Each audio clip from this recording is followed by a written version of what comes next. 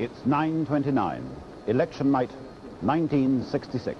We in this studio are waiting now to bring you the result of the votes that have been cast throughout the day. But now, before we begin, the very first result of the night. Have we got it ready? No, not quite. The very first result of the night is just coming in on a piece of tape. We're loading it into this very special machine, which will bring to you and to us the results as fast as they possibly can be brought to you. And there is the first result of the night: Hull City 1, Chelsea 3. A result, I think, that will have more electoral repercussions in Hull than they'll certainly have in Chelsea. But now to the 630 results that are really concerning us in the coming hours. The information comes in, as you see, on this machine as quickly as we can get it. Once the news is in, it flashes right across, and it comes all the way across the studio, and of course it comes in to us and to you and to my colleagues. So my colleagues, Ian Trethowan is waiting there to see news such as that come in. Robert McKenzie, David Butler, Robin Day, Kenneth Harris. What happens in the next few hours we shall comment on. We shall bring you those results as fast as we possibly can. But of course the pollsters already think that they know how we voted in this. And if you look at their very latest results, you will see that they vary from a Labour lead of 115 seats to a Labour lead of 250 seats. But in the final analysis, it's not the few thousand that the pollsters ask who elect a parliament and choose a government. It's us, the 36 million voters of this country, who've been today to the polls to cast our vote. Every returning officer will tell you, wherever he is, that it's accuracy, not speed, that counts. But traditionally, of course, there's always this race for who's first to declare. We've got our cameras out and about in the country in the 5 places which traditionally are usually in the van of this race. Last year, it was on the last occasion, 1964, it was won by Cheltenham at 2 minutes past 10, and it's to Cheltenham that we go first to hear from Derek Hart. And here at the town hall in Cheltenham, the crowds have been gathering since the polling stations closed just over half an hour ago, fully expecting that speed and accuracy will mean that, as often before, as for instance in 1964, that Cheltenham will be the first constituency in the country to declare its result. But the big question that hangs over Cheltenham tonight is what is going to happen to the Liberal vote. In 1964, there was a Liberal candidate who polled 7,500 odd votes. This time it's a straight fight between Labour and Conservative. There is no Liberal candidate. Regardless of swing, if those votes, the Liberal votes, divide 2 to 1 in favour of Labour, this could be a very, very close thing indeed, and the traditional Tory seat of Cheltenham could very well be in danger. Derek Hart at Cheltenham. Mike Parkinson in Salford, where we can expect 2 results here shortly after 10 past 10. They get the results here quicker than most because of slick organisation and the fact that Salford's one of the most compact areas in the land. Shortly after polling finished at 9 o'clock, the first ballot boxes started arriving here at the counting rooms in the City Art Gallery and Library. There are 2 constituencies here, Salford East and Salford West. Both seats have been held by Labour since 1945 and with increased majorities since 1955. This is the very heartland of Labour, so there's unlikely to be any political fireworks here tonight. The real interest is in the speed of the count. Traditionally, always one of the first with the results, Salford set its own record in 1959 by declaring the results 67 minutes after polling had finished. Well, with something like that speed tonight, we should have both results here by about 10 past 10, something like 40 minutes' time. Mike Parkinson in Salford. Well, here in Wolverhampton, we're enjoying 2 intensely competitive situations for the price of 1, because here in the Civic Hall, they're counting the votes of both the Wolverhampton constituencies. Of course, very much a personality vote being counted there, perhaps. A vote for him means a vote for powerlism and all that implies. Let us now just flip over the dividing barrier and look down there under the balcony.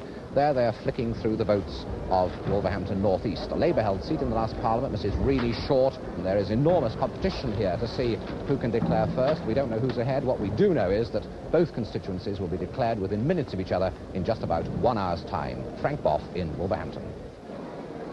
The situation here at Exeter is a very interesting one, but particularly so for the analysts and for the forecasters. This is a Tory marginal set in an electorate in a very handy parcel of 54,000 voters.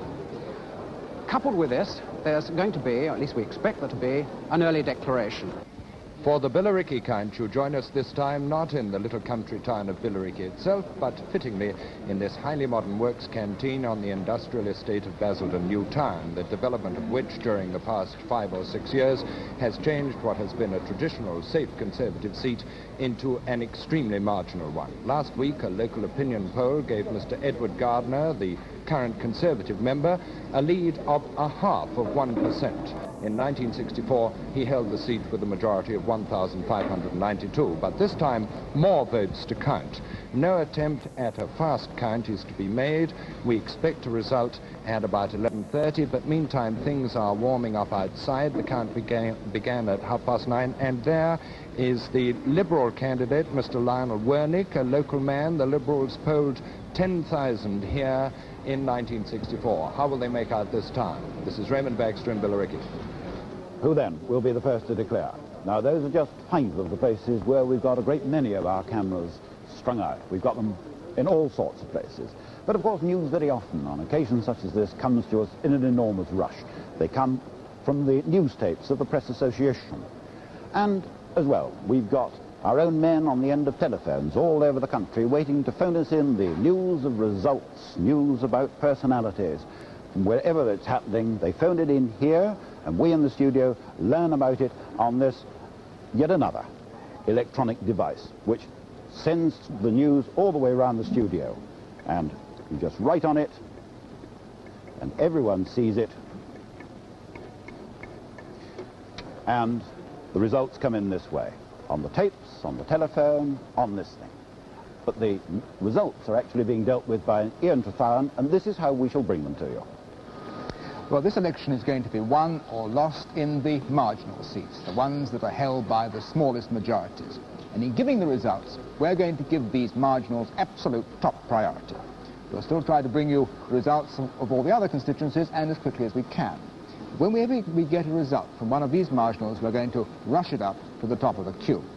And we'll be showing these marginal results in a new and different way. We'll also, for the first time, be showing the running totals of the number of seats which each party holds at any given time. Now, just to show how this will work, let's take a moment in the last election, 1964, and see how we would be reporting it by our techniques this time. Let's take that crucial moment when Labour had won 315 seats and needed just one more to get that overall majority. At that moment, the running totals would have looked like this. And then we'd have had the news that they'd gained another seat. Labour gained, and then a headline would have spelled out that it was Meriden, gain at Meriden, which gave Labour their overall majority, which put them over the top. And then just a few moments later, we would have got on this new electronic system, tapped out as they were coming in the full detailed figures, Christopher Rowland winning the seat and the majority of 363. And then Labour would have clocked up another, as it proved, vital seat in the running total. Now, that then is how tonight we shall be rushing you these key marginal seats, also the results from the seats of about 24 of the top personalities in the 2 main parties. The other results we'll be showing you in the normal caption, which you've seen before. Here, for instance, is how we would have shown, in fact did show, the result last time from a safe seat like Beckenham. Now, just to remind you how the parties lined up tonight at the starting gate, how they stood in the last Parliament, which ended just 3 weeks ago today. Labour, 315, Conservatives, 304, Liberals, 10. We've included 2 seats which in fact were vacant, one Labour, one Conservative. We have left out the seat of the Speaker. Well, in the next hour or 2, we will know just how much the millions of votes that we've all cast today will change those figures. Well, as those millions of votes come pouring in, they go into this great monster computer. It's a Honeywell H200 series, which incidentally was made in Scotland for the electors up there. The card reader here down the bottom is where the information is actually fed into the machine. Behind us, the magnetic tapes on which is stored all the information about the 1964 election. 2.5 seconds later, the result comes out. And out with that result comes a great deal of data about the results. The information is vital to another part of our high-speed operation. It's that of analysis, prediction, and heading the team of analysts, here is David Butler. The result, well, it'll be plain very soon. Because Britain is a united, even you might say a uniform country. As one constituency goes, so go most of the other constituencies. As soon as the first result comes in, I shall say, well, if the whole country behaves like Salford West or Cheltenham or wherever it is, then the final majority would be. But I shall, of course, stress the if, because one constituency may differ in its swing by 1 or 2% from the national average. But once a few seats are in, I shall be a good deal less cautious. We shall all be willing to give you fairly firm statements, well, it looks like a majority of so much. However, we shall be able to refine our predictions steadily as the night goes on, because Graham Pyatt and a team of statisticians from Cambridge will be working very hard on all the computer output, looking at the different swings, the different trends in agricultural seats and mining seats, and in the north and in the south. And so we'll make it as plain as we can. But in case we confuse you with all our words and figures, there's Bob McKenzie at the charts to make everything plain. Well, here's the story on the swingometer as it will be coming in later tonight. The present position is that Labour has an overall majority of 3, that is over the Liberals, the shaded area, and the Conservatives. Now, if there is a swing of 1 voter in every 100 from Labour to the Conservatives, a swing of 1%, then the Conservatives can expect to have a majority of around 17. If, on the other hand, there is a swing toward Labour, and that's much more to be expected on the evidence we have, then each time 1 person in 100 has swung over from Conservative to Labour, the majority will grow like this. A 1% swing, 37 majority for Labour in the House of Commons. A 2% swing, something like a 73 majority for Labour in the House of Commons. Very approximate figures, but that's roughly where it's likely to lie. Now, the question is, where will the swingometer settle down tonight? It will lurch about undoubtedly. The figures may vary right across here for considerable time, but then it will begin to settle in. And as it settles in, we'll have the basis for a pretty reliable prediction as to where the majority is going to lie in the House of Commons. Now, where is it going to lie? Well, the best informed guess is always by the opinion poll people. Now, they're not magic, they can't foresee the future, but the point about the opinion polls is that they talk to a cross-section of the community. We talk to our family, our friends, our workmates. They try to find an exact cross-section. And here's what they've been saying in their final estimates of the likely outcome. You take the final report of Research Services, which appeared in the Observer last Sunday, around a 3% swing to Labour. Something like 100 majority for Labour, give or take a few. The National Opinion Poll in the Daily Mail, pointing to around 3.6% swing to Labour, something in the vicinity of 120 majority, that sort of thing. The Gallup poll in today's television, or something in the vicinity of 100 majority. The Express, going right off our chart today, suggesting something like a 7.5% swing to Labour, and their record has been about as good as anybody's in recent estimates of results, and pointing to a majority of well over 250. Now, what does it add up to? Well, let's say we average them out to around 4.5%, which is the average of these 4 national polls, pointing to something like 150 majority, which is about the majority Labour had in the 1945 general election. That seems to be the agreed finding of the pollsters. It's a repeat of 1945, if they're right, in Labour's majority in the situation. Now, let's look at the scorecards on which we'll be following this. First of all, the State of the Parties board. Now, here the point to watch is that Labour must be, if it's going to be sure of forming a government, should have 260 seats of the roughly 460 we're going to be reporting tonight. So the first point is Labour, 260. They can't afford anything more than a couple of losses if they're going to form a government. The Tories, on the other hand, must hold Labour under that and must have at least 190 seats on tonight's results if they're going to have any chance at all to form a government. Looking now at the party lead board at 9:45, 3/4 an hour after the parties close, Here the point is that the Labour lead over the Conservatives on that centre black line will have to grow to 70. At present, of course, it's Labour equal to Conservatives because we've got no MPs at the moment. But as they begin to be elected tonight, it must read Lab lead over Con 70 if Labour's to form a majority. And undoubtedly, with the way things are going, it'll be much higher than that if the pollsters are right. Now back for a moment to the national swingometer. If the pollsters, on average, have got it right, it looks like a 4.5% swing to Labour, something like 150 overall majority for Labour, but of course it might fluctuate one way or the other. This is a national average swing. The all-important question is, will it be uniform? And there's the distinct possibility, of course, that it won't be completely uniform. We might well have something in the way of a strong deviance in one area or another throughout Britain. And it's because of this that what we've done is to divide the country up into 6 different areas. And from each of them we have someone from each of the different parts of the country, from Scotland and from Wales, and the 4 regions of England, the North, the Midlands, the South East and the South West. First of all, let's look at some of the most vulnerable seats there in the South East and in the North. Harold Webb. Well, we should be interested in just over a quarter of all the seats coming in. Some of the most crucial marginal seats in the country, 10 Conservative and 14 Labour marginal. And for a close assessment of these results, we should be looking at them in 4 main groups. First of all, the North East. Here, Labour holds 27 of the 29 seats, only 2 Conservative seats there to be mopped up.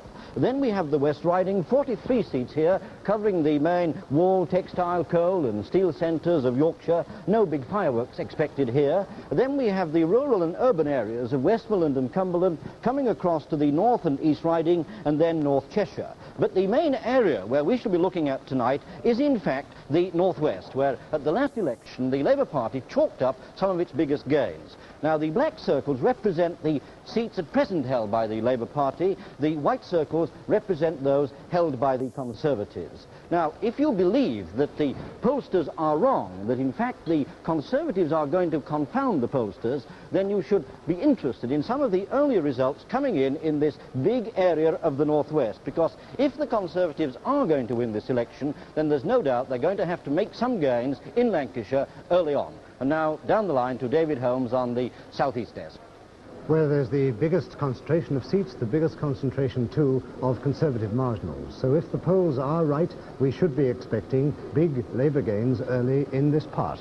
Not so much in the centre of London, where Labour already has all but 10 of the 42 seats, but certainly in the Greater London area, the circle of outer London, and quite a sprinkling too in the counties in the circle round London from Essex back to Kent. Now, what are some seats to watch in the next 2 hours in the southeast? Hornchurch should go Labour to even a minute swing, but there will the Liberal withdrawal help the Conservative to hang on. At Oxford, Conservative for a very long time. That could go Labour on a 1.5% swing. Other seats like that should tumble if the polls are right. And looking at the other side, will Labour Watford move further left or rightwards, as a recent poll predicted? And lastly, will Eric Lubbock hold Orpington for the Liberals? Some points to watch in the southeast. It's in those 2 large areas that tonight 2 men watch and wait.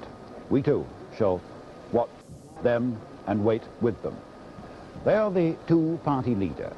Up in Huyton in Merseyside with the Prime Minister is John Morgan. Harold Wilson hasn't yet arrived at this electoral counting house. He's gone into Liverpool, but he should be here well within the hour. Not surprisingly, perhaps, he's been in a very cheerful and relaxed mood all day, travelling around the constituency in a cold, sunlit day with his family, talking to old people, having tea with old age pensioners. He met the oldest voter. He played a little football with some children.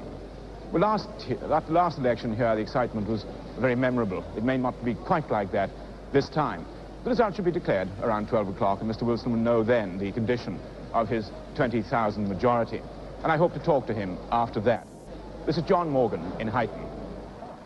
250 miles further south, down in his constituency at Bexley in Kent, is Mr. Edward Heath, the leader of the Conservative Party. And watching Mr. Heath, and with him is James Mossman.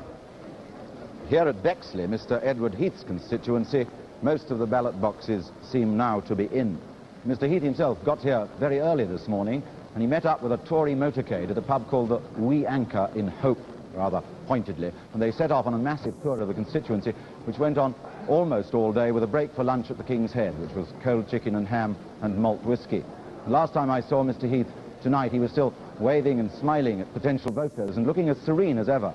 And he told me, last time I saw him, that he expected a very heavy turnout at the polling stations. He's coming here at 10:30 to await the result, which is itself expected at Bexley here at 11:30. Jim Mossman at Bexley. Not only is the future of those two men at stake in the next few hours, but also of a number of other people. We shall watch the fortunes, for instance, of a former Foreign Secretary, Mr. Patrick Gordon Walker, rejected at Leighton after he'd already been rejected at Smethwick. And at Smethwick, there too, we shall have our cameras to see Peter Griffiths, the man who in fact ousted Patrick Gordon Walker, to see if he can stand up to the tough challenge from his new opponent, the actor Andrew Foulds. In Nelson and Cole, Mr. Sidney Silverman, a lifelong advocate of the abolition of capital punishment, is challenged by Mr. Downey, who is the uncle of a murdered girl. This is being called the hanging election. There too we shall have our cameras, as we will further north in Preston, where there are two absolutely cliffhangers, very close seats indeed, both in Preston, one of them held by this man, Mr. Julian Amery. Now these are some of the key seats. Some of the others we shall watch with Robert McKenzie. These are the ones we'll be watching all night, the really key seats where the battle will be fought and lost or won. Down this way, Labour marginals, like Brighton Kemptown, where a swing of 0.01% would carry the day against the Labour Party and for the Conservatives. That means one person every 10,000 only needs to change over for that to be carried by the Conservatives. Ealing North, again, tiny swings, you'll see, required to bring these from Labour to the Conservatives. But on present evidence, the much more likely danger areas, seats at risk, are of course the Conservative marginals. Again, the same story. Here at Reading, Peter Emery would be knocked out if one person every 10,000 shifted over from, in that case, Conservative to Labour. And so you go through these terribly marginal seats at great risk for the Conservatives, all the way up here, Leighton, for example, Portsmouth West at the top, where Brigadier Terence Clark could be knocked out by a shift of 7 people in every 1,000 to the Labour Party. Again, a long list, all at risk. The ones marked with the white dash here, you'll see the white square, are the ones we expect to hear from this evening before midnight. These are seats at risk. In all, something in the order of 80 seats are at risk if the national average swing predicted by the polls is right, which would bring the area around here cut off Truro or Croydon Northeast. Those are the seats that would go down in a sweep of the kind the opinion pollsters are predicting. We'll be talking about them again and again later in the evening. But let's see roughly where they are. Up in Scotland, 71 seats at stake. Only 5, however, are Conservative marginals that might fall on the kind of swing the pollsters are talking about. Again in the north, a lot of seats at stake, but only 9 are Conservative marginals likely to fall to the kind of sweep we're talking about. In Wales, 36 seats at stake, but there only are 2 Conservative seats on most estimates on a national swing likely to go. Rather more in the southwest, where there are in all 48 Conservative seats, of which 17 could go down in the kind of swing we've been talking about. And of course in the southeast, including London, a great mowing down could occur where there are 107 Conservative seats and 29 are at risk on the calculation of a national swing. And in the Midlands, of course, again 18 of the Conservative seats, 59 Conservative seats, are at risk tonight. But of course much depends on the variations in swing that may occur in areas like the Midlands. Well, if it is regional variations you're looking for, the Midlands could be the place to provide it. It does include, of course, in our map, East Anglia, on the other side of this one. Now, 7 or 8 seats here quite easily in this area with its motto, do different, an area which prides itself in so often confusing the prophets. 7 or 8 of these seats could easily change hands, and yet they could not provide, perhaps, a special general pattern of a swing to one party or the other. Now, say we move across the East Midlands and assume that this will follow the national trend, it's here, in this area of the West Midlands, that you may see some surprises in the next hour or two tonight. Because here they've found that they do not normally follow the national trend, at least they do not swing towards the left as fast as the rest of the country. Now here, Labour hopes to pick up Birmingham, Perry-Barr and Smethwick. But the Tories, for their part, hope to pick up 1 or 2 Birmingham constituencies, and in the Black Country, Oldbury and Halesowen. But perhaps the $64,000 question to be answered tonight by the Midlands is whether immigration is still a major factor, or whether the 1966 election has killed it as a major political issue. From the Midlands now, over to the southwest and Tony Barker. The southwest of England behaved last time very much as the nation as a whole, but both those figures are general averages. Within the region we had interesting differences, and perhaps it was partly a question of town versus country. In the towns there are some 17 Conservative seats which could well fall to Labour tonight on the projected swings. They are of course in the big cities of Bristol, Southampton and Plymouth. But it's in the countryside that we have something in the southwest a little distinctive, and that is the traditional strength of the Liberal Party. They're often the main challengers to the Tories in the rural areas. They've already got 2 seats, Jeremy Thorpe's seat at Devon North, and one they took from the Conservatives in Bodmin last time. These striped circles are Liberal-held seats in the last Parliament. They hope very much to take Cornwall North, which they will get from the Conservatives, on a swing of only 1%. They also have hopes for Torrington, back here in North Devon, and for the Wiltshire seat, way up in the heartland of England. Generally, the southwest is a great electoral granary for the Conservative Party. They would be hard-pressed indeed to do really badly here. But they are facing a double challenge, from Labour, often in the urban areas, and from the Liberals, often in the countryside.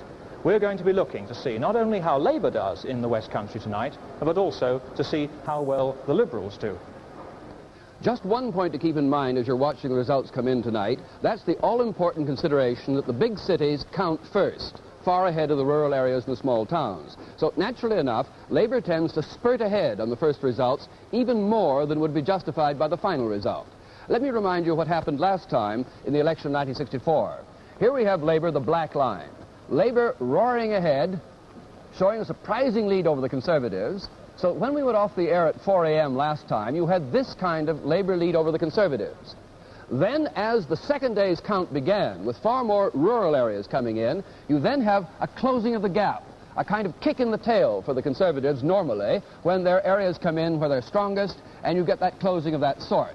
Now, it doesn't mean for a moment the kick in the tail this time will save the Conservatives. But that was the reason why earlier I was stressing that Labour must be well ahead tonight when we shut down if they're going to be certain of forming a government with the big majority that seems to be suggested by the polls.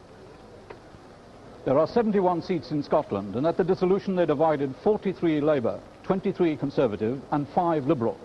And as you can see, the Liberal strength is in the north and now in the borders. Orkney and Shetland, Caithness and Sutherland, Ross and Cromarty, Inverness, and a year ago, David Steele won Roxburgh, Selkirk and Peebles. 5 Liberal seats, they hope to gain more. 5 of these 25 are, as you can see, Labour. Aberdeen North, Dundee West, Dundee East, Fife West and the Western Isles. Of the 15 Conservative seats, 2 are vulnerable to swings of 4%. Aberdeen South, Lady Tweedsmuir would lose her seat to a 3.9 swing. A 0.7% swing would lose Berwick and East Lothian to the Conservatives and lose Sir William Anstruther-Grey his seat. But if we look at the Forth Clyde Valley, in the area in which there are no less than 46 seats, 38 of these are Labour held, 8 are Tory, and of these 8, 3 could in fact go: Edinburgh Pentlands, Glasgow Cathcart and Ayr Burroughs. And now over to Ken Morgan at the Welsh desk. One certain result of this election is that it will confirm Wales as a major stronghold of the left in this country. In the last Parliament, of the 36 Welsh seats, 28 were held by Labour, 2 by the Liberals and just 6 by the Conservatives. But there are some seats that Labour still hope to pick up again this time. For example, in rural Wales and Cardiganshire. This is one of the 2 Liberal seats still in Wales, a seat the Liberals have held ever since the election of 1880. Mr. Roderick Bowen could be in some trouble here. And then in industrial South Wales, there are 3 Conservative marginals here, where the Labour Party hopes to have success this time. In Monmouth, a swing of less than 1% would see Peter Thornycroft, the former Conservative Chancellor of the Exchequer, unseated. Cardiff North, a seat where the issue of leasehold reform is very important. A swing of 3.7% here, and Labour would win the seat for the first time. And finally, Barry, a seat where Labour need a swing of 4%, a seat Labour hadn't held since 1951. So Wales could swing to the left this time even more, and in this it could merely be confirming the overall picture for the country as a whole. Joining us, looking at the scene, will be a vast worldwide audience of some 150 million people, because this program will be seen live all over Europe and from coast to coast in America. Incidentally, the Americans will be seen live via the satellite in colour. They've got some cameras inside here. We've got some outside as well. Down in Trafalgar Square, that great centre that's always a scene of celebrations, meetings of dissenters and protesters, and down there is Alan Whicker. Big Ben presiding in the darkness over the place it's all about, the Palace of Westminster. And at the other end of Whitehall, Trafalgar Square, official centre of the capital, our national meeting place. A few hundred yards from this famous assembly area here, there's an almost deserted Downing Street and number 10. The door through which one of the party leaders will pass sometime tomorrow to form a government and for the next few years run things for us. I wonder if Mrs. Wilson's ever given a thought to that business of packing. Here, some of the people who've already decided whether the Wilsons will need to pack, part of the electorate, about to make a night of it, converging upon this scene of all our biggest and best protests and demonstrations. On the last general election night in '64, it was wet, windy and miserable here, but still 6,000 people turned up, not to demonstrate or protest, but to celebrate victory or defeat among the lions in this arena. Tonight, an even bigger crowd's expected, for though the campaign may have been a bore, it seems that it's finishing with a gentle bang. There are some 3,000 here already, cheering and booing in the approved style. The crash barriers are up, and all police from the Cannon Row station are on duty to control a growing crowd, and more particularly, to attempt to discourage those determined individuals who, you'll remember, always try to turn election night into an aquacade by bathing in those illuminated fountains. Well, jolly good luck to the fountaineers tonight if they're foolhardy enough. We've had one girl in the water already. But there's an even bigger attraction here tonight, even bigger than those wet fountaineers. And there it is, the biggest television set in the business, the BBC's giant screen, keeping these 5 acres of people in the picture. So tonight, everybody here is watching BBC television, just as you are, waiting to see who's going to win and by how many. Alan Whicker, Trafalgar Square. And a very quick word now from Robert McKenzie on the opinion polls. Just one point I wanted to draw to your attention is the extraordinary stability of opinion polls throughout this campaign. If we look, for example, at the national opinion poll of the Daily Mail, it showed Labour, the black line, hovering around 50% all through the campaign. This is the month of March. Stable. The Conservatives dipping a little bit, almost completely stable, ending with a 9-point lead like that over Labour over the Conservatives. Extraordinary stability. I can think of no campaign in history where you've had so little movement, because after all, the polls themselves don't expect to be accurate to within 2 or 3 points. The Liberals, incidentally, making a bit of a kick at the end, showing about 7.5% of the vote now, well below the 11% they got last time, but they do tend to make a strong ending quite frequently. Gallup, almost exactly the same thing. Look at those 2 parallel lines, like tram tracks, with 50%, 40% lasting all the way through, 11% gulf at the end, showing much the same position for the Liberals. But the pollsters really will be, I think, completely lost to explain what's happened if after this, showing a continual 10 or 11-point gap, in the end, they can't show the same thing when the results are in. But the poll that's now taking place, being counted, is the only one that counts, and they know it. The only one that counts. And we think it's now 3 minutes past 10. That's exactly 1 minute later than we'd had the first result last time. We think perhaps we should be getting a result any second now. We've got our eyes on a number of places. As I said to you earlier, we've got our cameras out in 5 different places. And I think first we can go now down to Cheltenham, to Derek Hart.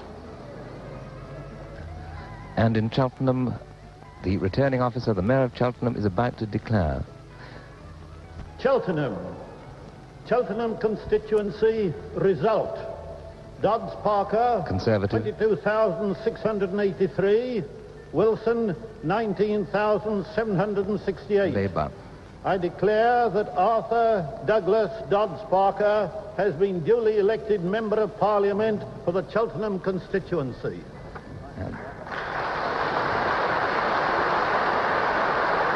And so the Conservatives hold Cheltenham. But with a reduced majority. David, the swing? Well, if the whole country behaves like Cheltenham, there will be about a 3% swing, between 2 and 3% swing to the Labour Party, producing a majority of about 80 seats. The actual swing, 2.8. which would produce a majority of around 80 for the Labour Party over the Conservatives. That's if the whole country behaves like Cheltenham. The turnout in Cheltenham was virtually the same as last time, 77%. So a swing slightly below that forecast by all the opinion polls, all forecasting majorities of over 100. Cheltenham, of course, was a seat where there was a large Liberal vote at the last election, 18%, and that there was no Liberal candidate this time. We don't know how his votes were Here are the distributed. full figures now. Douglas Dodds Parker's vote is up by about 3,000. Mr. Wilson, the Labour man, vote up by about 5,000, just over 5,000. And now let's go to Robert McKenzie, I think. Here's that result on the National Swing Board. 2.8% according to David Butler, well below the predicted 4.5%, but pointing clearly to a majority of between 70 and 100 for the Labour Party. I warned you they'll swing back and forth like this, but the first one is well below par for the course, the one suggested by the opinion polls. I think any time at all we should get a prediction. Here is the first prediction at 10:05. The possible overall Labour majority as a result of that is 80 seats. 80 seats. That's the first to Wolverhampton now. Returning officer for the constituency of Wolverhampton North East is about to declare the result of the election. He will give the candidates' names in alphabetical order and the number of votes which they have polled, and will then declare the name of the candidate who has been elected. The Mayor of Wolverhampton returning. Ladies and gentlemen, as returning officer for the constituency of Wolverhampton North East, I declare that the votes polled for each candidate at this election are as follows. Rennie Short, 21,067. Geoffrey Ian Wright, 12,965.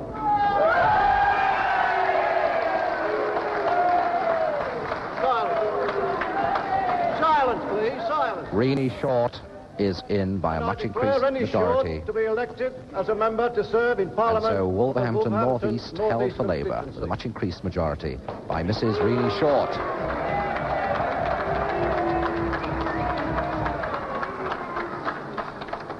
Rennie Short has in fact double the majority, and here are the full details. The same swing, the same turnout as last time, but about a 6% swing to Labour, much above what was expected for the West Midlands. Was expected to have a rather lower than average swing, which had a much lower than average swing last time. But a 6% swing, you add the two together, and you do point that and Cheltenham, where there was a 2.8% swing, you point to a majority in the 120 area. But I mean, we'll get 3 or 4 more seats in, and we'll see how this swing is averaging over the whole country. This has been a Labour seat ever since it was created in its present form in 1950. Rennie Short became the member at the last election in 1964, which has been quite prominent on the backbenches. The exact swing was 5.9, and the turnout was up 1.3. Now, what's likely to happen in Salford, Ian? Salford, well, we've got some rather interesting news from Salford that we gather that the turnout may be quite appreciably down. This is why I put the point to you. Well, it is a city where there's been a great deal of rehousing, and there are several constituencies where we shall warn you not to read too much into the swing, because the electorate may be quite substantially different from last time. But Salford is a place that has gone against the tide 2 or 3 times in the past. Well, we shall be going to Salford in a moment. I don't think they're quite ready, so it's time to go to Bob McKenzie. Just as we said, the swing is bracketing. One down here, one up here. Not settling in yet, but it could settle in, not very far from where the pollsters predicted. Up to 6% on this, just below 3% on the last one. Like the artillery, they're bracketing for the place they're going to eventually settle. Now, how close are we to going to Salford? Salford's quite interesting. As David said, in fact, both Salfords went against the national swing in 59. They both went to Labour in 59. They gave us a very bad time on this programme back in 59, because 2 of our first 3 results showed a big swing to Labour in an election which was in fact showing a swing to the Conservatives, and took us a little while to get on target. And I think the lesson to us to be reasonably cautious on the first 2 or 3 results we get this evening. I think we should put a big question mark over that 80. I mean, what the first prediction, 80, you mean? First prediction. Yes, well, we've now got 2 results, so we average those. We do get up to 120. Yes, yes. I think we ought really to make it absolutely clear that it is an overall majority that you're all talking about. All you experts are going to talk about overall majority, a Labour majority, overall the other party. That's it, over Conservative and Liberal. Over Conservative and Liberal put together. And Liberal put together. And other. And other. Oh, there's bound to be, well, not bound to be, what am I saying? There's practically bound to be one other. Well, I think that's the Speaker. We exclude the Speaker. And we should have expected, really, to have had the Speaker's result in by now, I should have thought. And now we're going to Wolverhampton, southwest, not Salford at all. There first. Wolverhampton, southwest. And we're now here at Wolverhampton. We're on the other side of the barrier. There's the acting returning officer again, Mr. Frank Clapper, making his second appearance. And what a moment this must be for Mr. Enoch Powell. He's just heard the declaration on the other side of the barrier. This is really short. It's doubled her majority. His Worship the Mayor, returning officer for the constituency of Wolverhampton South West, is about to declare the result of the election. He will give the candidate's name in alphabetical order and the number of votes which they have polled, and will then declare the name of the candidate who has been elected. Ladies and gentlemen, as returning officer for the constituency of Wolverhampton South West, I declare that the votes polled for each candidate at this election are as follows. Alexander Stevenson Collier, Labour, 14,881. John Enoch Powell, 21,466. Enoch Powell has made it. Enoch Powell has held Wolverhampton Southwest for the Conservatives. Just a minute, please. And I declare John Enoch Powell to be elected as a member to serve in Parliament for the Wolverhampton Southwest constituency. His majority now, just before we do that, we must go to Salford because they're ready at Salford. Declaration for Salford West. The votes cast at this election are as follows. Councillor Clark, 13,257. Mr. Orme, Labour. 19,237. That's Orme in with an increased majority. Mr. Orme is Orme holding the seat for Labour. For the Salford West.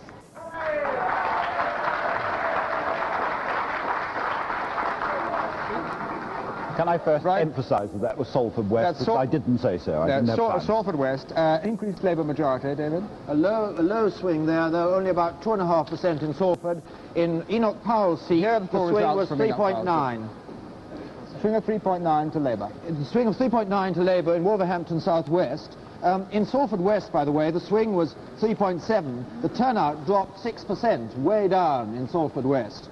Compared to last time, only 67% of people voting there. Here are the Salford West figures. Stanley Orme became the MP for Salford West at the last election. It's a safe Labour seat, but he took it over for the first time last time, but a very prominent member of the Labour left wing. The mean swing, average swing we've now got on 4 results is 4.1%, pointing to a Labour majority of about 120, 130. 4.1%, that's your swing that you've worked out so far. Robert McKenzie, I hope you heard that. Bob? There we are then, the 4.1% swing on average of the first 4 results as given by David Butler just now. They've been lurching back and forth and are now hovering just a little below the 4.5%. 9,000. I declare Mr. Alone is elected a member for Salford East. Frank Alone holding the seat for Labour. We didn't hear, actually, returning officer declare his the number of votes he polled. Yeah. Well, Mr. Mayor. Well, we didn't get the figures, but as you heard, Frank Alone has held the pretty safe Labour seat of Salford East, and by the cheering, it sounded as if there was a swing to Labour. Frank Alone, another member of the fairly prominent member of the left wing of the Labour Party. Now, so we're beginning to get up now. We've got 6 results, and everyone showing some sort of swing to Labour. And now let's take a look at the State of Parties board. Here we are then, with Labour holding 3 seats at the moment, no gains, Conservatives holding 3 as well. That must be ahead of the results we've actually had read out, because there's 6 there reported. And I'm afraid that board is not up to date yet. We'll be with you in a moment on the party lead board. There we are. Now, Frank Alone, they've changed rather quickly from one place on the vote, and I've just been told that it was up to date, Ian, because Guildford has come in. Guildford, we've now got the result for Guildford. David Howell is the new Conservative MP for Guildford. There it goes. And this obviously is a very safe Conservative seat. The majority, in fact, is down by about 2,500, but this brings, as I say, David Howell into the House of Commons, the director of the Conservative Political Centre, and a quite important figure in the reframing of Conservative policy last autumn. David, well, Salford East. In Salford East, there was a remarkable result. The turnout was down 15%, and there was something like a 6% swing to Labour. But I think there's another result in the pipeline. Did you get the Guildford one? No, the Guildford figures have not yet come through to us. Well, there's a drop in the Conservative majority of about 2,500. 2,600 down it was. There we are. The interesting thing in the Guildford result is I think the Liberal vote was quite substantially down there. I think there was a swing of about 3% to Labour in Guildford. I think it was due possibly to a polarisation of the Liberal votes, so the Liberals moving across to Labour. It's the thing we shall be discussing ad nauseam during the night, what's happened to these Liberal votes. But there has been a tendency in by-elections for where you've got three parties and perhaps the Liberal is fairly low down third, Liberal voters tending to go to number 2, and sometimes in the Liberal second, and say Labour is third, you'll get some Labour voters going towards the Liberal to try and make it more of a two-party fight. The classic case, of course, was the Orpington by-election 4 years ago. But the Liberals, in fact, have got more seats to declare tomorrow, haven't they, The Liberals have got, here's the full results. Full results. Frank Long has this surprising result that David said, 6% swing to Labour. David, but on a greatly reduced turnout. The turnout was actually down 6% in Salford East, and I think I exaggerated just now. It was both Salford seats. The turnout was down about 6%. The swing in Salford East was 6.1%. And the swing was 2.7% in Guildford. The Liberal share of the vote dropped from just over 20% to 16.7%. That's down 4% in the first seat we've had a Liberal result in so far. The turnout there just fractionally up on last time. I think this is just about time that we should have a prediction of the kind of majority that is likely on these swings. The swing is still about 4.1, 4.2, so it hasn't changed since last time. It's edging up a little from what it started. We're just waiting for this prediction to be worked out. Yes. It should be worked out any time at all, and it will interest, I'm sure, not only you, David, but Rob McKenzie over there, but it isn't there yet. I don't quite know where it is. And the prediction, remember, a Labour lead over combined, everybody else, Conservative and Liberals combined. I think, David, am I not right that we're assuming in this prediction that the Liberals keep 10 seats?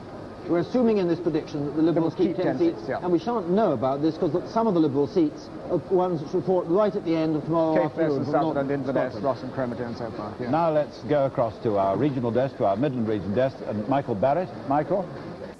I think one of the features of Wolverhampton in both cases was this immigration issue which I mentioned earlier. Strangely, during this campaign, it did appear that this was a bigger issue in Wolverhampton than it was in Smethwick. Wolverhampton and West Bromwich, in fact, are the two places where it does appear to have come to the surface. In Wolverhampton, 2 or 3 weeks ago, there was a local council election at which one man stood only on this racial issue, and he polled well over 1,000 votes. Now, Renee Short, whose majority is up the swing of 5.9% to Labour, she deliberately and very carefully avoided this issue throughout the campaign, and as far as I know, never did state her own position on it. On the general Midlands position, it would appear, as the way things are going, the computer says that the swing in the Midlands may be quite heavy, and we could see anything between 15 and 20 seats changing hands. One final point, you see behind me here on the map are 2 discs for Wolverhampton, showing the black disc for a Labour seat and the white disc for a Conservative seat. Cliff? One of the most staggering things, I think, has been the amount of money that's been poured on to this election. Let's have the latest odds, as we've got 1 or 2 people already past the post. Here are the starting prices. Labour 33 to 1 on. Conservative 12 to 1 against, 100,000 to 1 Bough. 40 to 1 against Liberals, holding the balance of power. Well, now, as I say, all this money has been pouring on. Down in Smith Square, stuck away on a telephone booth, we've got Ron Pollard. Mr. Pollard is one of the members of the largest firm of bookmakers in the country, Ladbrokes. He's on the pavement outside Transport House. There he is. Now, what are the latest odds now that you've had 1 or 2 results in, Mr. Pollard? Well, the odds now, Cliff, are 500 to 1 on Labour and 200 to 1 against the Conservative. Well, here you go again. You see, you're the only people who can win in this election, apart from the Labour Party, apparently, aren't you? Well, we've taken an awful lot of money. We've taken £1,600,000. We hope to win a little bit. But, of course, the interest tonight is on the majority now. And that's what people have been betting on all day today. How long will you go on betting on this majority, then? Well, we should go on best part of the night. Well, there we are. Thank you very much indeed, Mr. Pollard. We'll leave you to get back to your business. I'm not a betting man. Ian's a betting man. Not on this race. Not on this race? You haven't bet at all on this race? Not on this one, no. Haven't you? Well, now let's go. We cut off Robert McKenzie just now in his prime when he was talking about national swing. So let's go back now to Robert McKenzie. There's 6 results in so far, and the variation in swing is from 2.7 up to 6.1. So it's beginning to just hover around the area here, and the present indication is something like 150, 160 majority for Labour, very like the prediction implied in the opinion polls, which was 150. Well, and now here comes the prediction we've been waiting for quite some time. There it is, prediction. This is the likely Labour majority, and remember, it's over all parties. Here it comes. 80 overall. Other parties. That is fundamentally a mistake. You mustn't accept that one. I think our machines have got a little too clever for themselves at that moment. I'm sure that the figure on the figures that we've seen so far is much nearer in the 120, 130 area. It's quite interesting to see what sort of seats are now likely to go on that sort of swing. Chris Chataway is likely to lose Lewisham, Julian Amery, Preston. These are both held on very narrow majorities. Henry Brooke may lose Hampstead on this sort of swing. Christopher Soames might lose Bedford on that sort of swing. Martin Redmayne, former Conservative Chief Whip, might lose Rushcliffe. And then you're getting more or less on the boundary of this 4% swing. You come up to Mr. Heath's own seat of Bexley. Humphrey Berkeley, Lancaster is another one. Have you got any idea at all about any sort of regional variation yet? I don't think that? Not yet. I think it would be very foolish to say anything about regional variations. We've had 2 seats from Wolverhampton in the Midlands. We've had 2 seats from Salford in the North, which I think are not probably very representative of the whole body of northwestern and northern constituencies. And we've had 1 from Cheltenham, and 1 from a Surrey county seat. Overall on these seats, the drop in turnout is about 2%, and in the March register we expected a higher turnout, so this does suggest that this election has produced some degree of apathy compared to 1964. Well, if the 1966 general election doesn't turn out to be the Labour landslide that the pollsters have predicted, very confidently and very consistently, it won't be unique in that respect. It's happened before, as Robin Day will now take up. Robin.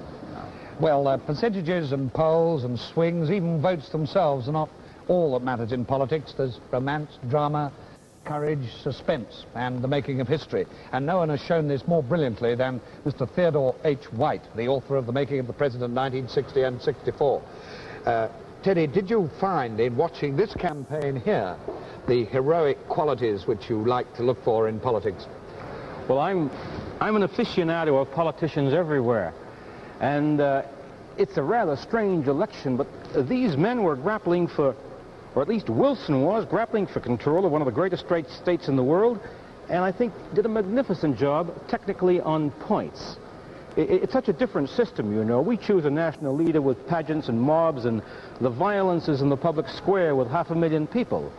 Yours is more like a very savage kind of guerrilla warfare, with an attempt to seize 300 local strongholds, and the savagery occurs in this brutal and shocking heckling, of which I must say I found both your leaders masters. I mean, they had that rapport with their people.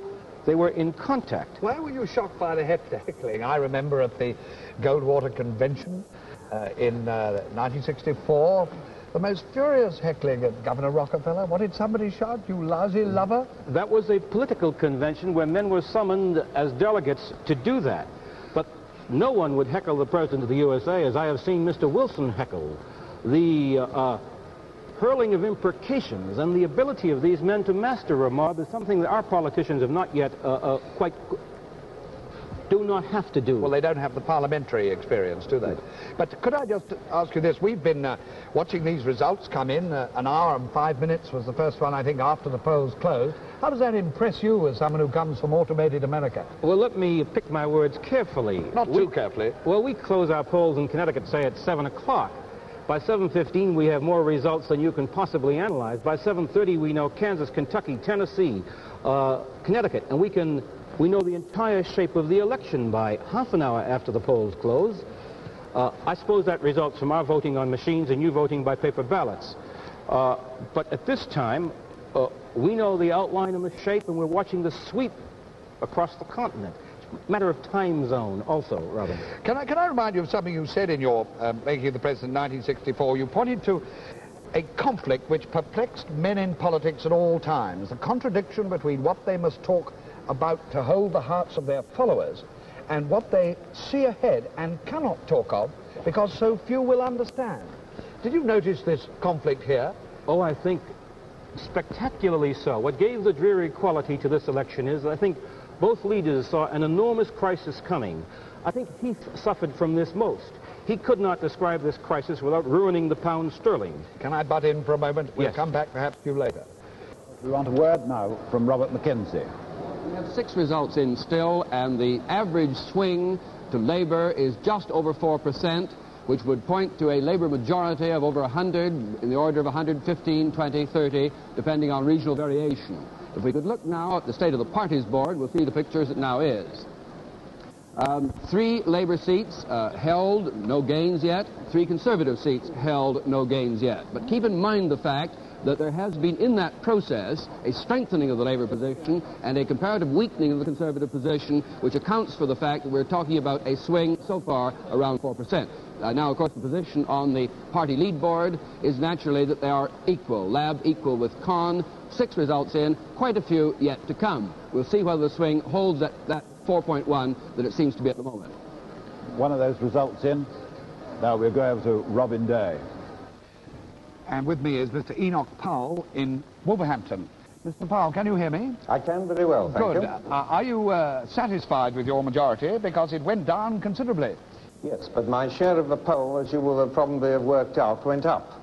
This, of course, is comparing 1964, when there was a Liberal intervention, with 1966, when there was not.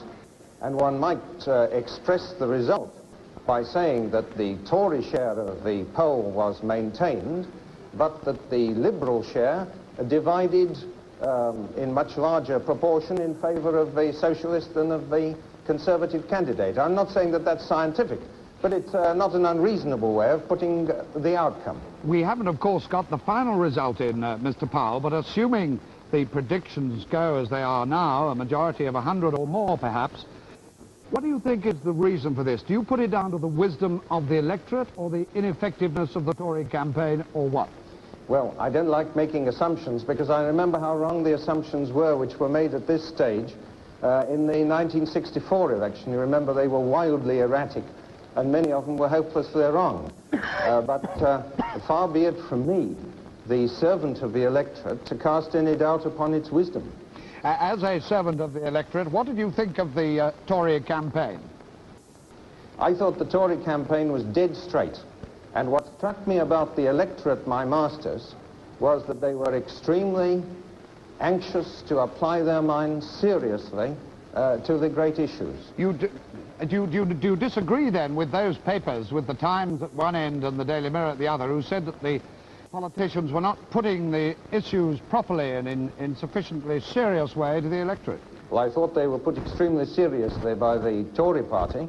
And one other thing I noticed at this election, and I'm sure it's going to bear fruit soon or late, and to me, I think it will remain the most important abiding impression of this election. And that is that for the first time, Europe has become real to the British electorate. That the issue of entry into Europe is a real, live, three-dimensional issue now. It never was that before. I think it is now. Mr. Powell, sorry. Yes? I'm so sorry, please finish. Well, I think this is a good augury for the future, whatever may be the outcome of the results of tonight and tomorrow. Mr. Powell, one final question. Do you think you were an embarrassment to the Tory party with your well-known views on certain matters? I don't really think that evidence of aggressive thinking in a party is a disadvantage to that party. We'll be hearing more of you, Mr. Powell. I've got to cut off now. You shall. For a result. And a very interesting one. Manchester Exchange, Will Griffiths has held this safe Labour seat for Labour, but with a reduced majority, David. But in fact, the electorate had gone down by about 30% in that. It's the smallest electorate, I believe, in the whole of England. There was, in fact, nominally, I don't think we should take these figures very seriously, a 4.4% swing to Labour in that constituency. The turnout was only 54%, very low, almost the lowest in the country compared last time was... Well, lowest in the country last time was 51%, I think. So this isn't really a constituency which you can really draw conclusions about Manchester as a whole. No other constituency in the country has dropped in electorate, anything like this. Well, there are one or two others, but this does remind us that a number of the constituencies that we're seeing tonight are going to be seen for the last time, because there's going to be a massive redistribution of seats, which we might be able to talk about a little later in the night. And a very quick comment now from the Northern Desk and Harold Webb. Harold? Well, there you are, the first two Labour seats, the first three Labour seats chalked up in the northwest. The interesting thing about the position in Salford is that in Salford West, the Conservative candidate there, Councillor Clark, made one of the burning issues in the election the whole question of capital punishment. Now, he doesn't seem to have had much effect on the electors, because in fact, Mr. Orme's majority, there was a swing to him this time of 3.7%. Now, as far as Mr. Orme and Mr. Lawn are concerned, if, as is expected, Mr. Wilson gets a big majority in the 80 or 100 group, and there is a big left wing, then it's pretty certain that both Mr. Orme and Mr. Lawn will be in the centre of that left wing. Cliff? Yes, but Ian wants to make a point. Just one point worth making, that although we keep on talking about this swing to Labour of 3 or 4%, Labour has still actually got to win the seats. Let's always keep this in our minds. And the ones I think to watch are seats like Exeter, which should be coming quite soon, Billericay coming a bit later, Birmingham Peribah, Hornchurch, Middleton and Prestwich, Oxford, Portsmouth West, Eton and Slough, Harrow East, Southampton Test. These, we think, about these 10 marginal Conservative seats should be coming up within the next hour or perhaps a bit more, and these are the seats which, whatever the swing says, Labour has got to physically win. This is the point. Every one of the seats we've heard from so far has had a swing above the amount needed to win virtually every one of the seats that Ian Trethowan has just listed. Now, I'll come back to you again in a moment, David, because you were nodding your head rather sagely when Mr. Enoch Powell was talking about your predictions of last time and the percentages, but we'll come back to you in a moment because we're going to Bob McKenzie. Well, we've got 7 results in now, and the swing on those, the average swing, is 4.2. We've lurched up as far as 6, we've lurched back as far as 2.8, but it's settling in now on 7 results. It could change, but it's settling in so far around 4.2, which is not very far off the opinion pollsters' 4.5% that was predicted earlier. Let's look now at the State of the Parties board. We've naturally now got a 7th result in, and it means that Labour has 4, Conservatives 3, with no seats changing hands so far. And therefore, built into that stable situation is the fact that Labour is doing better at its 4 seats than the Conservatives are in their 3 seats. And the position on the party lead board is naturally Labour lead over Conservative 1, with, as you'll see, no less than 623 to come. The polls have been closed just over an hour and a half. What I haven't told you so far is that we've got our outside broadcast cameras on either side of Smith Square, one in the Conservative Central Office and one over in Transport House. Let's go now to the Labour Party headquarters and Peter Bough. And here at Labour Party headquarters, a mood of absolute confidence. The only doubt, can the majority really be as big as the polls are showing? The people here, something of the 120 party workers, that's all they've had throughout this campaign, the cheapest campaign Labour's ever run, because there just wasn't time to have the sort of advertising expenditure there was in the past. And yet the cheapest and perhaps the most successful for many, many years. Yet I've not found a party worker here who's predicting more than 100 majority, and many of the most senior are still saying that the 40 to 70 majority they predicted a month ago, they're still tending to stick with. Here in October 64, our nerve-racked room. This time, the sweet smell of success. Peter Woon, Labour Party headquarters. Well, David Butler, can we just take up what Peter Woon was saying? These people down in Transport House are not expecting the kind of majority that everyone's saying. Well, we must wait and see. I've always thought politicians tend to be cautious. I travelled around the whole country during this election, and I found no Labour people really claiming, or very few claiming this sort of movement, no Conservatives thinking that it was happening. But it is the tendency developed over 10 years when we had very little movement of opinion, 10 years of low swings make politicians not expect them. But in the early part of this century, we used to have much bigger swings. And I think we may be having at least a swing comparable to the one we had last time, and perhaps a little bigger tonight. I think we'll now go down to that great cockpit of opinion down in Trafalgar Square and try and find Alan Whicker. I'm sure he hasn't got one of those hats on, has he? A quick taste of public opinion here in Trafalgar Square. Now, has the election gone so far the way you thought it would go? Yes, and the way I hoped it would go. I see. Do you think a large Labour majority will make any difference to your way of life?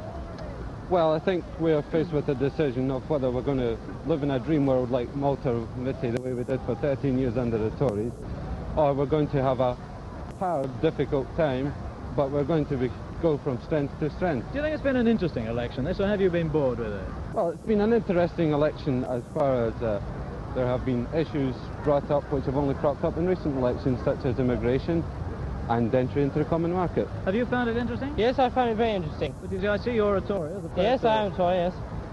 Now, what point have you found interesting about the election? Well, I find it interesting because the result of this will depend on, will determine the next 5 years' government, and if the Labour get in, they'll make a complete muck of the whole country. Now, who do you think is going to get in? Well, I think the Conservatives have got a very good chance of getting in, because in the constituencies I've been working in, they've been quite a long swing over to Conservatives. But despite all the public opinion polls? Yes, despite all the public opinion polls, I think they may be proved wrong. I see. Who do you think is going to win, sir? I think Labour is going to win, sir. Why do you think that? Well, because Mr Wilson, he has produced a proper manifesto. Have you been at all influenced in the way you voted by anything you've read or heard on the television? Yes, I've been influenced because I think Wilson is a man who intends to do good for the country, and he will. What influenced you? Oh, Wilson himself, to be a leader. In his party broadcasts and his speeches, he influenced you? Yes, he does. Have you been influenced at all by anything you've seen or heard or read during the election? No. Nothing? No. You've got Bill is best here, I see. Yes, that's Puerto Rican. I see. Right. What about you, madam? Did you vote today? Yes. Who do you think's going to win? Well, I don't know. I'm not going to win. Well, there's a don't know. Alan Whicker, Trafalgar Square. And back to the result that we saw flash by. From Solihull, which is a very, very safe Conservative seat. But a 3% swing to the Labour Party there in one more new type of seat that we haven't really heard from before. Turnout down, 6% down in Solihull, but a 3% swing. Admittedly, there was a large Liberal vote to be redistributed. 19% of people voted Liberal last time, and there was no Liberal this time. Still, the average swing on all those 8 results we've had so far is about 4.1. Manchester Cheetham, Harold Levers held this safe Labour seat with a slightly increased majority. And a drop in turnout of 10%, but a 13% swing to Labour in Manchester Cheetham. Much the biggest thing we've heard had so far, a low electorate, a not very prosperous part of Manchester that's being redeveloped. And Rossendale, Anthony Greenwood, the Minister for Overseas Development, has held what used to be a fairly marginal seat. Now I think to have a comfortable majority. Have you got any kind of prediction out of your computer yet, or when can we really expect one? 120 is the latest figure that the computer has produced in a thoroughgoing way on this. There was, in fact, in Rossendale, where we had the result a moment ago, only a 1.5% swing to Labour. That's the lowest swing to Labour that we've had in any one of the 10 results we've had so far. The turnout was 80%, which is the highest we've had recorded yet in any result, though even that was a bit down on 64. That was Rossendale, Anthony Greenwood's seat.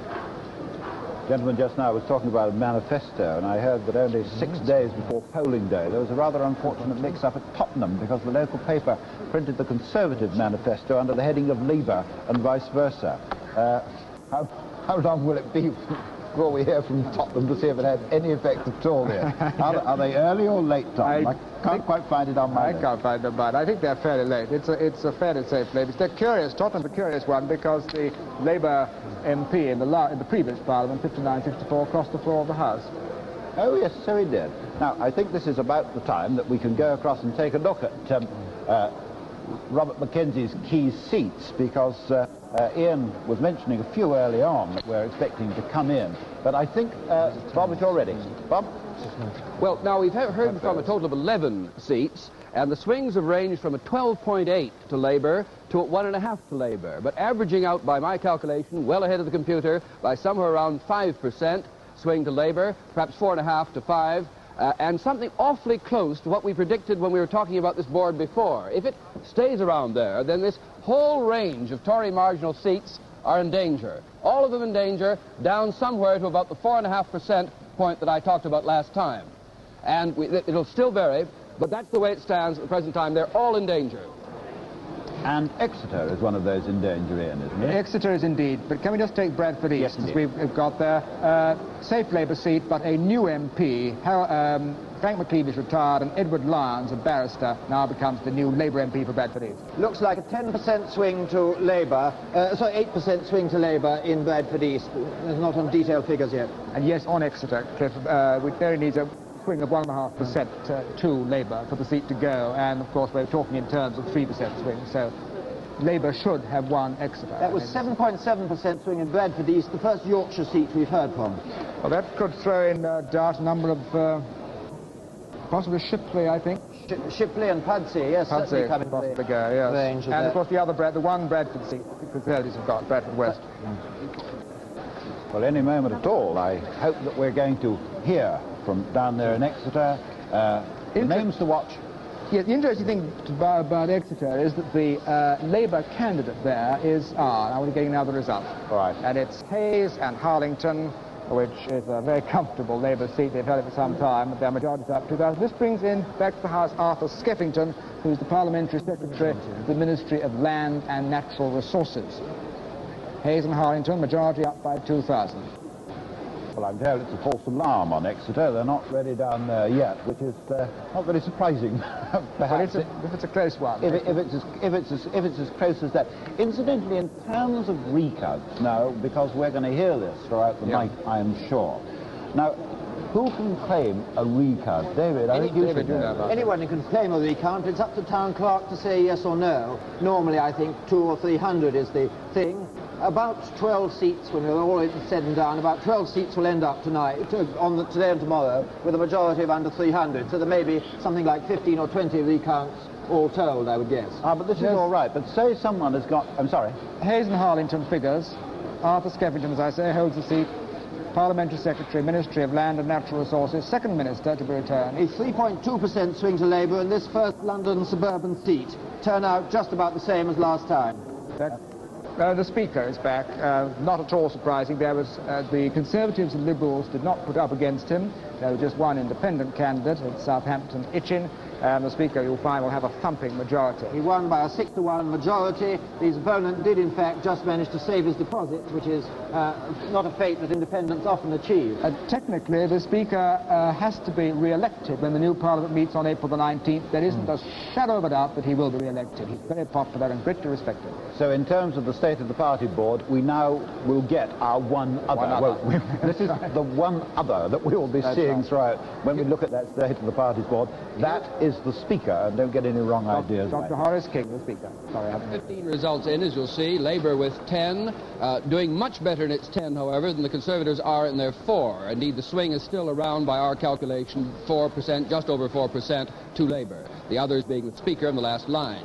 The party lead position is now, of course, that Labour lead over the Conservatives by 6.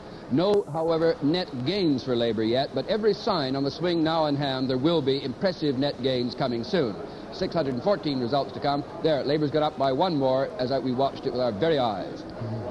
What I was going to ask you, David, what happens if you get the Conservative and the Labour man at the top? And the one that went up before Bob's very eyes was Accrington. Labour have held Accrington. In fact, it's a new MP taking over from one who's retired. And we ought to take a look at Horace King. Dr. Horace King, this man who took over as Speaker on the death of Sir Harry Hilton Foster last autumn and has made a tremendous impression in the House of Commons. He's speeded up question time, no end. Gone very fast, and he's a very likeable man. There he is. some people said too fast, didn't they, Ian? Were you one of them? I don't remember. Well, I must say they were tired, but he went so fast that I think there was a feeling that it was difficult to get in. But it's now balanced out, and you're getting through far more questions, but I think without losing the customs thrust and the sort of solid work of question time. I'm sure this is true. A comment from the North Desk. Well, we've had 6 results in the north at the moment, and of course this was the area in the northwest where the Conservatives really had to make some impact to get back. Bessie Braddock, incidentally, we've just heard is back. Now, the average swing in the north at the moment is 4.4% over these 6 seats. And on this basis, it means that the Conservatives are going to lose 8 seats. The Speaker may be back, but the Deputy Speaker, Sir Sam Story, will be almost certainly out at Stretford on these figures. So will Mr. Julian Amery. York will be lost. Sheffield, Healy will be lost. Bebington, the High Peak Division at Lancaster will be lost. Shipley and Bradford West. Cliff? Well, it's Ian. Accrington, result from Harry Hines, retired, a new Labour MP, Arthur Davidson, a barrister, age 37. This has been Labour ever since 45, but until now been fairly marginal. David? The swing is under 1%, which is the lowest swing we've had yet. Accrington and Rossendale are way below the average, 1%, under 2%, but overall the average is still nearer 5 than 4% on the 14 or 15 results we've had in. But Accrington did have a well above average swing last time. Do you think that these are evening out over the 2 elections? I think not. I think the one thing we've got to be very careful about on our results is that the ones where Labour has done best have been the very depopulated urban centre cases with very low electorate, and the swing has been much lower in the large electorate places. Here's Bessie Braddock's result, Liverpool Exchange. Her majority is up. She's held this seat ever since 1945 and is, of course, a very famous figure in the House of Commons. Is there any indication how the Liberals are doing in the very few results that we've so far had with a Liberal in? I think we've only had one result. We've only had Guildford with a Liberal in. Well, Accrington, they did. We had Accrington as well. Yes. The Liberal was down 1,300 votes there compared to last time, down 3 or 4% compared to last time.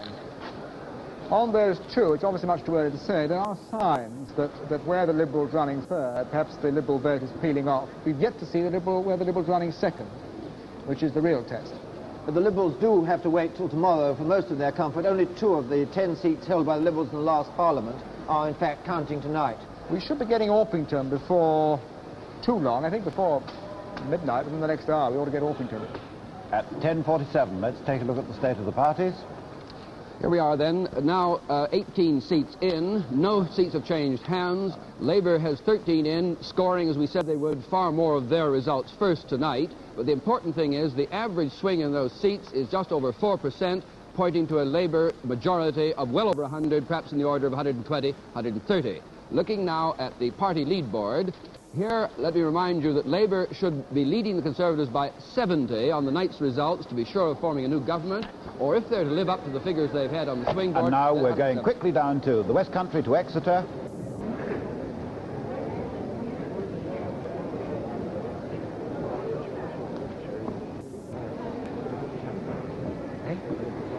Well, here at Exeter, the Sheriff will make the announcement, and he's standing by now. We've been told that it will be a matter of about, well, seconds now.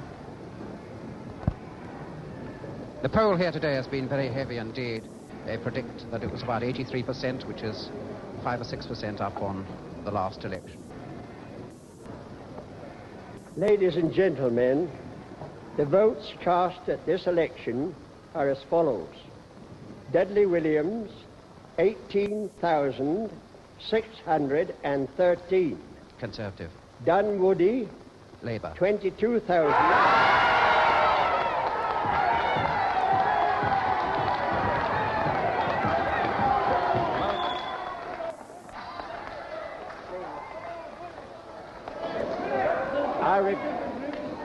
Ladies and gentlemen, please, would you mind, please? Dunwoody, 22,189. Thompson, 4,869. And Mrs. Gwyneth Dunwoody is elected member for Exeter.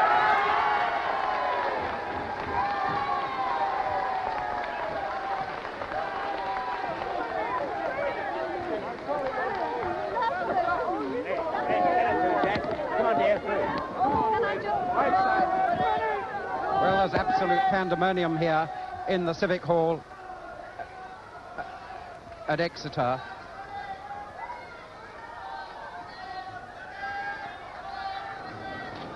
Labour's first game tonight in Exeter, the first time they've ever held Exeter, a 5.5% swing to Labour in this southwestern town. Turnout up, 3%, nearly 84% turnout. Ian, do tell us about Mrs. Dunwoody. Yes. She's a rather interesting... Mrs. Gwyneth Dunwoody, who has won this seat for Exeter, is the daughter of the late Morgan Phillips, who was for many years the secretary of the Labour Party, and a very powerful figure in the Labour movement.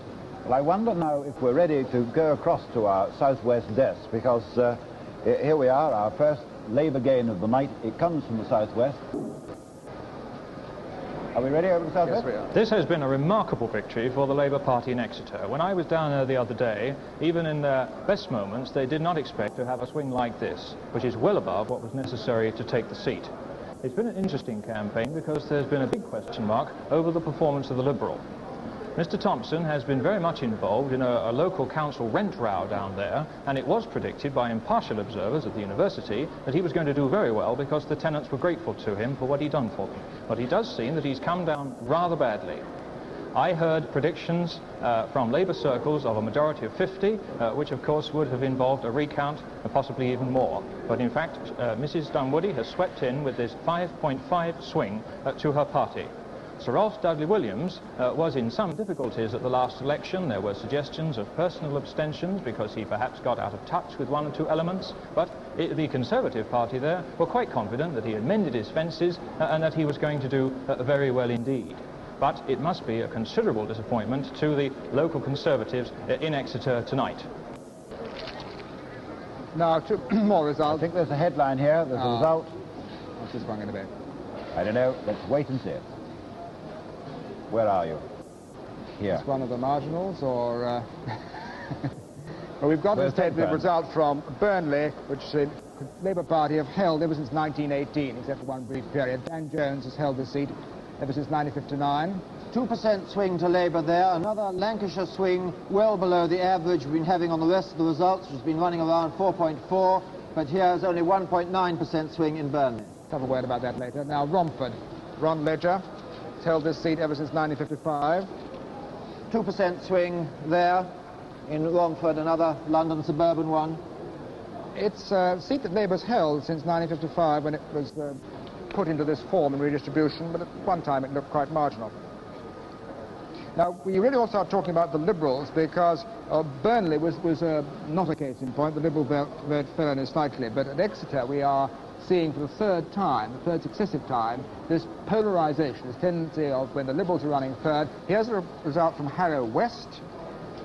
2.3% swing to Labour in Harrow West. That must jeopardise Commander Courtney in Harrow East. Turnout slightly up there, 80%. Jack Page has held this seat since 1960. He's quite a lively backbencher. The Liberal vote, again, slightly down. On the three results we've had so far with Liberals in them, the Liberal vote has dropped by 5.6% on average. Well, with those results in, I think this is just about time. We've already heard from the Labour Party headquarters. I think we can now go down to John Tidmarsh at the Conservative Party headquarters. John? Well, there's not much to say from Conservative headquarters at the moment. As you might imagine, the results we've had in so far have not been greeted with very great enthusiasm here, particularly the last one we had from Exeter. And I think that among the party workers, you might describe the atmosphere here as one of cautious pessimism. However, there's a long way to go, and there was some comfort drawn here from the words of Mr. Powell, which you saw a little earlier from Wolverhampton, when he was reminding them that 18 months ago, although things started off rather badly for the Conservatives, they did turn around a little bit later on in the night. However, the first official statement we're going to get here is not going to be, I think, for about 15 minutes at least. We are waiting for Mr. Edward Buchanan, the party chairman. He went down to Taunton, his constituency, to vote for himself and presumably to persuade 1 or 2 other people to vote for him as well. And he is, I'm told, flying back. He should have landed by now. And he is due here, well, he was due here at about 11 o'clock. We won't get any official statement until he arrives. But if we're not very cheerful at Conservative headquarters at the moment, at least at the moment, we're all right for hot suppers. John Tidmarsh at Conservative headquarters. Now let's hear from Wigan even. The Wigan result, this is a seat Labour's held ever since 1910, so I'll certainly hear it tonight with this very big majority. 3.3% swing in Wigan. We've now had 18 results in. The lowest swing has been 1.9% to Labour. The highest has been way up over 10%.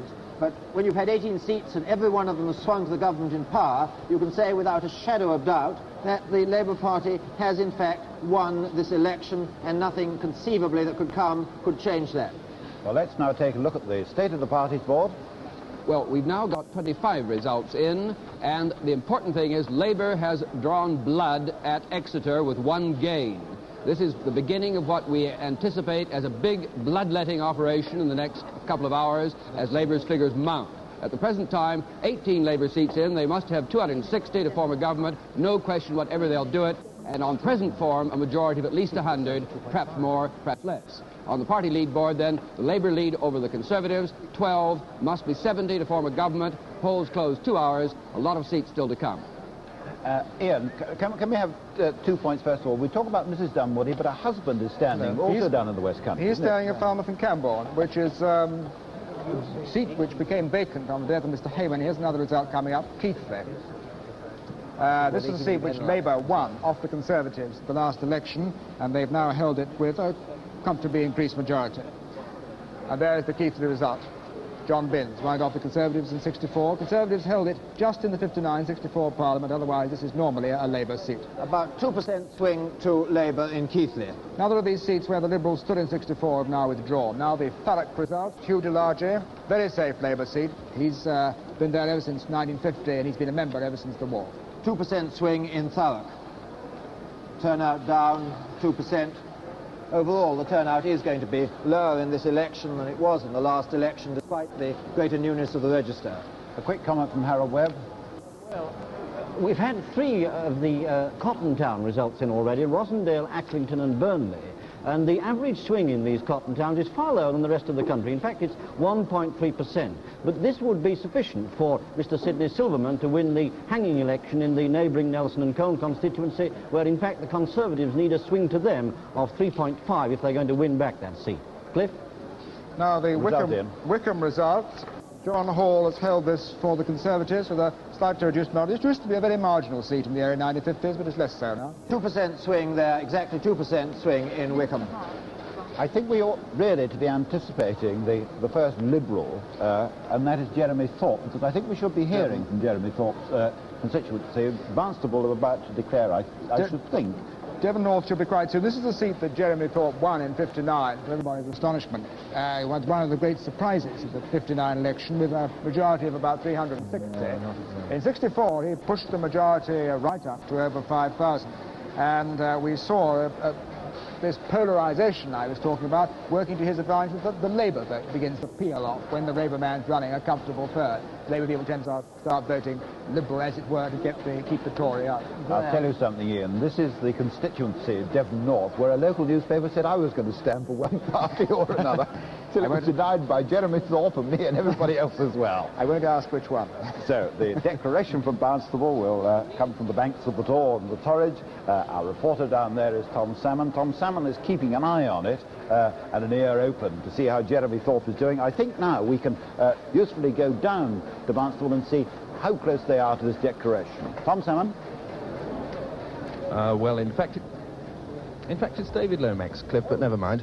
All the ballot boxes from 88 different polling stations arrived here at the Queen's Hall, Barnstaple, well before 10 o'clock. That's 10 minutes earlier than last year. Last year's result came at 11:17. It's obviously going to be much, much earlier this year. North Devon is now more, perhaps, than... North Devon constituency. The votes cast at this election are as follows. Timothy Carlton Kegwin, Conservative. 15,631. James Henry Rayner, Labour. 6127. John Jeremy Thorpe, Liberal. 16,797. And John Jeremy Thorpe is elected as a member for the North Devon constituency. So Jeremy Thorpe has held a seat for the Liberals. It's no change in North Devon. but with a greatly reduced majority, cut from 5,000 to just over 1,000. What's the swing, David? Well, you can't really use a swing in a seat where the Liberals come first. The swing is just measure between Labour and Conservative. But the Labour Party did save their deposit this time, which they didn't last time. And Jeremy Thorpe no longer gets in with a clear majority, as he did. He got a clear majority of all the votes cast in North Devon in 1964. This must be very bad news for the Liberals in the light of their hopes in other West Country seats, North Cornwall, Torrington, Chippenham, North Devon, North Dorset. There's the Devon North full result. Jeremy Thorpe's vote is down by over 2,000. The Conservative vote up by nearly 2. The Labour vote up by about 1.5. And now I can see a familiar face. Here we go. Huyton, Mr. Wilson arriving. Conquering hero arrived, which he very much is in this part of the world. James Harold Wilson, the Labour candidate for Huyton. Mr. Wilson's been in Liverpool for the last couple of hours. The poll will not be declared here for, I think, another hour. His majority is almost 20,000. He's built it up from under 1,000 just over 10 years ago to this present staggering figure which he reached last time. Scenes of great jubilation. He has with him his father's not in the picture now, but he's there. His father is there. Mrs. Wilson is there, of course. His sister is there with him. And they've been, and son Giles. And they'll soon be going into the hall. John Morgan in Huyton. And now let's go over to Robert McKenzie. We've now got 29 results in, and that swing, which was averaging around 4.1, is now slightly under 4, about 3.8. But still on present form, pointing to a good Labour majority of over 100, perhaps as high as 125, in that vicinity. Let's look now at the State of the Parties board, which will show how these have been divided up so far. We're still on... Now let's take a quick look at the State of the Parties board. There you'll see, with these 29-30 results in, that Labour has gained one, Exeter, of course, but Labour is doing much better in its 20 seats than the Tories are in their 8. Labour's lead on the party lead board is now standing at 12. They need to make that 70 to be sure of forming a government, and of course there's no question whatever now, Labour will form a government. It will have a majority of probably in the vicinity of 100, bit more, bit less. Result from the cities of London and Westminster, obviously one of the most safe Conservative seats in the country. John Smith, who took this over at the by-election caused by the death of Sir Harry Hilton Foster, holds it. You can't really use a swing figure here because Sir Harry Hilton Foster wasn't standing as a Conservative. And now let's go across to Robin Day, and we take up that Exeter gain with Robin. Good evening, Mrs. Dunwoody. Can you hear me all right? Yes, I can hear you wonderfully. I'm sorry to keep you waiting, but there's quite a lot going on. Oh, it's quite all right tonight. We're quite delighted to wait. Why did you do so well? Was it your charm, or the excellence of the Labour case, or the inadequacy of the Conservatives? Oh, well, we have no doubt about it at all. We were determined that Exeter was going to be represented in Harold Wilson's government because we feel that it's been long overdue here, and we're determined that we're going to be heard in Westminster from now on. You describe yourself as a housewife, do you? Well, I think so. By occupation? Or yes. And your husband is a candidate also, isn't he? Yes, that's right. We don't have his result yet, but he's likely to get in, isn't he? Oh, yes, I should hope so. We must have the master there. And how are you going to manage two MPs in the same household? Who will wear the trousers? Oh, the boss. I mean, the boss always does. You know, I lead from the rear. What do you think the effect of a large majority is going to be on the Labour Party in Parliament? Do you think it will mean a swing to the left? Well, all I can say to you is the effect of a really large majority will be that Harold Wilson will get on with the job that he started tremendously well and really carry it through to successful conclusion. Now, you just watch us and you'll see. I wonder if I could have a word with your mother, whom I see on the left there, Lady Phillips. Have a word, but if you hang on while I pass this infernal gadget, will you? Can you hear through this horrible thing? Good evening, Lady Phillips. Oh, hello, Robin. How do you like it? Can you hear me? Yes, indeed. What do you feel like your daughter getting into Parliament? Well, I wouldn't like to live through the last 2 hours again, I can tell you that. But I do know that she's going to make a first-class job of it. This would have been She's got a wonderful group here, you know. These people really deserve good representation. This would have been a proud moment for Morgan, wouldn't it? It would indeed, yes. And we hope tomorrow that John's going to complete the trio. so that I should think between us we can deal with almost any problem that somebody sends. Will you forgive me if I leave you now, because we've got other places almost as important as Exeter to deal with? Yes, we don't feel any other. Goodbye. Of course. Goodbye. I can well understand them too. Now what do we do? Take a result, I think, Ian. Oh no, the Chief Whip is back. This is the government Chief Whip, Ted Short, who's held his very safe seat of Newcastle on Tyne Central. The majority is up by 1,000, sir. A relatively low swing in Newcastle, the first northeastern seat. Here's Warrington with a 6% swing in this Lancashire town. A 6% swing to Labour, turnout slightly down. And the Liberal vote slightly down. Torquay. There the Liberals dropped to third place. They were in second place, Hugo Brunner. Sir Frederick Bennett holds the seat for the Conservatives, but this means the Liberals seem to be dropping votes pretty consistently right round the board. London Hammersmith North, Frank Tomley holds the seat. Mr. Wilson made one of his last campaign speeches there. Increased majority for Frank Tomley. He's been there ever since 1950. About a 5% swing there, I think, in our first London seat. And Crewe, Schofield Allen holds the seat for Labour. The great railway town of Crewe, increased majority. Up by about getting on for 3,000. The Manchester Ardwick results, another result from Manchester, and the other Lever, Leslie Lever, has held this seat. It's usually a pretty safe seat for Labour. 3.5% swing, and there was a fascist or union movement candidate standing there who lost his deposit. Well, so far then we've had one Labour gain, pretty consistent swing. It's beginning to settle down. Labour's gained Exeter. On this question of the seats won and lost, one thing we've got to watch as the night goes on, it looks as if 50 or 60 seats are going to change hands. In other words, you're going to have 50 or 60 new Labour MPs, and the Conservatives are going to lose 50 or 60, and this could affect the balance inside the parties. This is something that Robin Day asked Mrs. Dunwoody, what effect that she thought a big majority whether it would increase the left wing. Here's the result from St Helens.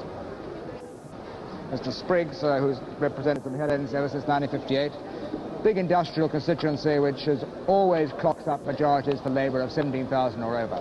3.8% swing there.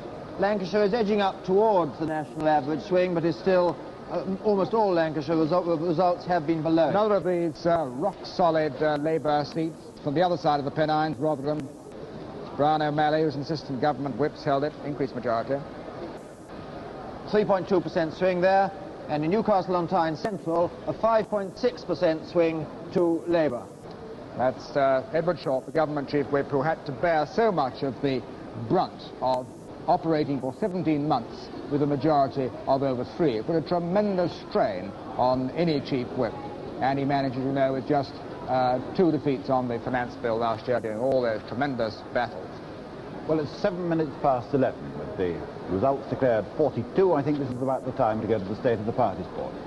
On those 42 results, only one has changed hands. You'll notice that's Labour's gain at Exeter, which we were hearing talked about a moment ago. But remember, the key fact is that Labour is doing better at its 29. The Conservatives are in their 11. Labour needs to get that up to 260 on the night's results in order to be sure of forming a government. Looking now at the party lead board, Labour is now 18 seats ahead of the Conservatives, have got to get it up to 70 to be sure of forming a government, as they will certainly do. I'll be surprised if it isn't around 125 when we knock off for the night.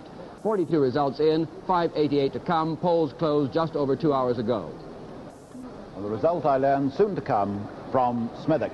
Desmond Wilcox. To 10, or they'll clash with Hythen.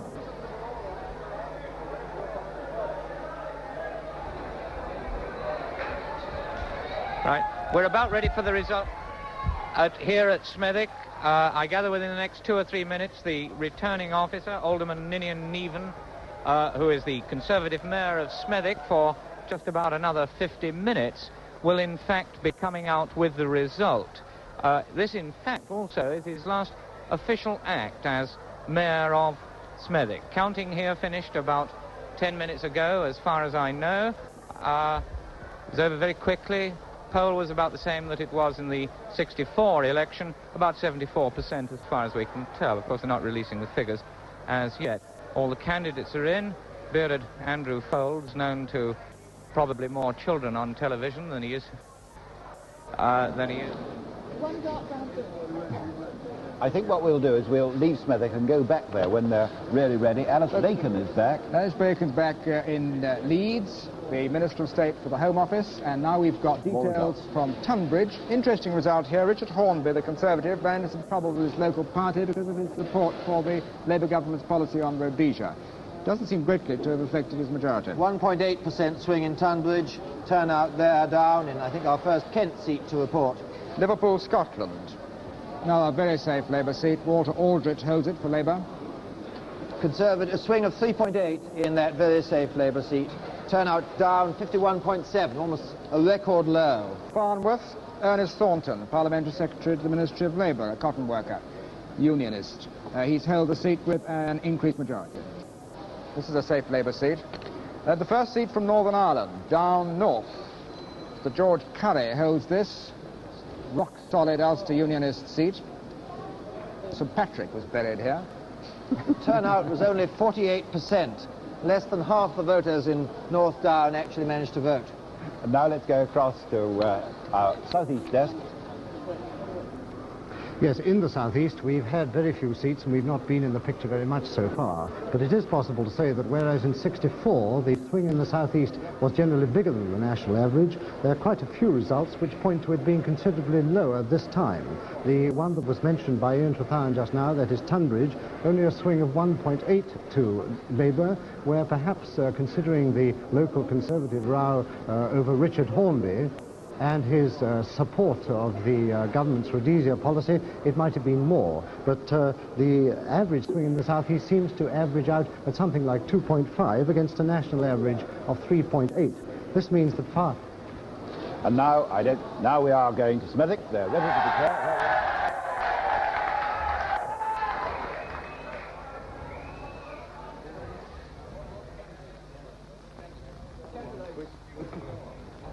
This is the returning officer, Alderman Ninian Niven.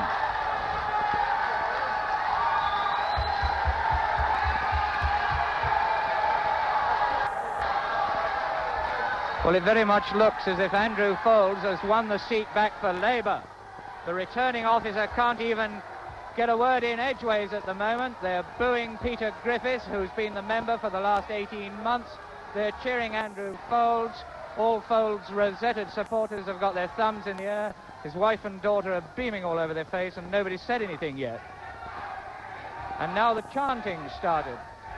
At the last election, there was a riot here after the declaration. It looks as if there might be one here before.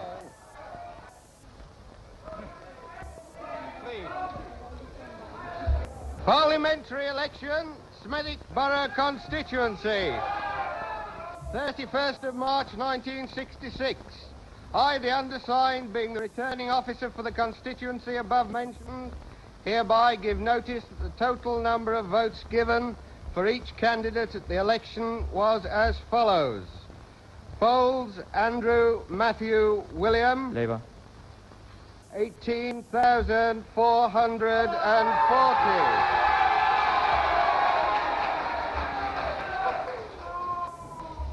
Griffiths, Peter, Harry, Steve, 14,950.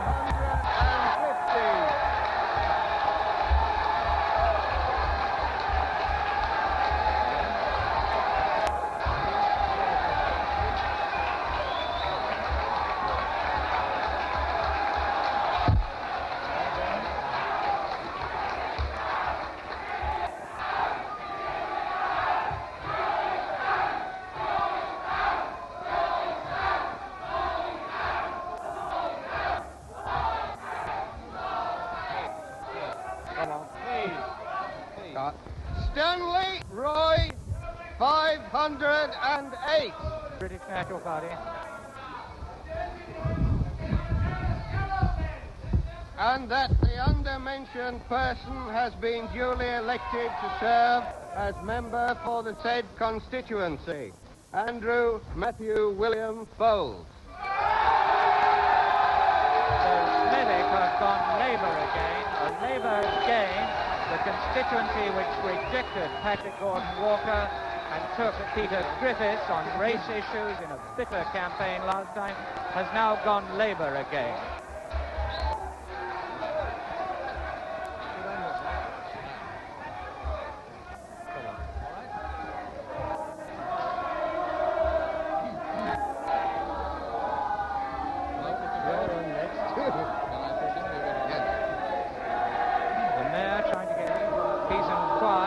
People on the floor.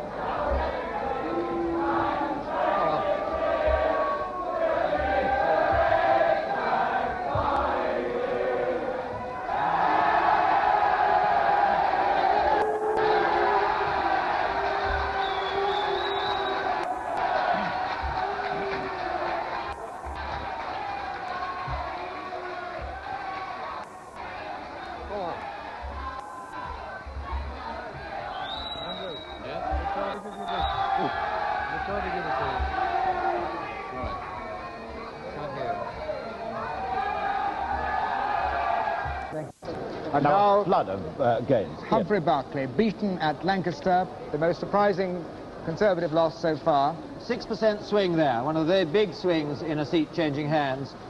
A question must arise whether Humphrey Berkeley's rather liberal views were too much for some of his Conservative supporters. Southampton Test, another Labour gain, bound to go under any sort of Labour swing. Conservatives held it by a very tiny margin. Only 2.7 swing there. Sir John Fletcher Cook loses that seat to the Conservatives. Barons Court, another of these rush results that we're putting through on this new electronic system. Ivor Richards won the seat for Labour in '64, now holds it comfortably. 3.6% swing in that next inner London seat we've got. And we have in fact been told of a third Labour gain, and they all suddenly came through. It's as if the dam has suddenly burst. They've also gained Hornchurch. They've now gained 4 or 5. We haven't had the figures, actually. We haven't had the figures from Hornchurch yet. They were coming through, but we saw the headline go through. Yes, this is what happened. Now, Bradford North. This is the seat which Labour won off the Conservatives in '64, and as you see, they've held it by a comfortable majority. 3.7 swing there. Ben Ford won this off '64. There's Alice Bacon's result. Leeds South East, Minister of State at the Home Office. She's been a member for Leeds ever since 1945. 4.2% swing there. One of the smallest seats in the country, Birmingham, in fact, the smallest seat in England, Birmingham Ladywood. Victor Yates holds it for Labour. A very remarkable result that the Liberal comes second. Wallace Lawler, a sort of notable local councillor who has had a very remarkable local record, has pushed the Conservatives into third place. Warwick and Leamington, Anthony Eden's old seat, held for Conservatives by Sir John Hobson, the former Attorney General. Former Attorney General Sir John Hobson. And a quick one for you, Manchester Blakely. Paul Rose, who won this seat for Labour in '64, has held it with a greatly increased majority. Majority's up by about 5,000, David. I'm sorry, I wasn't with you. Manchester Blakely, the Labour majority up by about 5,000. 6% swing to Labour in Manchester Blakely. Well, all these swings now, it's time, I think, to go to Ralph McKenzie at the swingometer. Well, as near as we can make out now, with 69 results in, the swing is somewhere just under 4%. Pointing to a very comfortable Labour win, perhaps 120 majority. Could vary, but it's still very much in that range, well over 100, not quite 130. Now, let's look at the state of the parties board, which is changing every minute now. 70 results in, 4 seats, 4 gains. Indeed, I think a 5th gain has come in since that went up. And those 5 gains, they should be now, are Exeter, Hornchurch, Southampton Test, Smethwick and Lancaster. Changing every second now, as you can see. Labour's lead on the party lead board is now 29. They needed only to have a 70 lead, which they're clearly going to have very comfortably to be sure of forming a government. 72 results in, leads up to 30 as we watch it. 18 minutes, 2 hours and 18 minutes after the polls closed. We've got some more results in here for another minister home, Barbara Castle of Blackburn. Barbara Castle, the new Minister of Transport, just took over just after Christmas. With a slightly increased majority. But very slightly. Very slightly indeed. But we've got the ministers back. 500. Now Barnsley, another minister, Roy Mason, Minister of State Board of Trade, in effect the Minister of Shipping. Not a very significant one, but the lowest swing to Labour so far tonight. Only 0.7 swing to Labour in Barnsley. In the South Yorkshire Coalfield, you weigh the Labour votes by the ton. Now, Manchester, Moss Side, held by the Conservatives with a greatly reduced majority by Frank Taylor. 4.6% swing there. Turnout just the same as last time. Derby South. Philip Noel Baker, Labour veteran, Nobel Peace Prize winner, holds the seat with an increased majority. 5.2% swing there. Jimmy Thomas is held the seat. Now, London Paddington South, and a new Conservative MP. This was Bobby Allen's seat. He retired at the end of the last Parliament. Now, Nicholas Scott holds the seat for the Conservatives with a reduced majority. 5% swing there. And the details of Smethwick. 8.3% swing to Labour in Smethwick. Turnout just fractionally up on last time. But Labour is in handsomely, an 8.3% swing, which puts them just above their position in 1959. They've more than recouped the loss when Patrick Owen Walker went down in 64. Wood Green, Joyce Butler, Mrs. Joyce Butler holds the seat for Labour. This is the Alexandra Palace constituency. 4.2% swing to Labour there. Newcastle on Tyne North. The normally safe Conservative seat, Mr. Elliott holds it, but with a reduced majority. 6.5% swing there, very high, and we haven't been talking about this, one more lost Liberal deposit. But every Liberal vote so far has been down. But the Liberal was standing there for the first time for many years. Now, Derby North, and another minister back, Neil MacDermott. Only 2.7% swing there. Financial Secretary to the Treasury. And Manchester Gorton, Connie Ziliakis of the Labour left wing, holds the seat.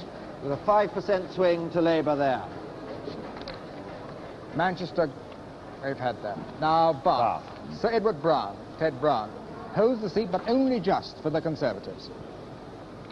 3.3% swing in Bath. His majority is well down, from over 5,000 down to just under 800. He's one of the Conservative trade unionists. Crosby, Mr. Page, Graham Page, who is the great champion of the pedestrians, also front-bench spokesman on housing and land. 4.2% swing there. Majority down. Liverpool, Kirkdale, this is one of the seats which Labour won in the 64 election, which they have held with an increased majority. James Dunn, one of the several bearded MPs we seem to have acquired in the last Parliament. Lincoln, Dick Folds now. And now you've got another one, yes. Lincoln, Dick Taverne has held the seat with an increased majority. But not much increase, a rather more stable picture in Lincoln. But Lincoln normally is rather stable, isn't it? Now, the Luton result. Will Howe has held this seat for Labour. This is a seat, remember, there was a famous by-election in the 59-64 Parliament when Mr. Howe won it on the resignation and retirement to other activities of Charles Hill. But I think there's a slight swing to the Conservatives there. Let's wait for the figures. There was a replay there. Now we have Dewsbury.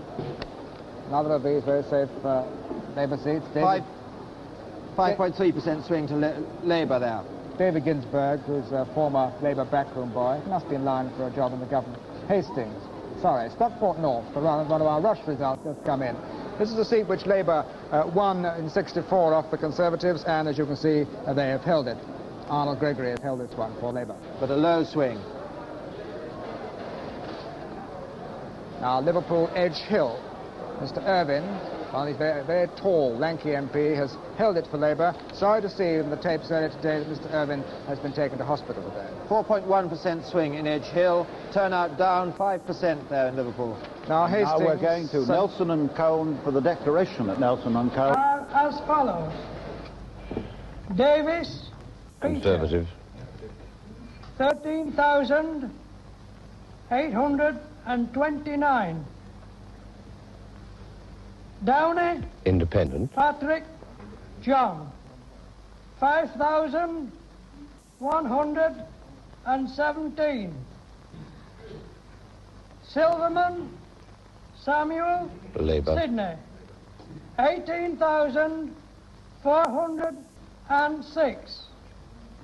And Samuel, Sydney, Silverman is elected as member for Nelson and Cone. So Mr. Silverman is in with a considerably increased majority. Considerably increased majority, but it's an extraordinary result because Mr. Downey, who, as I think they were saying earlier on the regional desk, was standing purely on the hanging issue, picked up over 5,000 votes, which is an astonishing figure for an independent. Only a 1% swing to Labour. It certainly cut down the swing, but Mr. Silverman's still in with an adequate margin. After all, it was a seat that had been held by Labour ever since 1935. Yes. But it has from time to time looked quite marginal, but the surprising thing is that Mr. Downey did pull in over 5,000 votes on the hanging issue. We have now a computer prediction, 125 majority for Labour over all parties.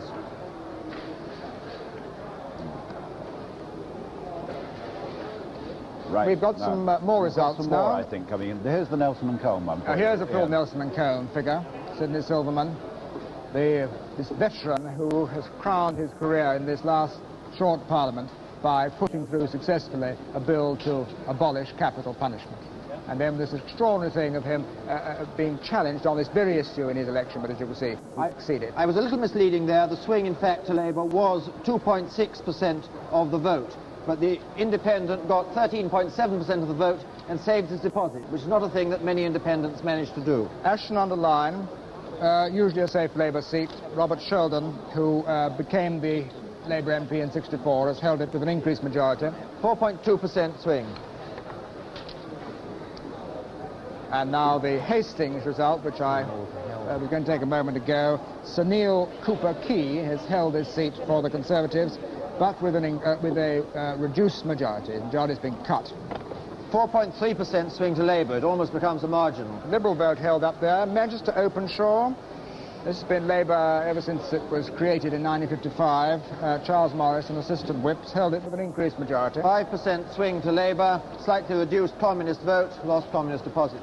And another minister back, Kenneth Robinson, the Minister of Health. But we've got a more interesting result. Sir Anthony Mayer, who has won Eton and Slough right against the national swing in the '64 election, but is poised on a tiny majority of 10. We are due clearly for his results at any moment, and this must be it. Labour gain, Eton and Slough. Well, with any sort of a Labour swing, this ought to have gone. It was a seat which Sir Anthony Mayer won off Fenner Brockway. Immigration was an issue, no doubt, in this contest. There are the full figures. Joan Lester has won it with a very big majority. 5% swing about, I think. Labour will be pleased to get this back. I think one must say, in fairness to Sir Anthony Mayer, that although immigration was an issue when he won it... Had you, in fact, taken Holborn and St Pancras? Let's now have Holborn and St Pancras... No, just St Pancras North. Holborn and St Pancras South. Lena Jager, who won this seat off Geoffrey Johnson Smith, won it back at the last election. Now you've got another rush result. 4.8% swing there. Another rush result for Watford. We've rushed this one because it's a Labour marginal. It's one that Labour took back off the Conservatives in '64. John Freeman's own seat, he held it in the 45-51 era. But Raphael Tuck has held it pretty comfortably. Now, London, St Pancras North, and this is Kenneth Robinson, the Minister of Health. 3.4% swing there. Darwin, and this is the other Fletcher Cook, the brother of Sir John Fletcher Cook, who had the Darwin result. This is Charles Fletcher Cook, the former junior minister, has held Darwin. His brother, Sir John Fletcher Cook, lost Southampton Test. 3.1% swing. There's one of the seats that could have gone if the national average swing had applied there. Here's another minister, a very controversial one. Frank Cousins has held Nuneaton, majority of 11,000. Back roughly to the 1964 level, a great improvement on his by-election when the Labour majority slumped to 5,000. Remember, that was the by-election which was taken at the same time as the Fletcher Gordon Walker's by-election in Leighton. But compared to the general election of 1964, there was actually a swing to the Conservatives in Nuneaton. This is the first clear swing to the Conservatives we've had in any seat, comparing the result now with the result in '64. Frank Cousins, the Minister of Technology. Northampton. Reginald Paget has held a seat for Labour. 3% swing to Labour in Northampton. Turnout there down as it is in most seats. Highly independent Labour backbencher, crusty but effective, Gillingham. One of the Kent seats, the Conservatives. Freddie Burden has held this with a reduced majority. 3.3% swing.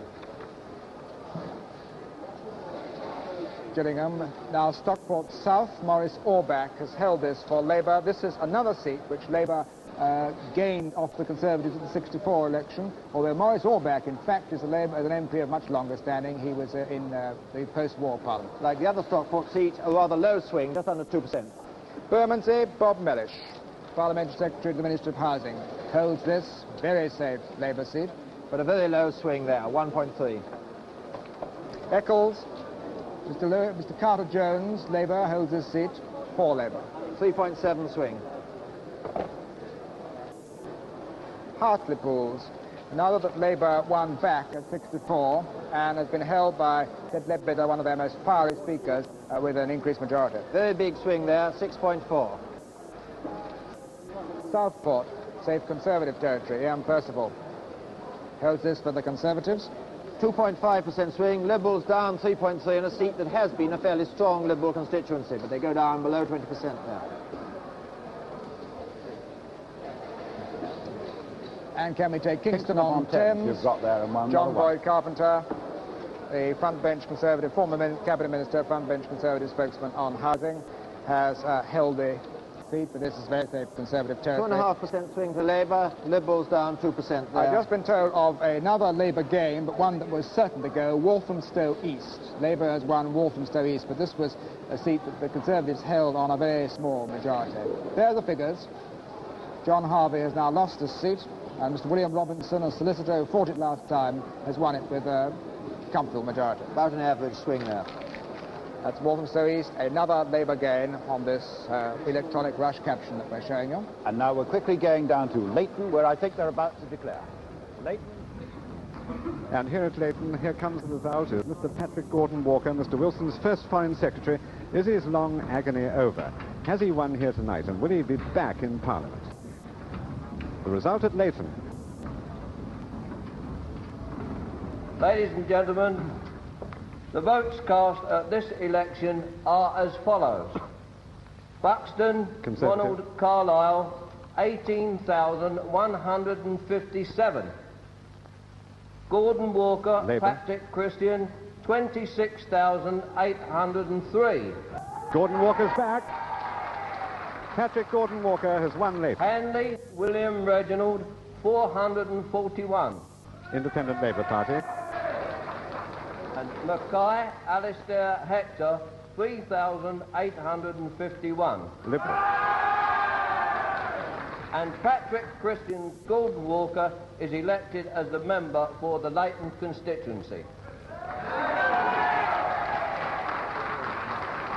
Mr. Gordon Walker's back in the House, Ian, but I think we now have quickly to go up to Huyton, where I see them taking the platform of Huyton, so let's join John Morgan. I don't think we're quite ready. It won't be very long now. The figures at the last election were Mr. Wilson had 42,000, the Conservative had 22,000, Communist had 899. I'm told that the voting is about as heavy as last time. Mr. Wilson is going around today telling everyone to go out and vote. And last night at his great meeting at Liverpool, he made a special effort for people not to be overconfident. So it'll be interesting to see if at one of the most densely populated constituencies in the country, people did go out and vote today for him. They seem to have gone out at perhaps over 80% of the electorate voted. Looks as though we're having the result now. There's Mr. Wilson, Mrs. Wilson, who's obscured now. The Conservative candidate is the Dr. Hobday, is the man with the large rosette, a large man with a cigar in his mouth.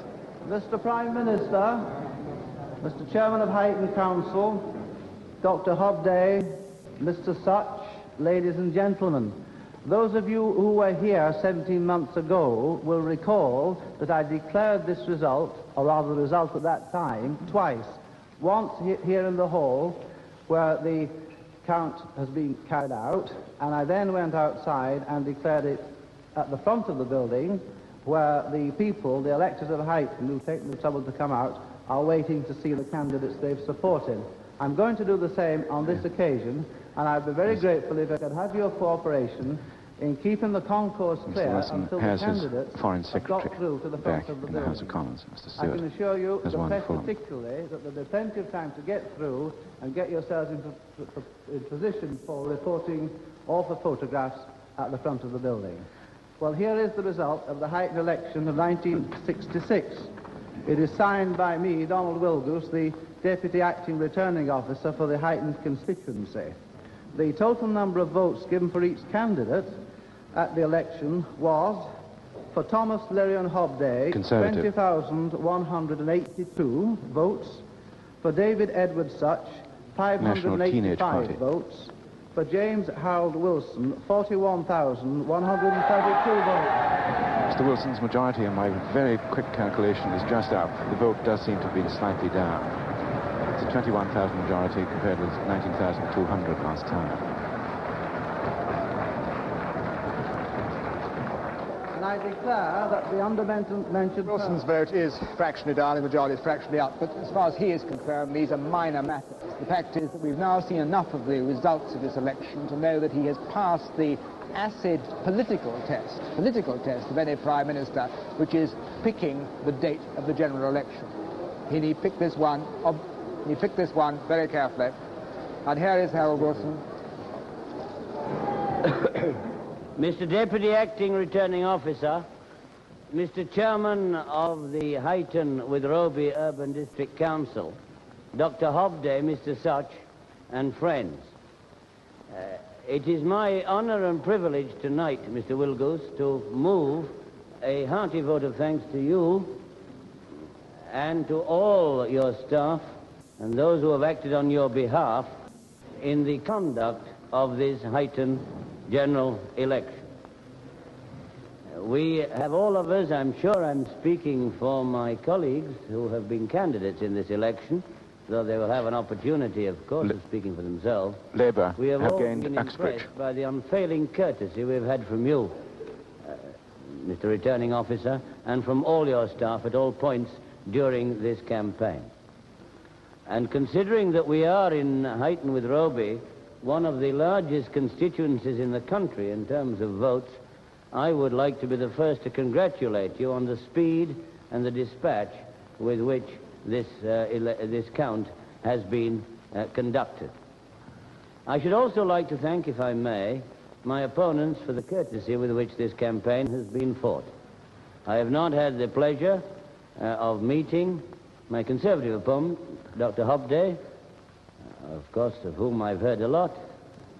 Labour have gained Bradford West. I've not had the pleasure of meeting him till tonight. 1,534. I have, on the day of our nomination, actually met the independent candidate, but I would like to say to both of them how much all of us, I'm sure, of all parties, appreciate the courteous way in which this campaign has been conducted. I want to say, if I may, to my supporters, who haven't seen very much of me in this campaign, how much I appreciate the tremendous efforts they have put in all parts of this widespread constituency. Because of certain national preoccupations, I've been absent from the constituency more than I would have liked. But it would seem, if we are to judge from the result of the 1964 general election in Huyton and the 1966 general election in Huyton, that the more I keep myself away from the constituency and leave it to my supporters, the greater our majority appears to be. I would, however, pay tribute to them and, above all, to Mr. Arthur Smith, my agent, who has done such a tremendous job.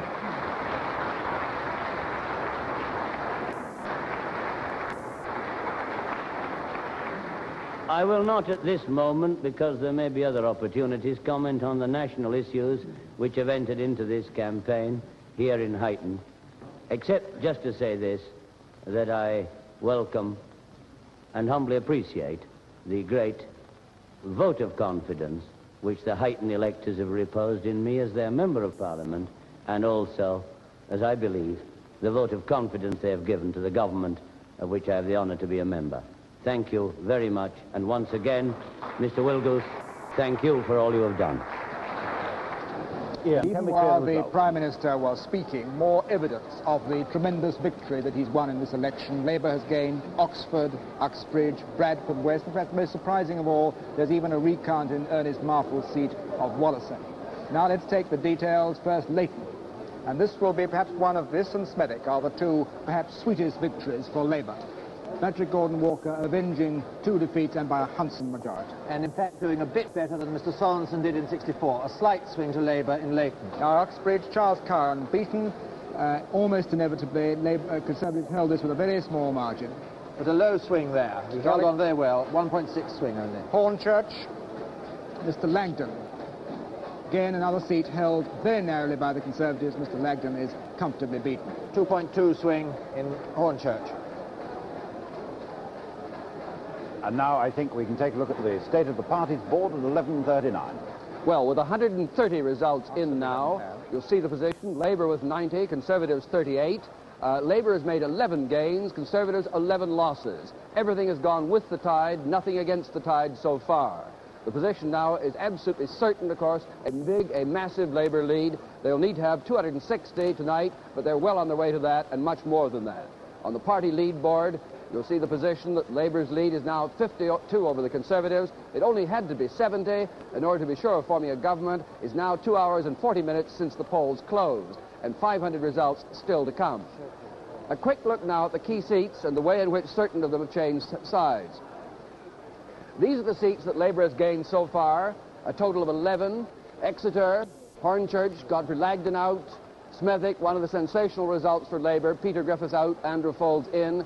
Lancaster, the Conservatives lose Humphrey Barclay, their most progressive figure perhaps in many ways on the back benches. Eton and Slough, Monty Woodhouse out at Oxford, Charles Curran out at Uxbridge, a total of 11 so far, with every probability of 120 seats in all, representing Labour's majority before this is over.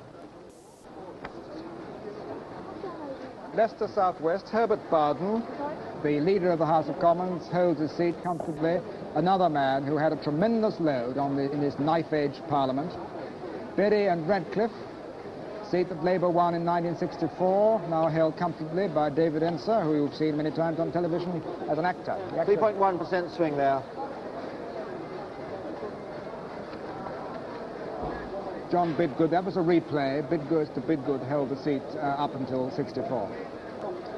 One thing I can say, I've just been handed some news. News is coming in from Saigon that Viet Cong terrorists have attacked a multi-story American army billet, wounding a large number of soldiers who were indoors at the time.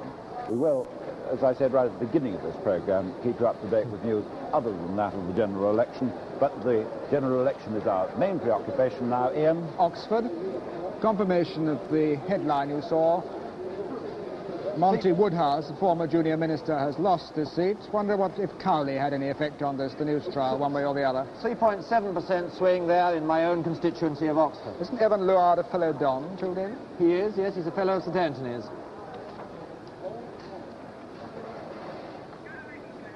And now we're going straight down to Leighton. Just about. Just standing by.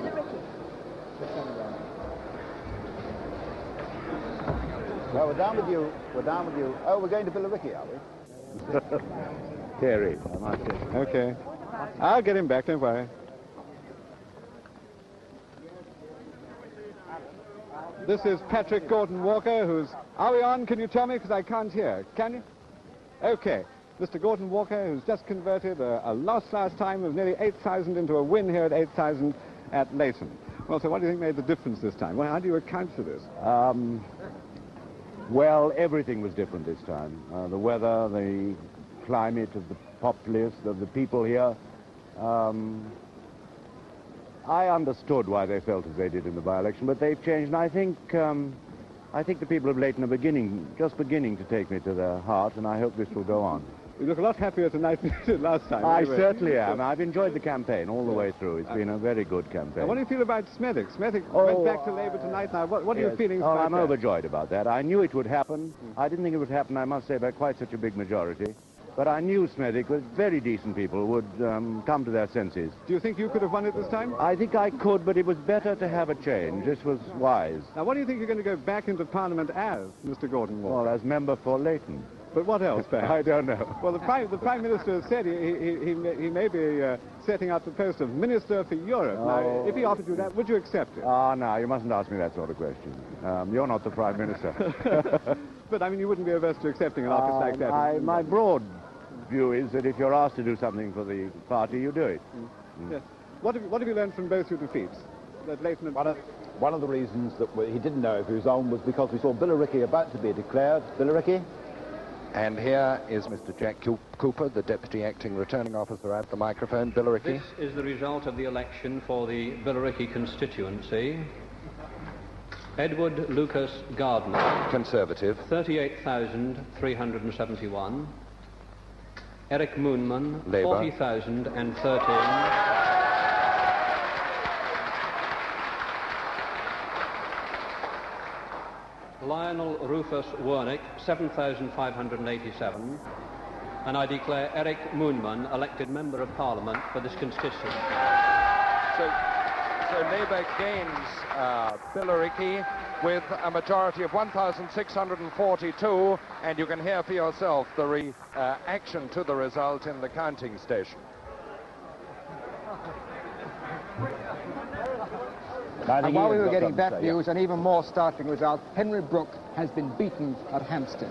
Labour has gained Hampstead. Remember that in '64 his majority was slashed from 10,000 to 1,000. And now the details of Billericay. The result we've just heard on the outside broadcast. Edward Gardner has held his seat since '59.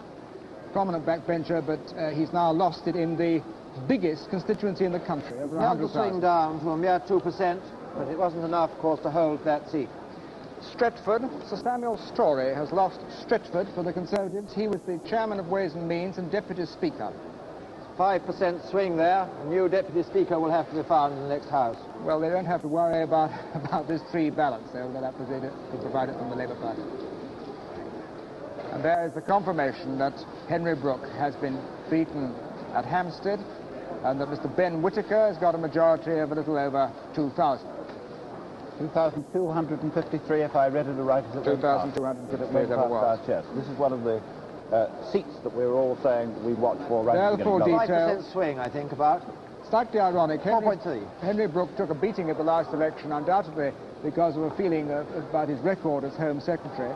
On the backbenches, he has tended to be show what his friends have often argued, that he's really rather liberal. Now, West Bromwich, interesting result. Maurice Foley was thought to be under some pressure because he is in effect the Minister in charge of immigration. In fact, his majority is comfortably up.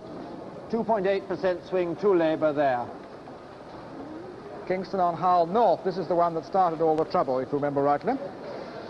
And the Labour majority is up even more. Now, this is interesting because everybody thought that the voting would go very badly because of the cup final there. The turnout actually is up 1.8% on the last general election, and the swing of 7.8% compared to 1964 in Hull North. That headline just told us that Labour again Plymouth Sutton, if I read it correctly. That's quite right. Plymouth majority. With quite a big majority. Very big majority. Here are the full details.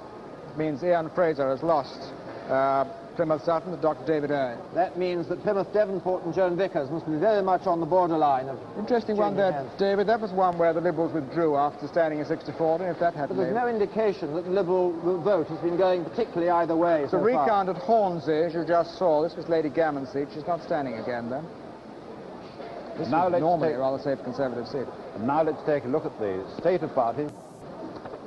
Labour now has 111 of the 260 it needs. To be sure, 112 it has. To be sure of forming a government, they need 260. 15 Labour gains. Everything's moving in one direction. There is hardly even a swing anywhere to the Conservatives, much less a gain for the Conservatives, and their position is quite clearly hopeless. Liberals have Jeremy Thorpe's seat, and the Speaker is the one listed as others at the bottom of the line. On the state of the parties, on the party lead board, it's important, on the party lead board, you'll notice that the Labour position now is 69, one short of what they had to earn tonight in order to be sure of forming another government. There's no question whatever that Labour now is in, home and dry, with a majority well over 100, probably hovering in the 120s area. And yet there are 469 seats still to come. Well, quite a lead. Labour lead over Conservatives, 69 now, yeah. Right, results, Dorset South. Held for the Conservatives by Evelyn King, a former Labour minister, with a slightly increased majority. Swing to the Conservatives there. And now can we leave that and go north to one of the two seats we are watching up there, and I think this is the declaration of Preston South, in fact. But we're going over to Preston and Harold Williamson. And the first of the two highly marginal seats in Preston. Ladies and gentlemen, Preston the South. Mayor will now declare the result of Preston South. The votes cast at this election are as follows. Alan Green, Conservative, 17,931. Peter Mann, 20,000.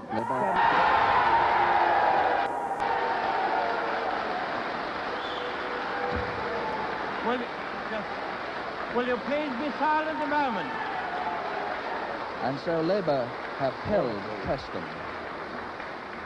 20,720, and Peter Mann is duly elected as a member for the Preston South constituency. And so Labour has held Preston South.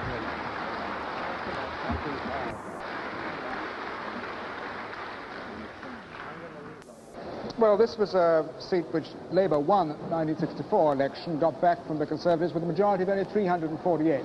Let's take the full figures. I think we can now have them. And they've bumped that majority from, remember, 348 up to 2789. 3.7% swing, turnout well up in Preston South. Peter Mann became the new MP in 64. His brother, Simon Mann, is the Labour candidate, and I thought almost certainly the Labour MP again for Bootle. Robert McKenzie for the quick comment on the party lead board. So remember earlier I said Labour needed to lead tonight by 70 to be sure of forming a government. Labour is now leading already by 71 with the polls not yet closed for 3 hours, not yet midnight. Labour therefore is absolutely certain, beyond question, to form another government on these figures. There can be no question about it, and it'll be a big majority of well over 100. Well, now we've got quite a number of results coming in, Ian, and I think we ought to clear them off, don't you, rather quickly. Let's do so. Beginning with Sutton and Cheam, Mr. Richard Sharples holds the seat for the Conservatives, safe Conservative seat. 2.3% swing. Leeds North East, Sir Keith Joseph, former Housing Minister, holds the seat with a reduced majority. 3.9% swing against Sir Keith Joseph. Now another minister back. London, Battersea North, Douglas Jay, President of the Board of Trade. 7.3%. Something odd about that. Another minister, London Southwark, Ray Gunter, the Minister of Labour, one of the big successes of the Labour government in the last 17 months. 4.7% swing to Labour in Southwark. This majority is up, but it's a pretty safe. Bradford South, George Craddock, one of the Labour left-wingers, holds the seat. 4.3% swing to Labour. Ruislip Northwood, a Conservative suburban seat. Mr. Petrie Crowther holds it for them. A 3.1% swing to Labour in Ruislip Northwood. And now Fulham and Michael Stewart's result against a gaggle of 5 opponents. 3.1% swing to Labour there. The independents didn't make much difference. Except Miss Sheriff from Gibraltar. She picked up more than any of them. 700. Ipswich. Dinglefoot, the Solicitor General, holds the seat for Labour. 3.7% swing in our first result from East Anglia, and since there were some marginals there, that may be encouraging for Labour in the rural seats there of that obstinate part of the country. London Paddington North, Ben Parkin holds the seat for Labour. 5.2% swing to Labour. It's been Labour ever since 45. Kilmarnock and another minister, Willie Ross, the Secretary of State for Scotland. 0.7% swing only. I think it's our first Scottish result, and a very low swing there. And now a Labour game, Bradford West. This means that Labour now holds all 4 seats in Bradford. Arthur Tiley was the former Conservative member. A 6% swing, which must threaten 2 or 3 seats such as Shipley and Pudsey in the West Riding. And Winchester, Rear Admiral Morgan Giles holds the seat for the Conservatives, obviously a safe Conservative seat. And a very low swing, only 0.6%, and the Liberal vote was up there, up 1.9. First Liberal increase since Birmingham Ladywood, I think. And now the full Hull North figures. 7.8% swing compared to the last general election, and an improvement slightly on the by-election. Turnout up despite the cup tie. Will you remember the by-election, which, as it were, was the forerunner of the general election? Now, Rochester and Chatham, the seat which Mrs. Ann Kerr won off Julian Critchley at 1964, and Julian Critchley has failed to win it back this time in a replay. But a very low swing there. Walthamstow West, the other half. Edward Redhead, Minister of State, Education and Science, held it. Mr. Attlee's old seat. O'Brien Hales Owen, John Horner has held this one for Labour. This was one that was thought that might go against the tide. It certainly hasn't. John Horner of the Fire Brigade. Bootle, this is the other Mann I was telling you about, Simon Mann, with a splendid pair of moustaches. He holds the seat for Labour. Very low swing there, only 1.4. Ian MacLeod's result, Enfield West. Ian MacLeod, in this safe London suburban area, holds the seat. About the same majority, David. Yes, I haven't got the figures here at the moment. Farnham. Now, this is interesting. The final result this brings back to the House of Commons Maurice Macmillan, who was beaten at Halifax in 1964, son of Harold Macmillan, now back in the House of Commons. 2.6% swing there. The Liberals keep second place, you note. Middlesbrough West, Jeremy Bray, who won the by-election some years back, holds it quite comfortably. 3.2% swing to Labour there. One of the outstanding younger Labour MPs should be in line for a job in the new government. New Forest, Sir Oliver Crosswaite holds the seat for the Conservatives. Obviously, it's a very safe one. They always notch it, 5-figure majorities. 2.1% swing there. Liberals keep their vote, the same vote they had last time. Now, Birmingham has Sir Edward Boyle's seat, which he holds, but with a reduced majority. It used to be the second safest seat in Birmingham for the Conservatives. It's now very marginal. But nonetheless, that brings back Sir Edward Boyle. Rochester and Chatham, there are the full figures. You remember we saw it on our special Rush electronic system. Now here are the full count. Increased only 1.1% swing there. Now we're going down to Bexley for the declaration down there of Mr. Heath's constituency. James Watman's looking on. I think they're just about to declare it, James. I can't find this fellow to give me a cue.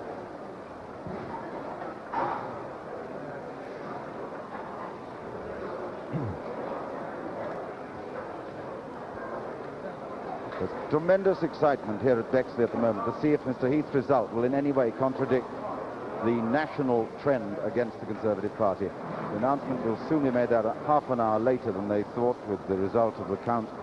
But tension has been undoubtedly rising. Mr. Heath's been spending the last hour watching the result with a rather long face on the BBC monitor upstairs. And he came down just now to help in looking at some spoiled ballot papers. He's still managing a smile from time to time, but the seriousness of his party's position is now very obvious to him. He's still making no comment on it, but we hope to get him to do so later.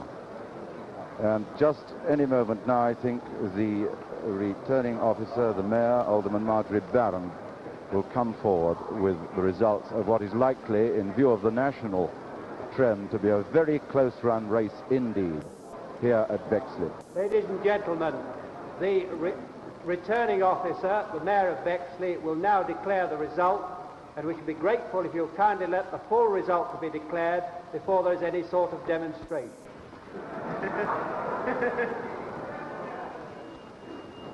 I hereby declare that the votes cast at this election are as follows. Butler, Russell Leon, 24,044. Heath, Edward Richard George, 26,000. Mr. Heath holds the seat with a much reduced majority.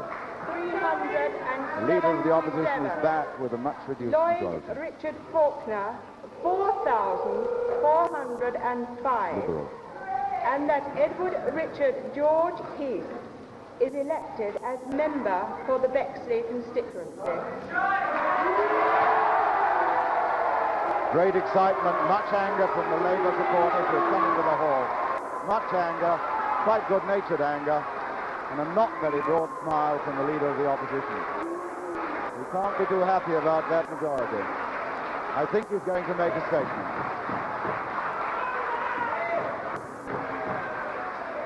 Madam Mayor, I would like to thank you, the town clerk, and all those who have assisted in this election. I would like to thank those who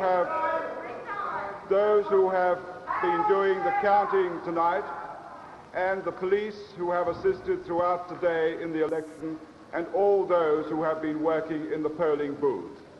I would like to express my gratitude to them for the work which they have done, and to thank you, Madam Mayor, and the returning officer for presiding over this election. I would also like to thank my opponents for the way in which this election has been fought. The fact that the nearly 86% of the electorate went to the poll is again a testament to the intense interest which Bexley pays to political matters and to this general election campaign. That, I believe, is a matter not only of great credit to this borough, but also of pride for all of us. And I think that we would all appreciate the way in which this election has been fought, because once again Bexley has shown that it can concentrate on policies and leave aside questions of personalities. Therefore, I would finally like to thank all my supporters for the work which they have done in this election. It is well known that with other national responsibilities, they perhaps have had to bear an additional burden, and I would like to thank them most sincerely and heartily for the work which they have done. We have fought this election, I think all candidates, on national policies. The electorate has made its decision, and I would like to thank them for it.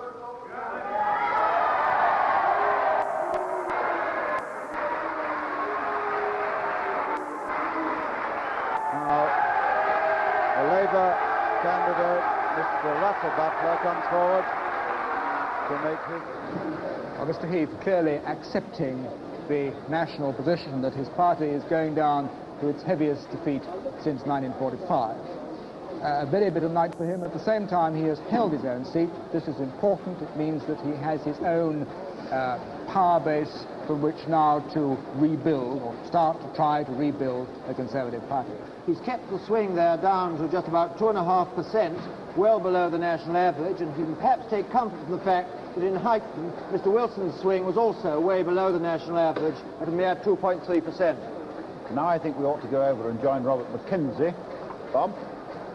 Well, this massive Labour victory is now piling up. It's well over a 100-seat majority, that's certain. It could be 115, 120, a little less than the average projection of opinion polls, which seem to be 150. But it will almost certainly be a bigger Labour majority than the Conservatives had in 1959, and indeed only somewhat lower than they had when they had 146 at the 1945 election.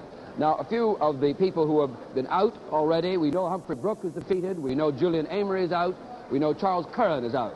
Among Conservatives who have survived so far, Maurice McMillan, Quinton Hogg, Keith Joseph, Ian MacLeod. Almost everybody you can think of on the Labour side whose result has been declared is, of course, in. And some people are back, like Gordon Walker, who've been out for a time. Ian McCardo, we've just learned, is also back. So let's now look at the state of the parties as it stands now, just after midnight. There you've got it. Labour 156. They need to get 260 tonight before they're sure of victory, but of course that's well on the way now. 16 gains for Labour, no gains for the Conservatives. The tide is utterly uniform across the country with only a few ripples occasionally going the other way. Liberals, Jeremy Thorpe, but of course most Liberal seats will have to be heard from later on in Scotland and elsewhere. The Speaker is back as the one listed as others. Now the party lead board. Here you'll see that Labour's lead is 91 over the Conservatives. It only had to be 70 at the end of the night to be sure they were in office. And so, 2 minutes after midnight, there's just no question at all about it. A massive Labour victory is a dead certainty. Now, Ian, one of the results that we were hoping to see declared from our cameras was Preston North. But here is the result. We were down at Bexley at the time. This was a seat, to remember, that Julian Amory held the last election by only 14. Any sort of swing, he was bound to be swept away, and he has been by about 2,500. London Battersea South. 3% swing there on an increased turnout. London Battersea South. Another that Labour won in 64. We rushed it up as a possible Labour marginal, but it isn't that sort of night. Labour holds it with a very comfortable majority. 4.2% swing to Labour.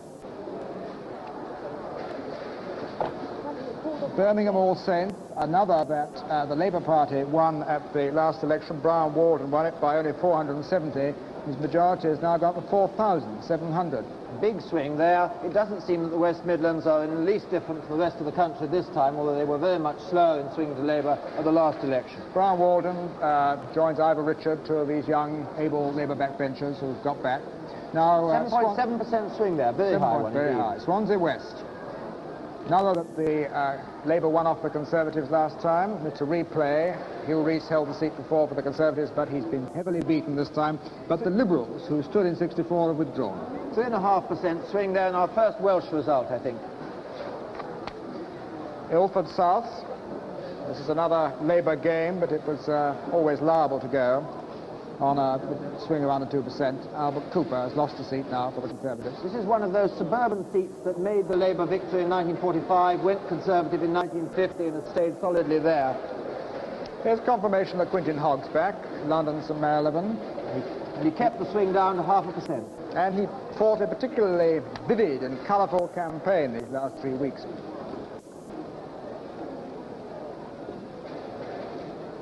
Well, now, any time at all, I think. I'm sorry to come here.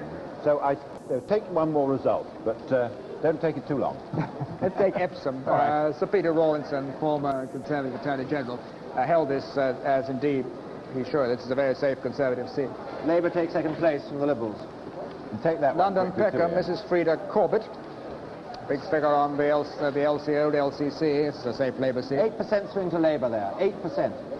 And now I will interrupt because I've got one eye on the Prime Minister's constituency of Huyton. I told you that we were going to watch and wait with him all night. Well, he's up there now in Huyton and just waiting to talk to us. So over now to Huyton. Mr. Wilson, are you now prepared to claim that you will definitely be the next Prime Minister, that you will remain Prime Minister? I think we'll wait for the final results to come in. As soon as one party's got 316 seats in the House of Commons, I will say that party has won. You'll make no claims before then? No. Any result given you special satisfaction so far? I was quite pleased about the result in Huyton. I think it's proved that, I'm afraid, that the more I'm away from Huyton, speaking in the country, the bigger my majority. I think that's a tribute to my supporters who worked so hard to get me back. So wasn't the election was called by many people, in the press anyway, tawdry and boring. Looking back on it, do you think there's anything in these criticisms?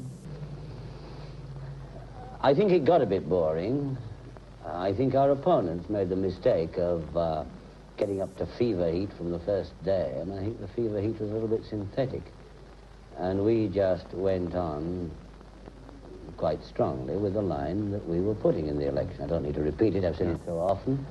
I don't think it got very tawdry. I think there's a lot of abuse. If a serious economic crisis does confront the country, political leaders did not wish to talk about it for fear of damaging the pound. I talked about nothing else throughout the election, and this is certainly true of our leading opponents. On the other hand, I think there was a real awareness of the economic problems that we have been facing, and I made it very clear that we are still facing economic problems despite the very considerable progress we've made. I think what the result so far, shall we say in Huyton anyway, shows is that there's a great deal of confidence in the country in the ability of this government to weather any storms that might arise. At the same time, it does appear, Prime Minister, that you're likely to have a majority of the order of 3 figures. Might this not increase your economic difficulties by increasing foreign concern that there would be, for example, an increase in what they regard as pernicious socialism and nationalization, for example? Oh, good heavens, no. I think, I mean, we've had a lot of arguments in the last 3 weeks about, in this country, about the economic situation, and been people who've been perhaps playing down the achievement the British people have recorded over this last 18 months.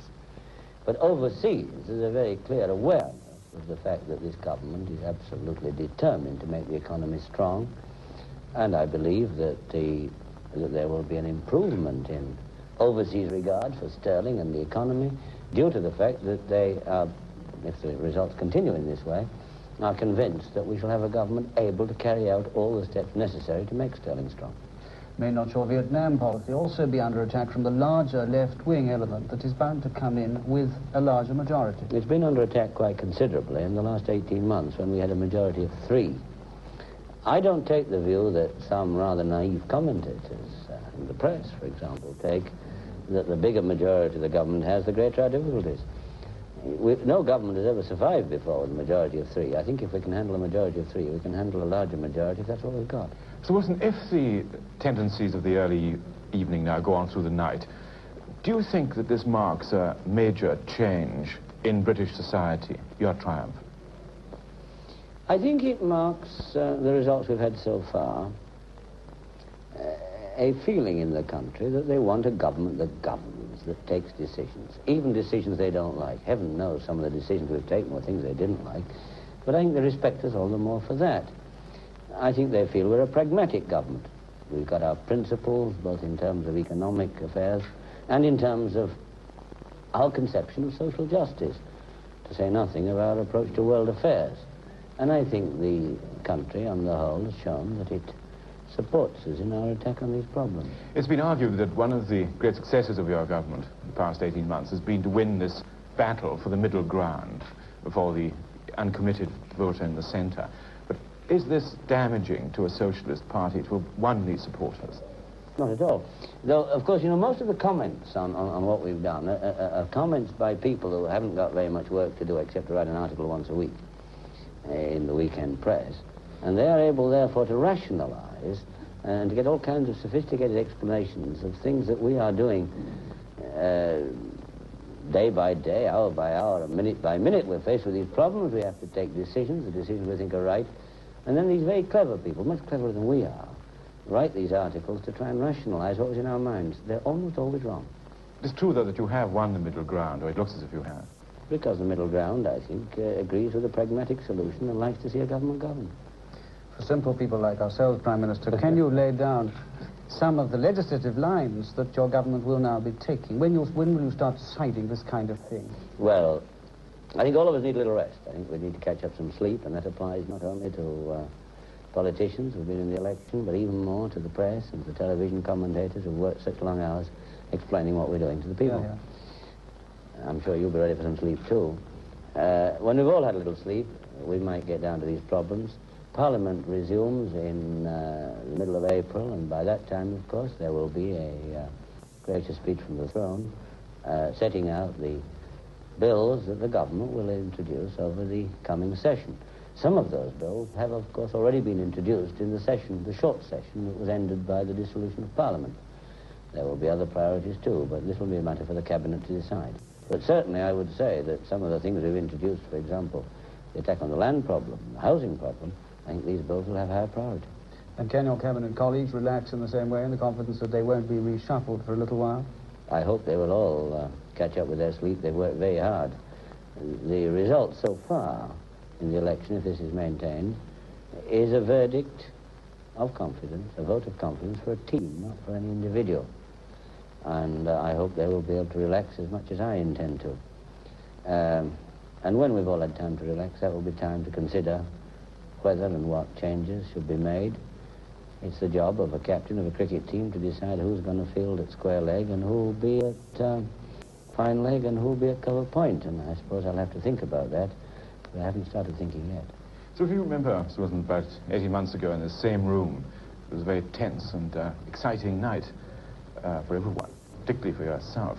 And having been Prime Minister now for 18 months, how do you feel tonight compared with that night 18 months ago? Well, I was less certain then than some of those who were putting questions to me. I'm not referring so much to the television commentators as to the press, that we were home and dry with an adequate majority. I had many doubts about that, which I expressed. And, of course, it became clear the next day that it was a very fine balance, a very cliff-hanging majority we were going to get. I think if this country is to have the government that I'm sure it wants to have, of whatever party, a decisive government, be it Labour, Conservative, or any other party, then I think it is necessary for that party to have an adequate majority in Parliament so that it can carry through the legislation that it needs, and so that it can carry authority abroad when it's dealing on behalf of Britain. Now, if the present results continue, I think the government will have that degree of authority. What about your own personal feelings, which is the thing I was interested in? Oh, yeah. Meaning what? Well, in the sense of, do you feel now that you're different as a human being? No, I never feel different as a human being. Why should I? Thank you. I'm relieved that I've won Huyton, and by an adequate majority. I would have felt a little concerned if Huyton had gone to the teenage party candidate. Mr. Wilson, thank you very much. Thank you very much. Mr. Wilson, in fact, was speaking from Huyton. And there's the state of the parties that meets him now. I'm sure you'd like a quick comment on that before we turn to one or two results here, wouldn't you? Just a flash just then that George Brown is back too, if Mr. Wilson will be pleased to hear. There will be, of course, a good deal of speculation on the question that was being discussed of a cabinet reshuffle. There is one vacancy already caused by the retirement from politics of Sir Frank Soskas for Lord Privy Seal. The Ministry of Land, where knowing is being abolished, and of course Patrick Gordon Walker. Can we have a comment from David? The majority looks like, on our computer at the moment, being 127 overall, and we gather that competition of the PA and other networks is moving towards our figure. So the figure you reckon is 127. 127 is the current figure at 12:15 tonight. 127, that'd be a very comfortable majority indeed, but short of a landslide. Well, we all have this endless argument about what is awful thing about what is a landslide. I think you've got to accept there's a recount at Nottingham South. That was one that should have one expected to go, quite possibly. Recount at Nottingham South. I think we want to go direct now to Bexley, to Mr. Heath. Yeah, to indicate a 2.5% swing for Labour, didn't it? Yes. Which is alone sufficient to get them back with a decent majority in the House of Commons. The swing here, I think, was less than the national swing, as so far as I've heard it described. Mr. Heath, it does appear that you and your policies have been fairly decisively rejected at this election. Why do you think this has happened? I think they are the right policies. I think that the Labour Party has been fighting the election on the past. We've been fighting it on the present and the future. And I believe the electorate will come to realise that our policies are the right ones. I agree that there are new policies in many respects. It's the first time, I think, that an election has been fought in this country on reforming the trade unions, on bringing the welfare state up to date, and on the clear issue of going into Europe.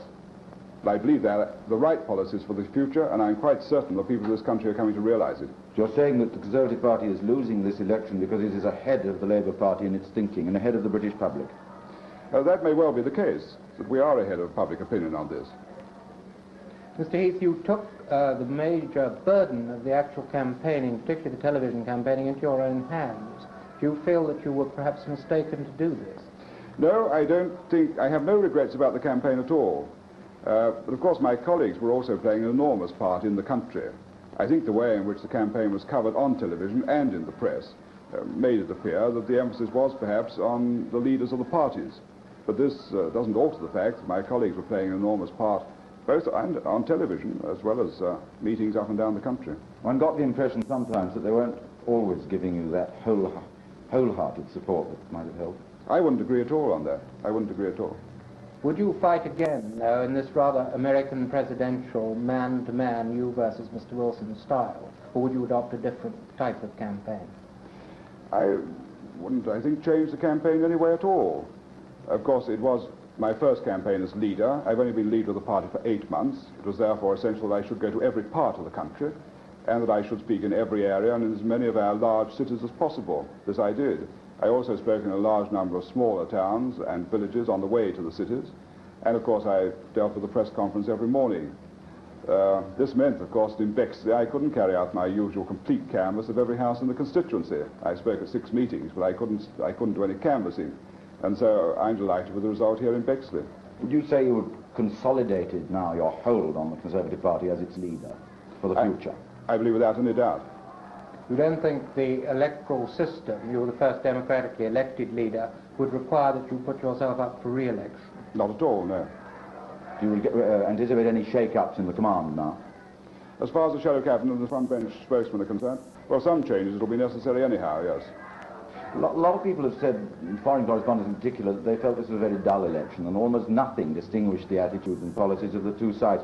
Looking back in a year or two's time, will you say this was a turning point of any sort, do you think? I think it was, for the reason which I've just given, that we were seriously putting forward new policies which we believe are right for the times. I'm sorry that any of the foreign correspondents didn't find it exciting. We tried to present them in as exciting form as we can, and I believe they're exciting policies. I believe that getting our economy straight and bringing the welfare state up to date and going into Europe, I believe all of these are exciting policies. It wasn't our fault that the Labour Party chose to fight in the past. They were fighting the last election all over again. To look forward, how will you conduct the opposition? Vigorously. What do you think will be the most difficult immediate problem facing the government? The economy. Do you think it's going to be as serious as is sometimes indicated? It'll be as serious as we said.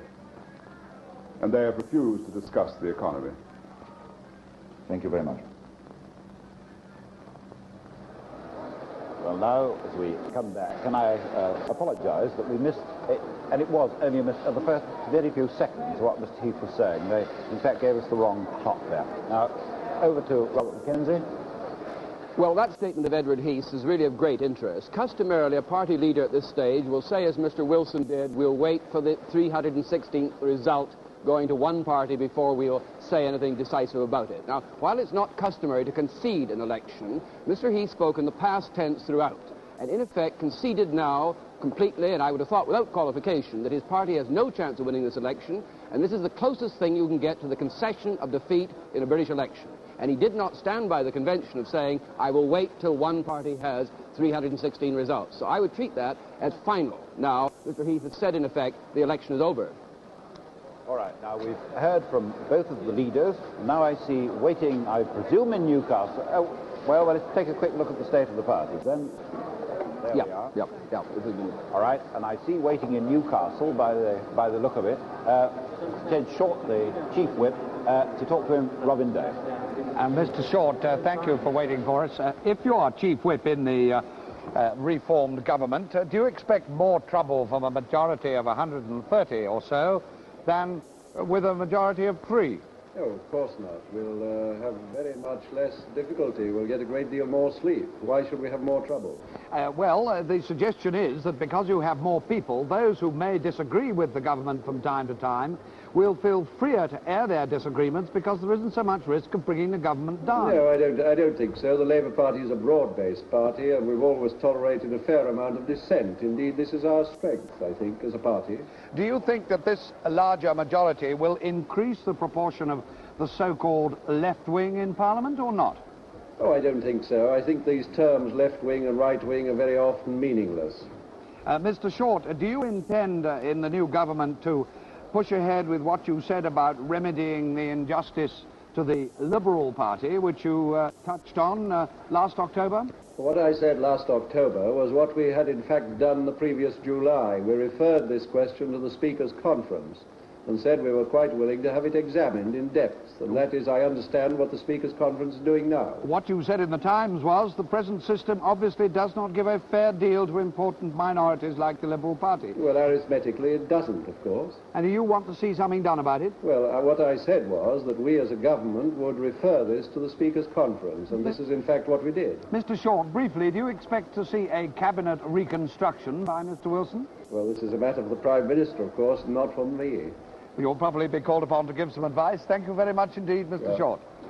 Well, there's some advice, and now I think what we ought to do is to start to clear some of our results which are now building up again, Ian. Beginning with Bibbington and another Labour gain, Geoffrey Howe has lost his seat, one of the founders of the Conservative Bough Group, one of their front bench spokesmen. 3.8% swing there. Another Labour gain, Middleton and Prestwich. Sir John Barlow, who's held this seat for some years, has lost it. 4% swing there, I think. Birmingham Sparkbrook. One of the seats which Labour won in 1964, Roy Hattersley, one of this group of young, lively Labour backbenchers, held it with a greatly increased majority on a replay with Leslie Seymour. Very big swing there, something 9% or something of that order.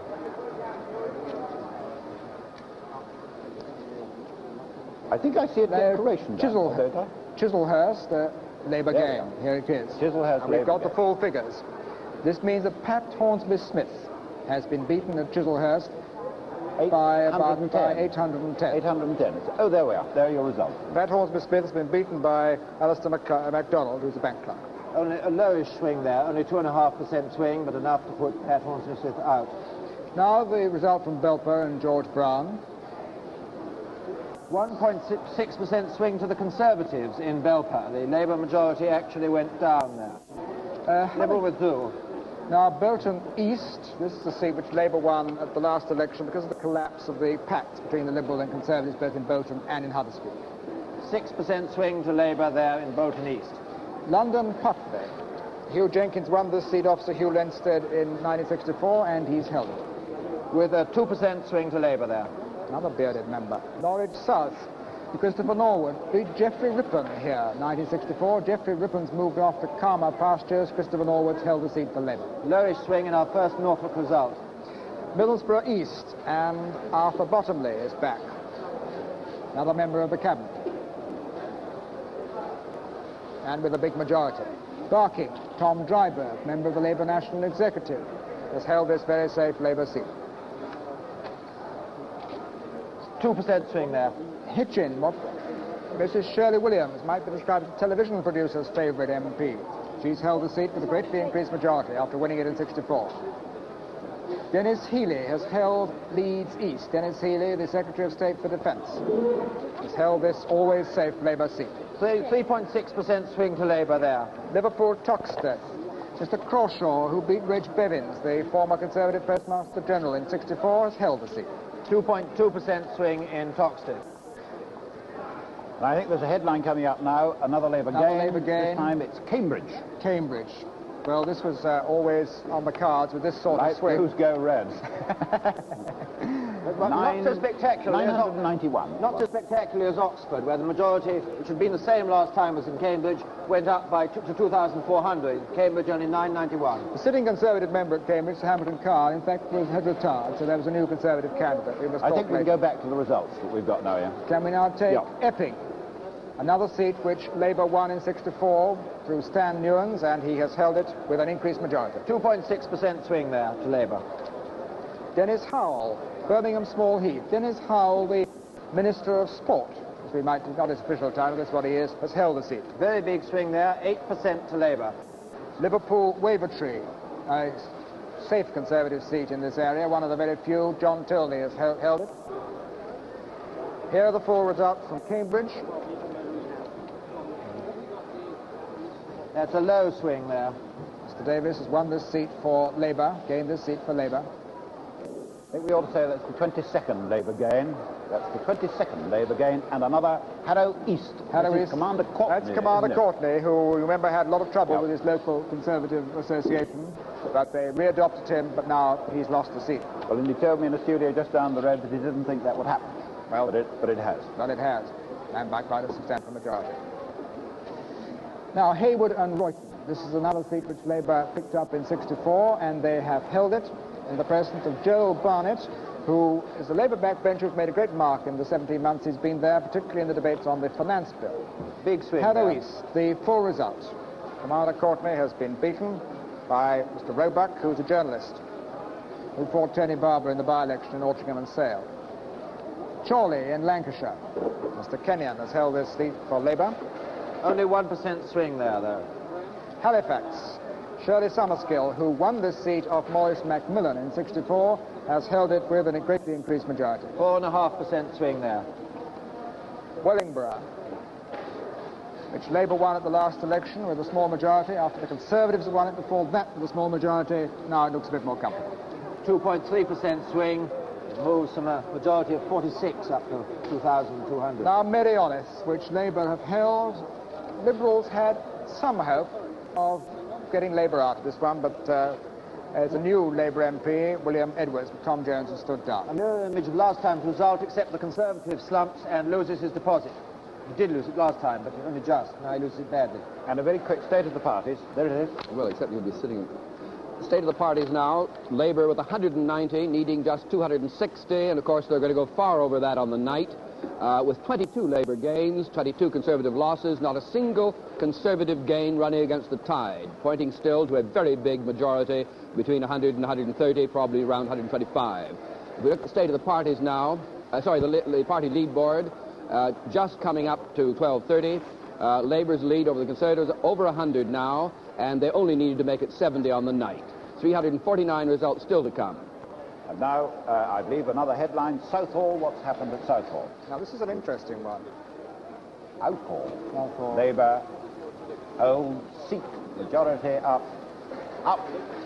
25? 25,000. No. Don't believe it. No, it's not like whoever wrote that. That's the full figure. The point about Southall Southall is that there was a slight swing to the Conservatives, a very tiny swing to the Conservatives at the last election. The immigration issue cropped up here. Some suggestion that Labour might lose it, but they've held it very comfortably. The British National Party vote slumped there from the 8% they got last time on the immigration issue. I just heard that the Labour Party have won York with, I think, a narrow majority. Sparkbrook, here's the confirmation of the rush result we gave you of Sparkbrook. Roy Hattersley has held it off Mr. Seymour in a replay of the 64. Another very big swing in Birmingham.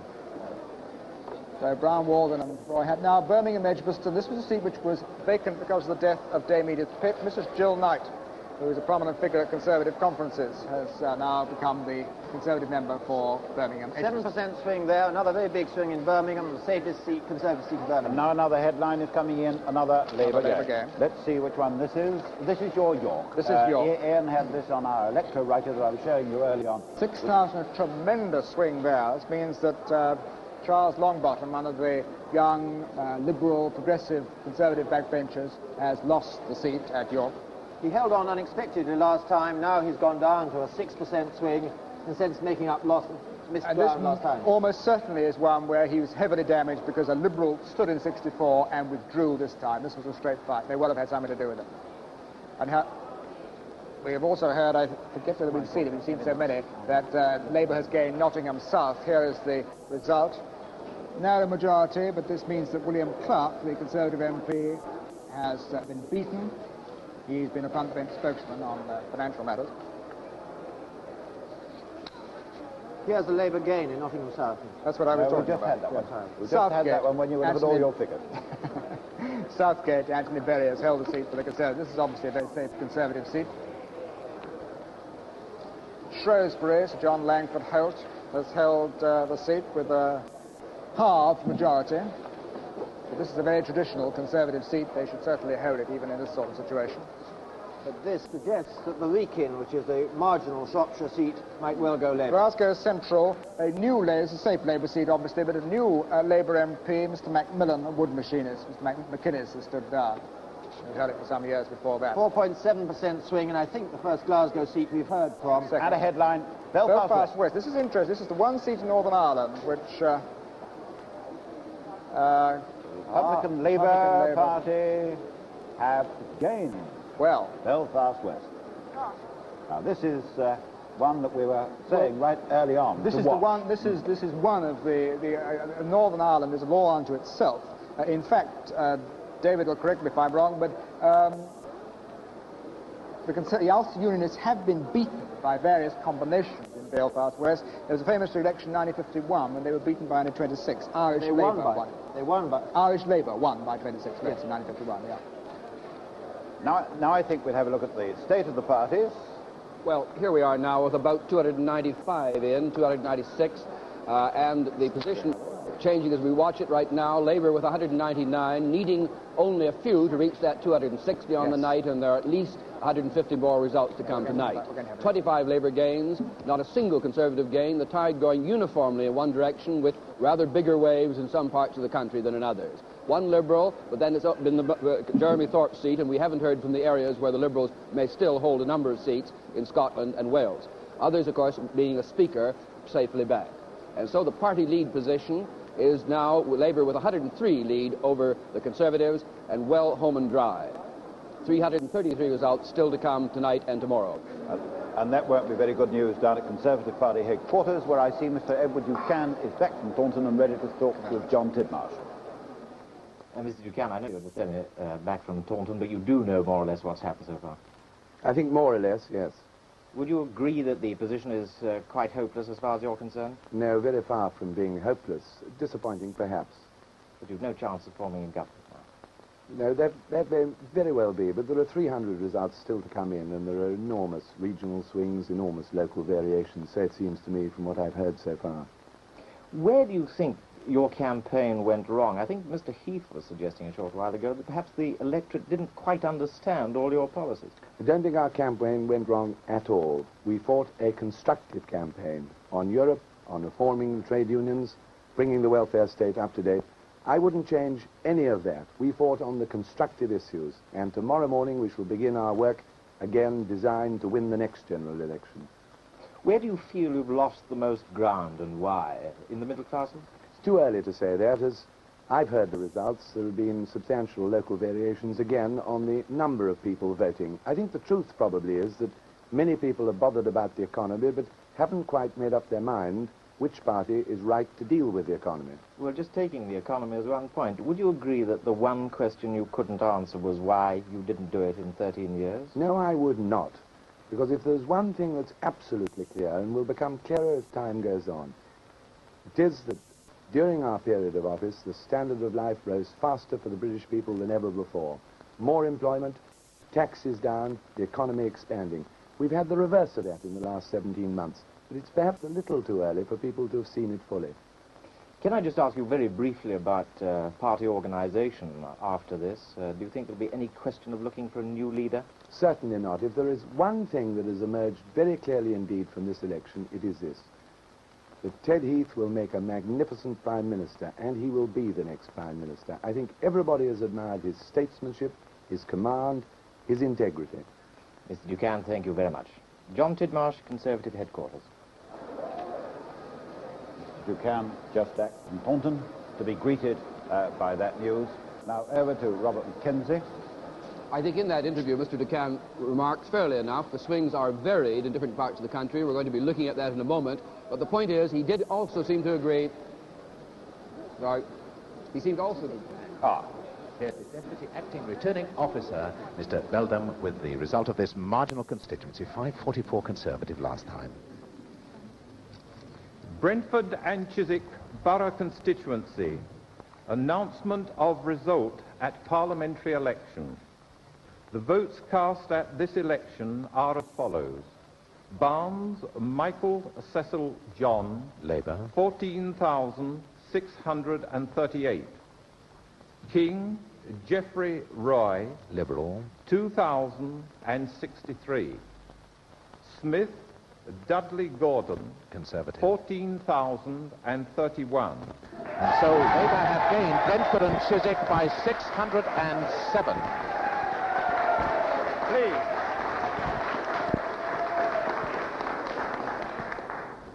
And Michael Cecil John Barnes is elected as the member for Brentford and Chiswick. That's the new member on the left now. And so Brentford and Chiswick has gone Labour by 607, a turnaround of over 1,100 votes. That one came so quickly we jolly nearly missed it, didn't we? But luckily we didn't. I'm told that there is now another headline, another Labour gain, and it is Reading, and that's not very much surprising. That's not very surprising in this your situation. situation. This was a tiny majority, a majority of 10 in 64. Peter Emery held it for, and on this sort of swing it was absolutely bound to go. All right, and now to Robert McKenzie. Well, Brentford and Chiswick was hardly a surprise, since it was well within the margin that we would expect to go quite comfortably to Labour on the swing we've been getting. Just one further sentence about Ducan's interview. It seemed to be that while he obviously was going to hold back till he'd seen regional variations, which are present, we'll be commenting on them in a moment, the fact is that he too conceded the result. There's not the slightest doubt now that both the leader of the party and the chairman of the party, who was in charge of the campaign, have conceded that the election is totally lost for the Conservatives now. Well, let's go across now to David Holmes at the Southeast desk. I think the Brentford and Chiswick result shows us one more thing than this, and that is that Mr. Douglas Smith lost this seat by a very small majority, 607. The full figures in front of me now, it's 607 majority, and... I'm sorry, I'm on you. And the swing was extremely small. This has been a pattern not quite as extreme as this, the pattern throughout the southeast. We've been hearing these reports of very large swings north of the Trent, say, but down in the south here, particularly in the southeast, it has been a particularly small swing, 2.65 average as against a national average of about 4. If you follow the Conservative leaders down, as I've been doing, they've been really very small. Mr. Heath, 2.1, we've heard about that. Mr. Hogg at St. Marylebone, 0.6% swing to Labour. Mr. MacLeod in Enfield West, 0.9% swing. There was a local issue there involving development, and Mr. Crossman came into it at some point. Mr. Brooke at Hampstead has almost the highest swing in the southeast, 4.3 to Labour. This is not very good for him, since he had I think he had the highest swing in the southeast to Labour, something like 10% last time. And Reading figures have come on my screen.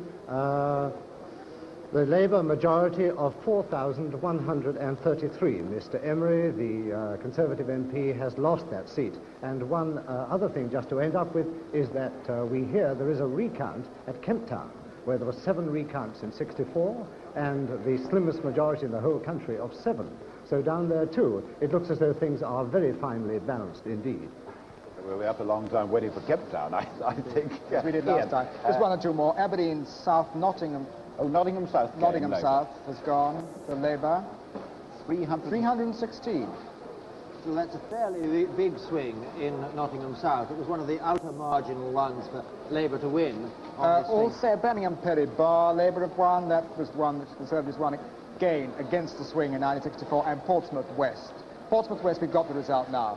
This means that Sir Terence Clark, who is one of the more right-wing members of the Conservative Party, has lost his seat at Portsmouth West. It didn't need much of a swing to get him up. Fairly low swing there, as there was indeed in Brentford and Chiswick. Well below the average, but enough to oust the sitting member. Dudley and George Whig, the Paymaster General, has held his seat very comfortably. But there was no swing there at all in Dudley. It's exactly the same as last time. The previous election, George Whig had the best result for Labour in the West Midlands. This time he's had about the worst.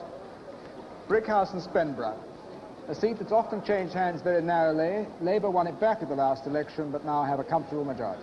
4% swing there. Aberdeen South, a Labour gain of Lady Tweedsmuir. This was liable to go. It's within the danger limit. Rather a big swing in the first seat we've had from the northern part of Scotland. Now, this is quite an interesting one, David. Hendon North, Sir Ian Ewing has held this seat for the Conservatives. This was liable to go, in fact, certainly within the limits of this particular swing. There's a fairly low swing there. I don't actually think the swing has been varying as much as some people have been suggesting. But now I think we can have a look at the state of the parties board. Now, with well over 300 seats in, 29 gains for Labour, 29 losses for the Tories, no seats moving against the tide, an absolutely uniform movement of gains to Labour all across the country, although the swings are varying, how much we'll be sorting out later in various parts of the country. Swings certainly less in the London and southeastern area.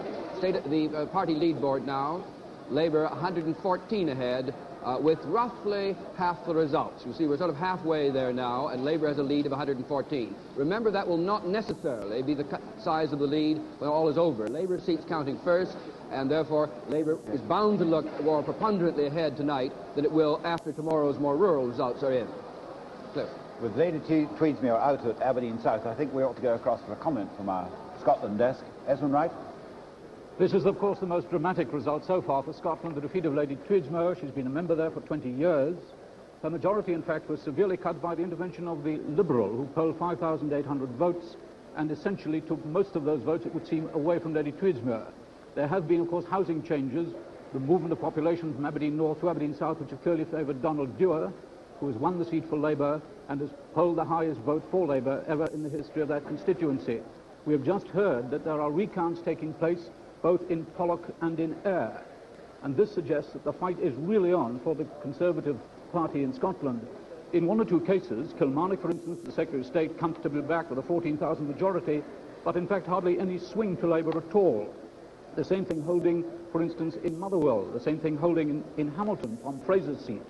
But in the other cases, in Kelvin Grove, in Glasgow Central, in Glasgow Shettleston, in Edinburgh Central, it would seem that in general the Scottish pattern is running fairly constant with the UK pattern. That's to say, about a 3.5% swing to Labour. The most striking result, other than the defeat of Lady Tweedsmuir, is of course the success of George Thompson, Minister of State for Foreign Affairs in Dundee East, who stepped up his majority last time, 4,600, to now around 5,700. But clearly, in general, Scotland is running according to pattern and is now affecting even Aberdeen. And now, back to Cliff. No, there's one you wanted to see here. Disappointment for the Liberals. They've been knocking on the door at Chippenham, Chris Layton, and they really did think they had a chance of getting it this time, but they have failed. Almost a mirror image of the result last time, but the Liberal vote goes up, the other two votes go down, the Liberal vote doesn't go up quite enough. This was very disappointing for the Liberals on their hoped-for gains, and they actually did make progress, but not quite enough. This is the third time they've got really within 1,500 votes. Now, Coventry South, this was, we rushed this one through because it was a seat which Labour won off the Conservatives the last election. This is a replay. Mr. Hocking tried to win it back for the Conservatives, but he has failed. 3% swing to Labour there. By a substantial majority. Birmingham, Stitchford, and another minister back, Roy Jenkins. The Home Secretary keeps his seat with a greatly increased majority. Enormous swing there, 8.7. But Birmingham has really moved from being the lowest swing last time to being the highest swing this time. The turnout was up. Roy Jenkins, another of the big successes of the 17 months of this Labour government. Cliff.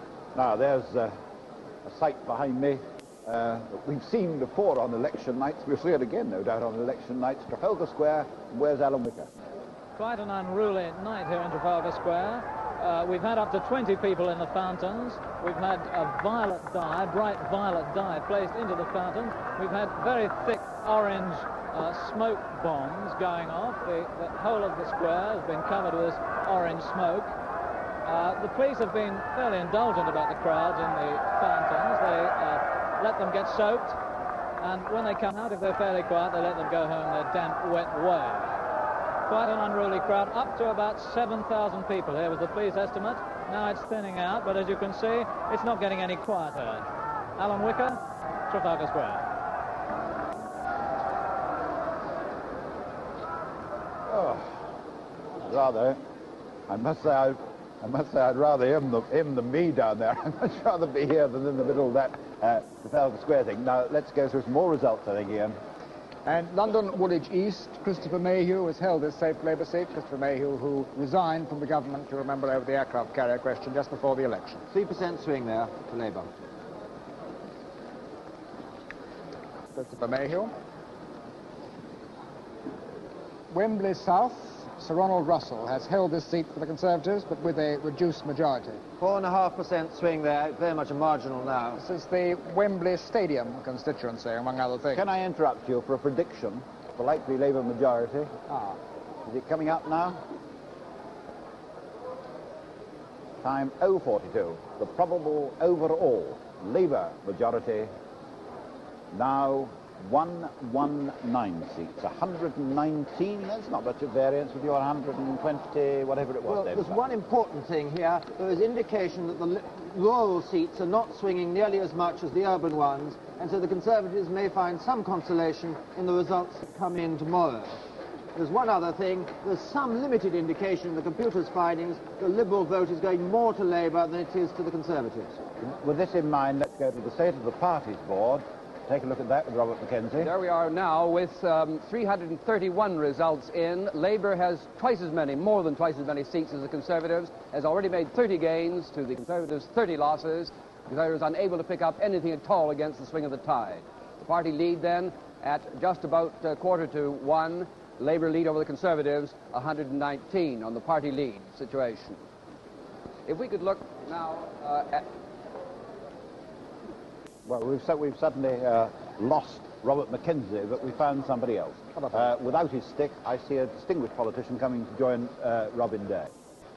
Mr. Hogg, why do you think the Conservative Party has been so decisively rejected, assuming this trend continues?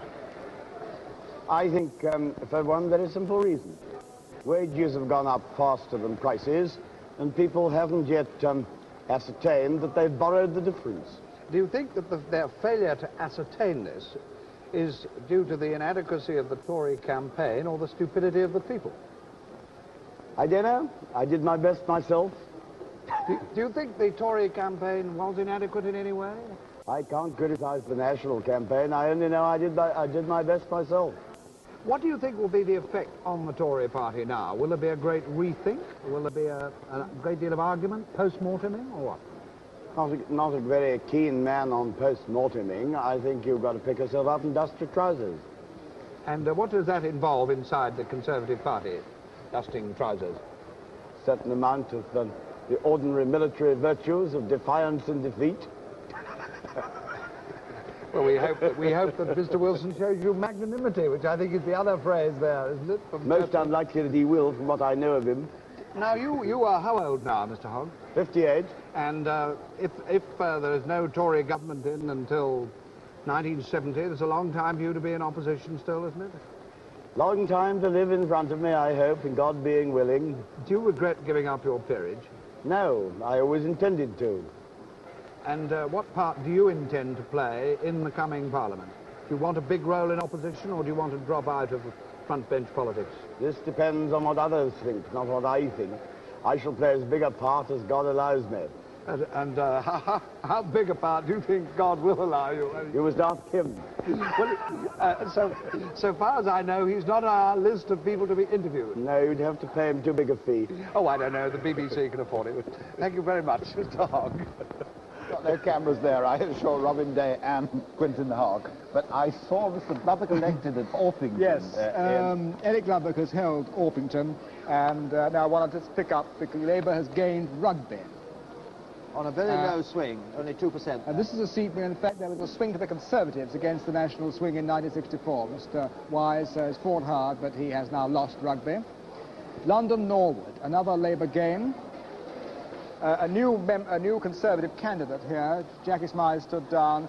Mr. Wilson is now comfortably beaten. One defeat for Mr. Wilson. 2.5% swing there. Not Harold Wilson, we ought to say. No. This is Douglas Wilson. John Fraser has now won it. Huddersfield West. This, remember, used to be a Liberal seat when Donald Wade held it, but Mr. Lomas, Kenneth Lomas, won it off the Liberals in a very narrow fight last time. He's now held it quite comfortably. 3.3% swing to Labour, though I don't think you should really allow a swing figure for that sort of three-cornered seat. The Liberal vote collapsed there. Doncaster, Labour have held the seat comfortably. Mr. Walker had the distinction of winning this seat last time off Anthony Barber, who's now gone to calmer pastures. 5.5% swing there. Hornsey, there was a recount here, but the Conservatives have just held it. 3.5% swing to Labour, not quite enough there. There are the Orpington figures. Eric Lubbock has held the seat for the Liberals, the first bit of good news for the Liberals. Second seat they've held. Much reduced majority. So that's 2 seats for the Liberals. Now London Clapham, this is another seat which Labour won in the '64 election. Mrs. Mackay won it off them. 5% swing. Fighting for the Conservatives. Sorry, which swing? 5% swing in Clapham. Bolton West, the other half of Bolton. Gordon Oakes has held it for Labour. This is the Liberal seat. Look at the Liberal vote, how it's collapsed. Arthur Holt's old seat. Arthur Holt not standing again. Swansea East, very safe Labour seat. Neil McBride's held it with a big majority. 2.7% swing to Labour in that second South Wales seat we've heard from. Willesden East, which Reg Friesen won off the Conservatives in 1964, but he's held it with a very comfortable majority.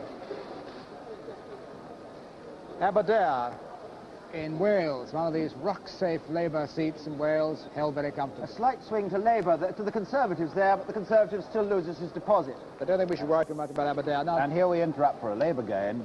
Labour gain Conway.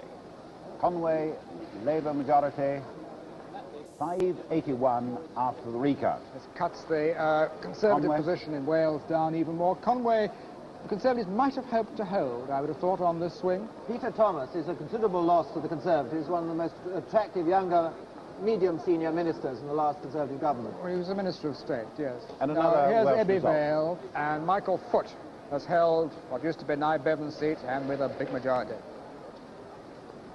London Wandsworth Central, another seat which Labour won in '64. Dr. Kerr, and he's held it by a big majority. Big swing there. Now Dorking, this is a safe Conservative seat, Sir George Sinclair. 3.7 swing to Labour there, drop in the Liberal vote, about 3%, about the average of the drop in Liberal votes we've been having tonight.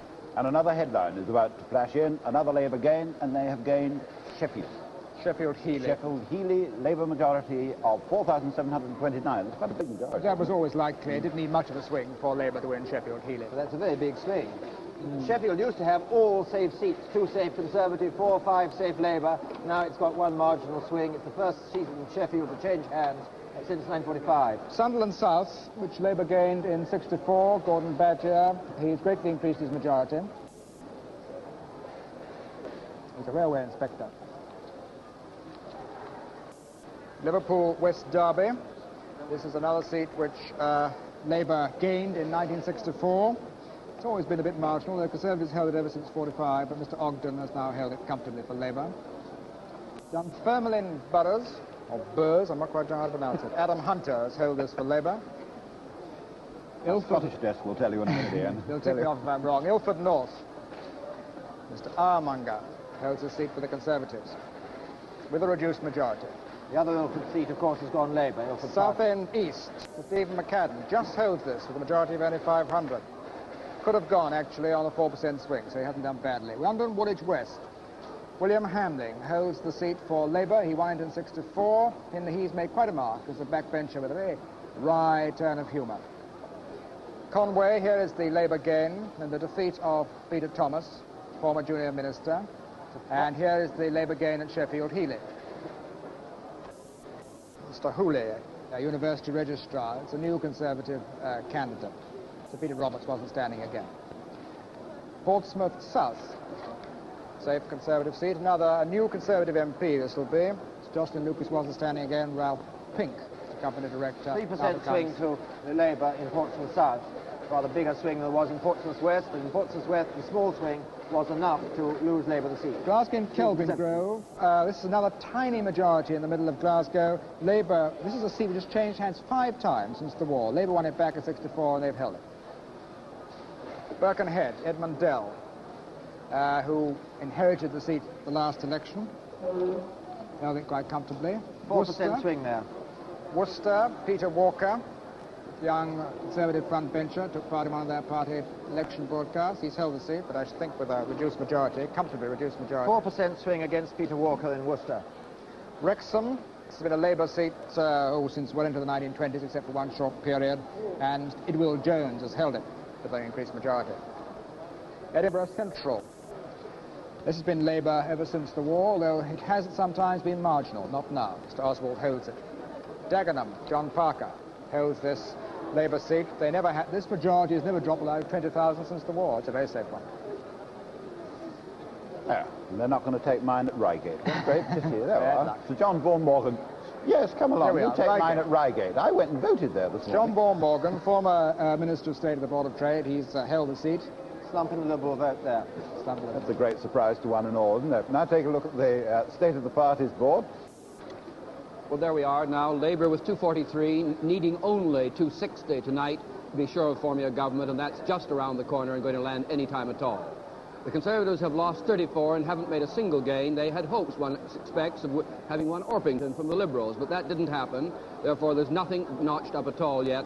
The 2 Liberals are, of course, Orpington, Lubbock, and Jeremy Thorpe.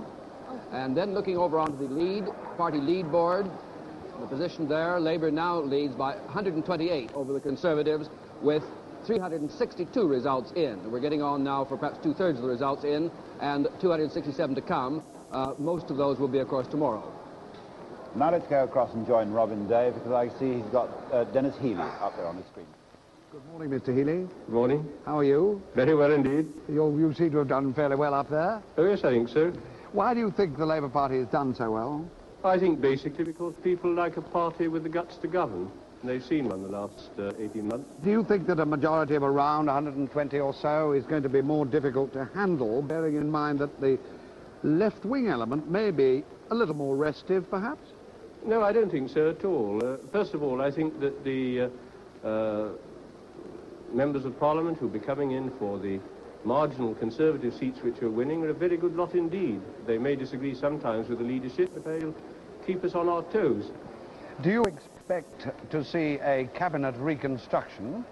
Oh, you must ask Mr. Wilson that question. Well, he wouldn't give me the answer. Well, I can't either, I'm afraid.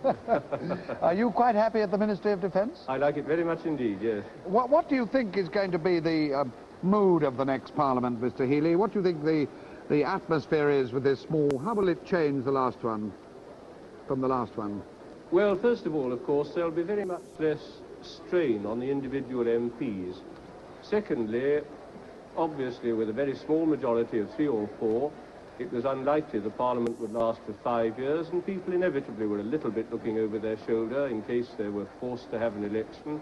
I think now, with a secure 4 or 5 years ahead of us, we can plan very carefully and coherently a long-term programme, and I think that's what we shall do. Briefly, Mr. Healy, do you think the Labour Party has had a fair deal in this election from A, the press, and B, from the television?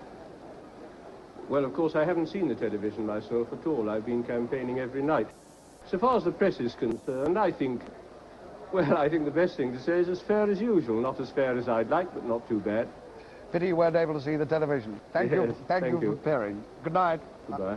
Mr. Dennis Healy talking to Robin Day, and now we've got some more results, I think, Ian. Let's take Belfast West, where the Ulster Unionists have been beaten by a Republican Labour candidate. Among other things, he's opposed to the partition of Ireland, Mr. G. Fitt. In the last 10 years, Northern Ireland has only had Unionist MPs. Now there's a non-Unionist coming. London Streatham, Duncan Sands holds the seat. There was a Liberal in '64, withdrew this time. Duncan Sands' majority is cut quite substantially. 5% swing against Duncan Sands there. London Poplar, Ian Mercado, member of the National Executive, prominent left-winger. He holds the seat, of course, very comfortably. Big swing there. Huge majority. Widnes, James McCall, who is the Parliamentary Secretary of the Ministry of Housing and Local Government, holds what's a fairly safe Labour seat. 4% swing there. But it's a good majority this time. Sutton Coldfield, Geoffrey Lloyd, former and very experienced Conservative minister, holds the seat with not much change in majority. Sheffield Park and Fred Mulley, the Minister of Aviation, is back. 6% swing there in Sheffield. Sheffield's had high swings. Merthyr Tydfil, this is a pretty safe Labour country. S.A. Davis, who is getting on for 80, holds the seat. Deputy Father of the House, I think. He is now. Gateshead West, Mr. Randall holds this seat very comfortably. It's always been a safe Labour seat. Bosworth, we're rushing this one for obvious reasons. Woodrow Wyatt, who was in some trouble with his local Labour Party at one time, proposing the nationalisation of steel, but he's held it, and with an increased majority. Quite a bit, quite an average swing now. Now the other Harrow result, Harrow Central, Anthony Grant has held the seat, but for the Conservatives, but with a reduced majority. 4% swing in Harrow Central against the Conservatives. High turnout there. West Bromwich, this is just a confirmation that Maurice Foley, the Minister in charge of Immigration, has held this seat with an increased majority. Now Wallasey, remember there was a recount at Wallasey, but Ernest Marples has held the seat, although with a greatly reduced majority. 6%, nearly 6% swing there. 5.1, sorry. Ernest Marples, always a controversial figure. Richmond in Surrey, actually, that's the southern Richmond. Anthony Royal holds the seat with a slightly reduced majority. There's a slight fall in the Liberal vote. Enfield East, the other half of Enfield, Mr. Mackay, who's a member of the government, Parliamentary Secretary of the Ministry of Agriculture. His brother's a Liberal MP. Brighton Kemp Town, and Labour has held this seat. You remember that they won it with that tiny majority of 7 in 64. Everybody thought it was a freak. Well, they've held it, but David. We heard there was a chance of a recount there. It's a very low swing, but the Labour Party have held on to it. Glasgow Pollock is the one thing that could give hope to the Conservatives. We've heard there's a recount there, and that. The other figures for York, with a big swing to Labour from the Conservatives, lost us with the dropping of a Liberal. 6% swing there, 83% turnout. Barnet and Reginald Maudling has held Barnet with some forward majority. The Deputy Leader of the Conservative Party has held Barnet. Here's another seat, Glasgow Cathcart, which on the swing should have gone to Labour. The Conservatives have managed to hold. The swing down to 1.7 there, where it mattered to keep the swing down. Edward Taylor's the youngest Conservative member of the last Parliament. West Ham North, Arthur Lewis, who's held the seat ever since 45. This is a very safe Labour seat. 4% swing there. Liberals in second place, though, you know. Yes. Still, they were there before. And now coming out, I think, of our computer comes another prediction. Will give us the likely Labour majority as at this time. 1 o'clock. 117 majority. 117 is the likely Labour majority. Just about what Robert McKenzie was saying on his swingometer just now. That assumes that there will be 10 Liberal MPs, but undoubtedly a tremendous swing, obviously, to Labour. An even bigger majority than the Conservatives had in 1959. Let's take some more results now. Another one from West London. Acton, Bernard Flood won the seat off the Conservatives in 64, has held it with an increased majority. 4% swing there. Hull West. And James Johnson, who became the member, it's a safe Labour seat, but he became the member in 64, and he's held it very comfortably. Was the member for Rugby. Newcastle on Tyne East, Geoffrey Rhodes held it for Labour, and he's put up his majority. He won it off the Conservatives in 64. 7.8% swing there, very high swing there. Rhondda West, this is obviously very safe Labour territory, although these are, both the Rhonddas are small constituencies, there may have to be some readjustments. Slight nominal swing to the Conservatives there. Now, Bilston and Bob Edwards held this for Labour, although an hour and 5 minutes ago, Bilston in fact ceased to exist due to local government boundary changes. But it still had a 3.8% swing to Labour. Grimsby, Anthony Crossland, the Secretary of State for Education and Science, has held the seat very comfortably. Just remember that only 7 years ago, his majority was 101. This shows you the tremendous change. West Ham South, Sir Elwyn Jones, the Attorney General, has held the seat. The Conservative and Liberal both losing their deposits. in this situation. Slight swing to Labour. Pembroke and Desmond Donnelly, despite some trouble with his local Labour Party, has held this seat. Remember, he was one of the two MPs of Woodrow Wyatt who opposed the nationalisation of steel. Mitcham, Robert Carr, Conservative frontbencher, spokesman on aviation, former junior minister. Down there, look, only 528 in. Yes, but it's a seat that could have gone on this swing. Yeah. Gloucester, Jack Darmond, another member of the government, Chief Secretary of the Treasury, holds Here the comes seat. the headline. Another Labour gain. Lewisham West. That means Christopher Chataway is out. No, Yes. it's McNair Wilson. McNair Wilson. The other one is Christopher Chataway's Lewisham North, Right. but he's held with an even smaller majority, I think, than Christopher Chataway's chances of holding Lewisham North are pretty slim. Let's take some more. Surrey East now. Charles Doughty. This is a seat which the Conservatives usually hold with 20,000 plus, but the Liberals cut into it last time and done so again, David, haven't they? Big Liberal vote there. Dundee East, this is what they were talking about just now. George Thompson has held Dundee East with a big majority. But only 1.5% swing to Labour there. Lewisham West, and here is the result. Mr. Dickens has ousted Mr. McNair Wilson. There was a Liberal here in '64, he withdrew, and this may have had some effect on it. Mr. Dickens is a management consultant. Walsall South's Henry David Goldsmith holds the seat for the Conservatives, but with a reduced majority. Big swing to Labour there, as over most of the West Midlands.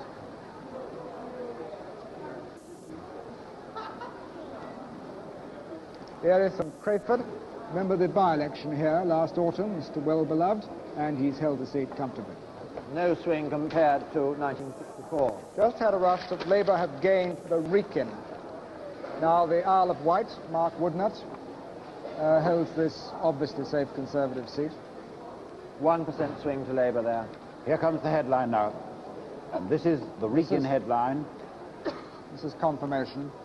Confirmation of what Ian was saying just now.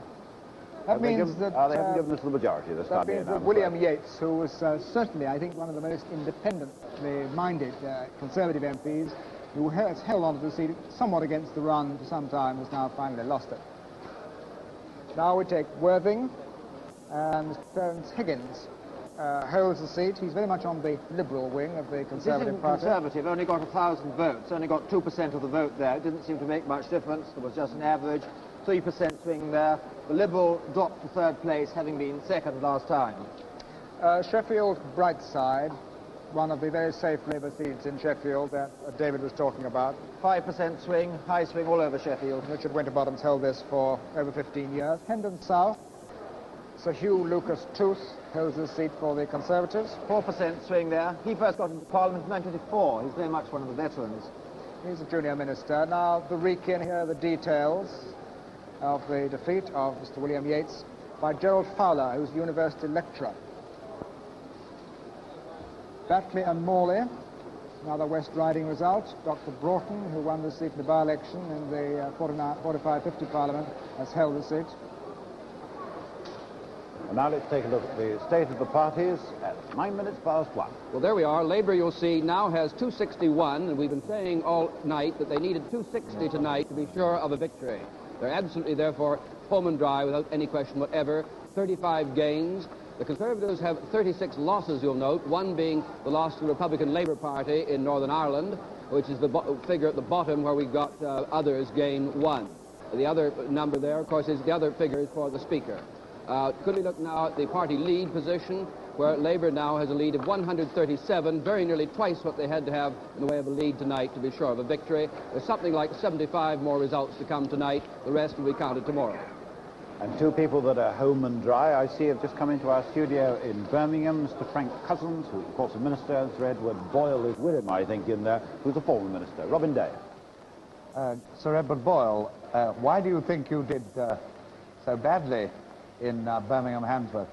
I don't think I did so terribly badly. In the Conservative areas, we had an extremely high poll of our own Conservative supporters, with which I was extremely pleased.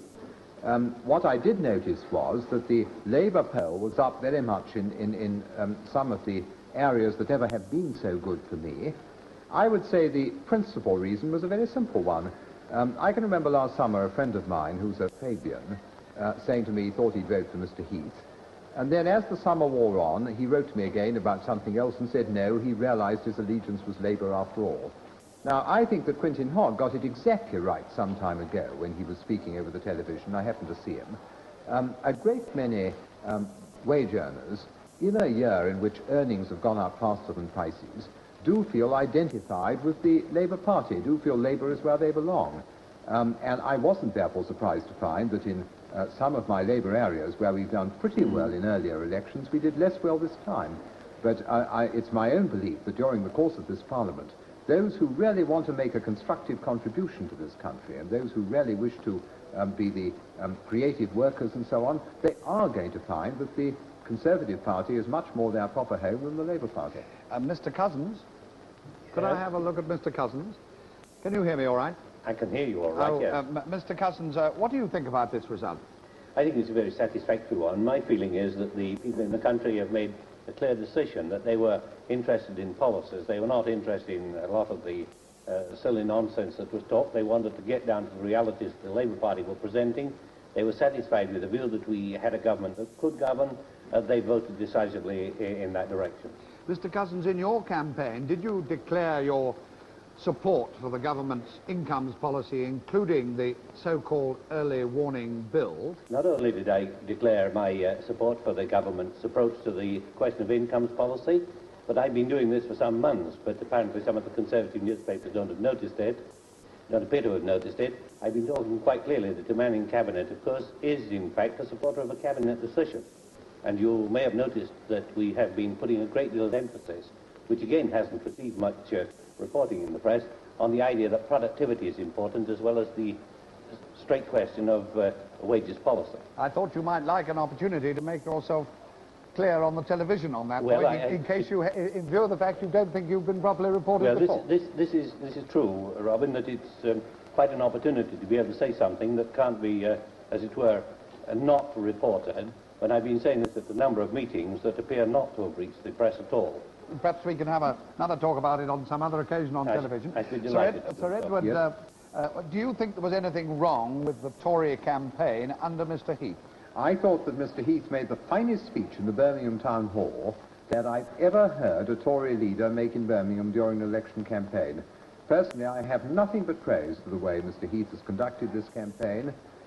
I don't think there was anything, looking back on it, anything to blame ourselves for about this, and I'm quite sure that the value and the point of Mr. Heath's campaign is going to be felt more and more as time goes on. Very briefly, Sir Edward, do you think there is now going to be an eruption in the Tory party of a movement towards powerlism against the other kind of Toryism, which you are a strong proponent of? Well, Robin, I don't know quite what you mean by that, because there are many subjects I can think of in which Enoch Powell and I would hold very similar views. For example, on education, when he was chairman of the party education committee and I was minister, if you look at the debates, for example, that took place, we held very similar views on that. I think you know what I'm getting at. Well, if you mean on the subject of economic planning and incomes policy and so on, for instance. I would say personally that there is a pretty wide consensus in the Conservative Party that under conditions of full employment, as Reggie Morting said at Wellingborough, that an incomes policy must have a part to play, but it isn't the only thing that counts. I think what bothers some of us is when people speak as though the incomes policy were the one economic weapon that mattered. And as you know, a great many of us have been very critical of Mr. George Brown. Well, I think I've got to leave you there. Sorry. Sir, forgive me for being discourteous. Let us discuss this some other time, too, because I'd like to say a lot more. A lot of other things happening. Okay. Thank you, Mr. Cousins. Thank you, Sir Edward Butler. Thank you. One of the interesting things that were happening there, I think, was that flash that went by about Cheadle. Because I was up there, and they were all saying that he was fighting a pretty hopeless battle. Well, this is fascinating, because it's a seat where, at 64, the Liberal ran second and polled the highest Liberal vote in the country. If there is a recount, it presumably means that the Liberal is pressing the Conservative very hard. It may mean, if it's gone the right way, for the Liberal, a Liberal gain. David. Mr. Winstanley, the Liberal candidate, did have a remarkable personal vote. He didn't stand in Stretford this time, and the Liberal vote dropped 11% in his absence, which may have carried some of this vote with him to Cheadle, if there is a recount there. Yes. So the Liberals so far are holding their ground in the seats where they poll heavily. This is interesting. Now I think we can take some more results here. Right. Coventry East. Dick Crossman has held his seat. Liberals come in. compared with last time, but hasn't made any dent in Mr. Crossman's vote. 4.7% swing to Labour to Mr. Crossman in Coventry East. And Glasgow Pollock, perhaps you could just take, this is a seat which Labour won unexpectedly. It was a swing of 9% last time, but they've held it. I can't see why they said there was a recount there with a majority like that, 1900. No, remember. And I think what we will do now is what we should have done before, if I hadn't gone the wrong place, is to take a look at the state of the parties board. State of the parties then at 1:15. Labour with 267, more than they needed to get on the night to be sure of their victory. And their gains, the bloodletting of the Conservatives goes on. They've got 35 gains now. The Conservatives have lost 36, 35 to Labour and 1 to the Republican Labour Party in Northern Ireland. That one of the gain at the bottom in the middle of the row for others. And, of course, the Speaker's back as well. Liberals, too, have made no gains, no losses so far. We've yet to hear from their main areas to be reporting mainly tomorrow. And then the party lead position, Labour leading now with 139. You'll notice that there are 400 of the 630 results in, 401 in fact, of the results are in, 2/3 just about, and that's where we stand at 117.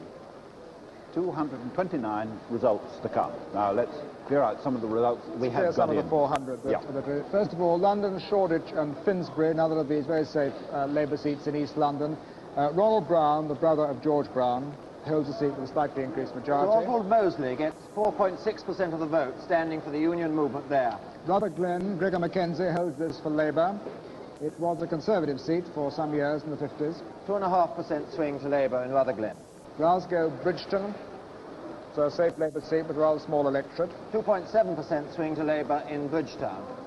Lowish swings in Glasgow. Aylesbury, Sir Spencer Summers holds this seat for the Conservatives with a considerably reduced majority.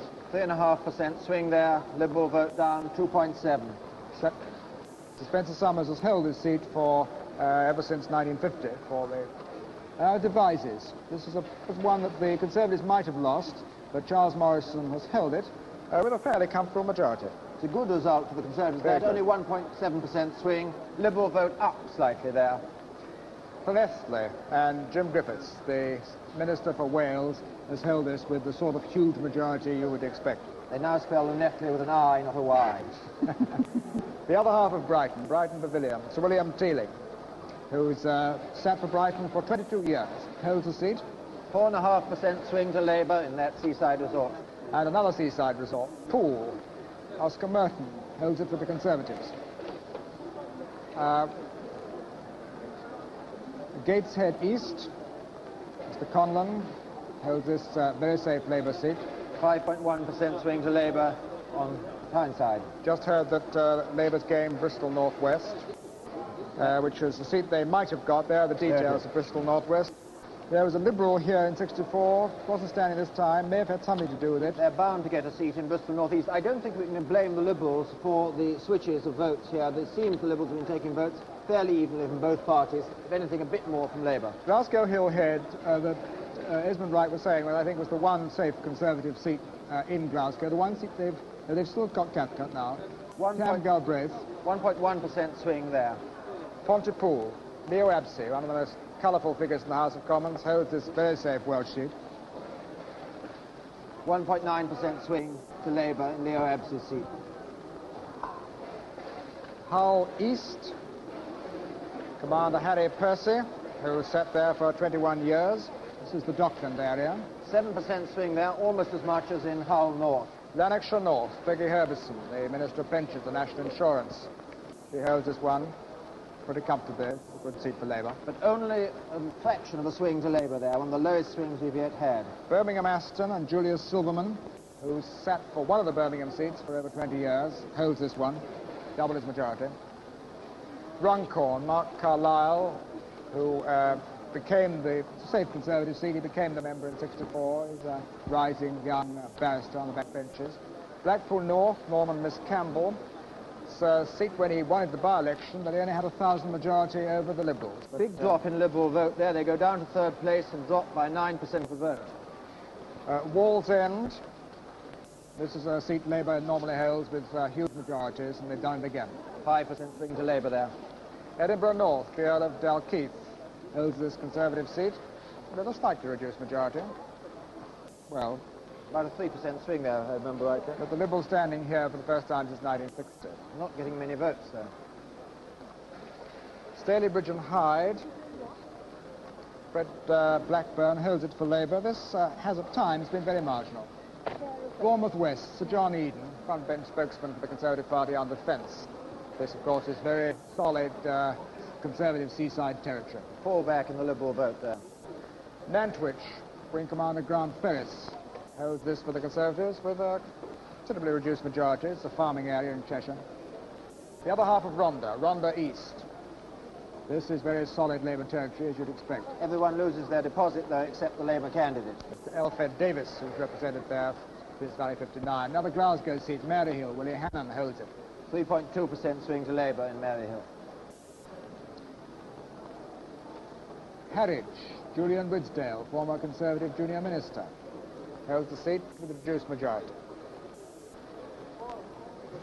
Maidstone, another fairly safe Conservative seat. John Wells holds it. Straight fight this time. He had a Liberal against him last time. 2.7% swing to the Labour. headline, which is coming up, another Labour gain. And that is Lewisham North, this really is. That is Chris Chataway, but he was virtually bound, the sort of swing that to Labour tonight, Chris Chataway was bound to lose that seat. He only had a majority of about 300 at the last election. There we are. Now, that's your result again. There's the figures. There's the full result for Lewisham North. Mr. Moyle, who's an industrial relations officer, beats Chris Chataway. An average sort of swing there. Chris Chataway will obviously be a loss. London, Stoke Newington and Hackney North. Out of these East London seats, which are also safe for Labour, David Weitzman holds it. 5% swing there in Stoke Newington. Dumfriesshire. Hector Munro holds the seat for the Conservatives. Not much change in the majority. No. Defeating the former Labour MP for Bristol North West, which has just been won back by the Labour Party. Boyd, yeah. Glasgow, Shettleston, Samara Gorpin. This is solid Labour territory. He holds that all right. 3.7% swing there. But in fact, the Scottish swing has been way down. The Scottish swing so far has been running at about 1.6% compared to something over 3% in almost all other regions of the country. Wimbledon, Sir Cyril Black holds the seat, beats Tom Braddock, who's in his late 70s and who was a Labour MP in the 45-50 Parliament. 2% swing in Wimbledon. One of the things we haven't looked at so far, and Bob McKenzie, I see, is there now, is the share of the vote. Can we look at it now, Bob? Yep. Well, look, this is the position in the 400 seats, 411 seats in so far. This is how the vote was shared at the general election in those 400-odd seats. And this is how it's shared so far in this election. Now, the point to note is this, that Labour's share in these seats last time was about 46%, now nicely over 50%. Labour's share, Conservative share, is gone down, not dramatically, but from 42.6 to 41.3. The Liberals are down in their share of the vote in these seats from just over 10 to just about 7 here. Others static, and turnout just down slightly, as you see. Now, I just would add this, that if Labour could hold this share of the vote, this would be an all-time high in post-war elections. But remember, we are counting preponderantly in urban constituencies tonight, and it is unlikely that Labour will be able to hold that share when we get the more rural figures in tomorrow, and they will therefore slip under the 50, perhaps to something like the Conservative share in 1959, which was 49% of the vote. But that's the position in sharing the vote so far. I think we ought to go and take a look at the state of the parties, Paul, yes. Bob. There we've got it then, with 413 results in, Labour with 278, and 37 gains now against the 38 losses for the Tories. They lost one in addition to the Labour losses to Republican Labour in Northern Ireland. And the party lead position, very briefly, Labour's lead over the Conservatives now 147. It's unlikely to hold it as high as that figure, according to our swing rate, later on tonight or tomorrow. It's very doubtful if it'll be Labour's lead will be any more than about 120, between 120 and 130 by the time tomorrow's results are in. Cliff. I see one of the distinguished glosses in the Conservative Party is now waiting to talk with Robin Day, Humphrey Barclay. Good morning, Humphrey. Good morning, Robin. Do you feel very disappointed? Naturally, I'm disappointed, but I accept the result. Do you think that it was, to a large extent, due to your having championed the bill to legalise consenting acts between homosexual adults in private? Well, it's difficult for me to say, because I've come to the studio straight from my constituency. I'm not wholly clear what the percentage result was against me, as opposed to other seats in Lancashire, but I would doubt it rather. Well, as I have it, there was a 6.1% swing against you, and the average swing was a good deal less so far. No, well, as I have it, there was a 6.1% swing against me, but there was a 6% swing, I think, in Salford.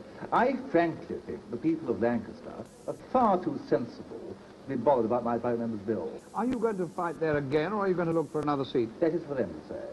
But what would be your view? If they asked you to fight again, would you do it? It is for them to say. I've had no approach yet. They must ask me first. What do you think about the Tory campaign in general and Mr. Heath's leadership? Well, I voted for Ted Heath. I think he's a splendid leader, and I think towards the end of the campaign, his qualities came across extremely well. Mr. Ray Gunter has been saying a few moments ago that there are elements of a dispute about the Tory leadership, but I think Edward Heath will weather the storm. Would you agree with that? Well, I don't think it's anything to do with Ray Gunter. It's a free country, he can say it. Well, he can say it, of course, but I don't think people will take much notice. I, as you know, pioneered this proposal to elect our leader by a proper process. Ted got it through a proper process. He has my full confidence, and I'm sure the confidence of all our party workers. Do you think that now there will be a big rethink and perhaps an argument within the Tory party between people on the left of it, like yourself, and people centring around Mr. Enoch Powell's views, perhaps? I think not. Why do you have such confidence? Because I don't believe that this is a genuine argument at all. You don't think that people will feel that had the Conservative Party presented more of a violently different alternative that might have been more successful? No, I have always taken the view that elections are about getting the central vote, the vote at the centre. And the Tory party has got to remain a central party with very strong liberal instincts. Mr. Berkeley, do you think that, do you regret... You become very formal all of a sudden. Sorry, I saw you, I saw you to begin with, and as I know you, I called you by your Christian name. I've got Mr. Berkeley at the top of the page. Do you regret having taken a very liberal and independent line in the House of Commons? I mean, wouldn't it have helped you keep your seat if you hadn't? Politics is not buying votes. Politics is doing what you believe in. I have no regrets about any action I've taken in the last 6.5 years, and I'm very proud to have had that period, which I've enjoyed marvellously as a member for Lancaster. Humphrey, thank you very much indeed. And now let's take some results, Ian. Ayr is in, I see. This is a seat which on the swing, the Conservatives might have lost, but George Younger has held it. George Younger was the man who gave way to Sir Alec Douglas-Hume at Kinross and West Berkshire by-election in '63. Ealing North... A swing of only 1.6 in Ayr. Ealing North, which Mr. Malloy won off Mr. Barter at 1964. They played a replay, and Mr. Malloy's won again. 2.5% swing there. Roxburgh, Selkirk and Peebles, and Mr. Steele holds the seat for the Liberals with a reduced majority, but nonetheless he holds it, David Steele. It's very important, I think. Here the Liberals have held on to every one of the seats that's at stake. They've done rather well in Shippen, though they didn't win the seat. They are holding on where it matters. And there's this big question mark over Cheadle. They may have won Cheadle, the Liberals. David Steele, at the moment, I think, I haven't checked on all the new MPs, is probably still the youngest member of the new House of Commons. Now, I think I'm right in saying that Harold Webb's parents, in fact, live in Lancaster. So perhaps he's got a much more reasonable comment on what Humphrey Berkeley was saying, who lost Lancaster.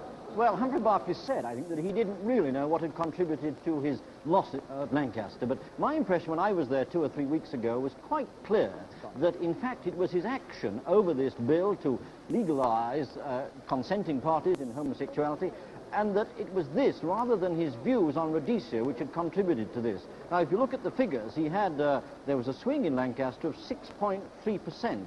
The swing for the Northwest generally is something less than 4%, something like 3.5%. So there must have been some local explanation for this difference, and I'm sure it was this, rather than his views on Rhodesia. I wonder if I can underline that, because I too went up to Lancaster, Harold, and it was one of the great talking points when I was at Lancaster, at any rate. Now, I think we've got some... let's take a look at the state of the parties at 131. Now, with 417 results in, there's the position. Labour very, very comfortably and snugly ahead, 37 gains, Conservative 38 losses. Really quite remarkable. The Conservatives have not been able to chip into a single Labour seat in that whole record of over 400 results tonight. Liberals now have the 3. They're holding 3, they haven't lost anything yet, and we haven't heard from their strongest area. David Steele coming in at Roxburgh was the one that added to Jeremy Thorpe and Eric Lubbock. And there at the bottom, the Republican Labour gain in the middle of the bottom row, and the Speaker making up the 2 others. The party lead position then, here Labour's lead is again reflected at 145. Now, again, it will be unlikely to remain as high as that throughout tomorrow, since the chances of the Conservatives gaining more seats tomorrow, or retaining more important areas of strength, will obviously reduce that lead. We are expecting Labour's lead to stay, however, around 120 or so. Cliff. Now, before we go to some results, David Butler was telling me just now that it was probable that Labour may get... I think I was slightly misleading you. There are about 40 results to come. Labour needs still 35 results to get 315 seats and a clear majority. So they won't quite get there this evening. And Mr. Wilson, as we heard on the television tonight, said that he wouldn't claim a victory until the 316th Labour victory was in. So he'll have to wait until someone 10, 11, 12 o'clock tomorrow morning to be able to do that. But Mr. Wilson, I'm sure, will sleep soundly and well tonight in his hotel in Liverpool, where we've been keeping an eye, hoping to see him arrive, incidentally, and we haven't so far. But now, some more results. Bristol South East, Anthony Wedgwood Benn, the Postmaster General, holds his seat with an increased majority, safe Labour seat. Sheffield Hallam, John Osborne has held the seat for 7 years with the Conservatives.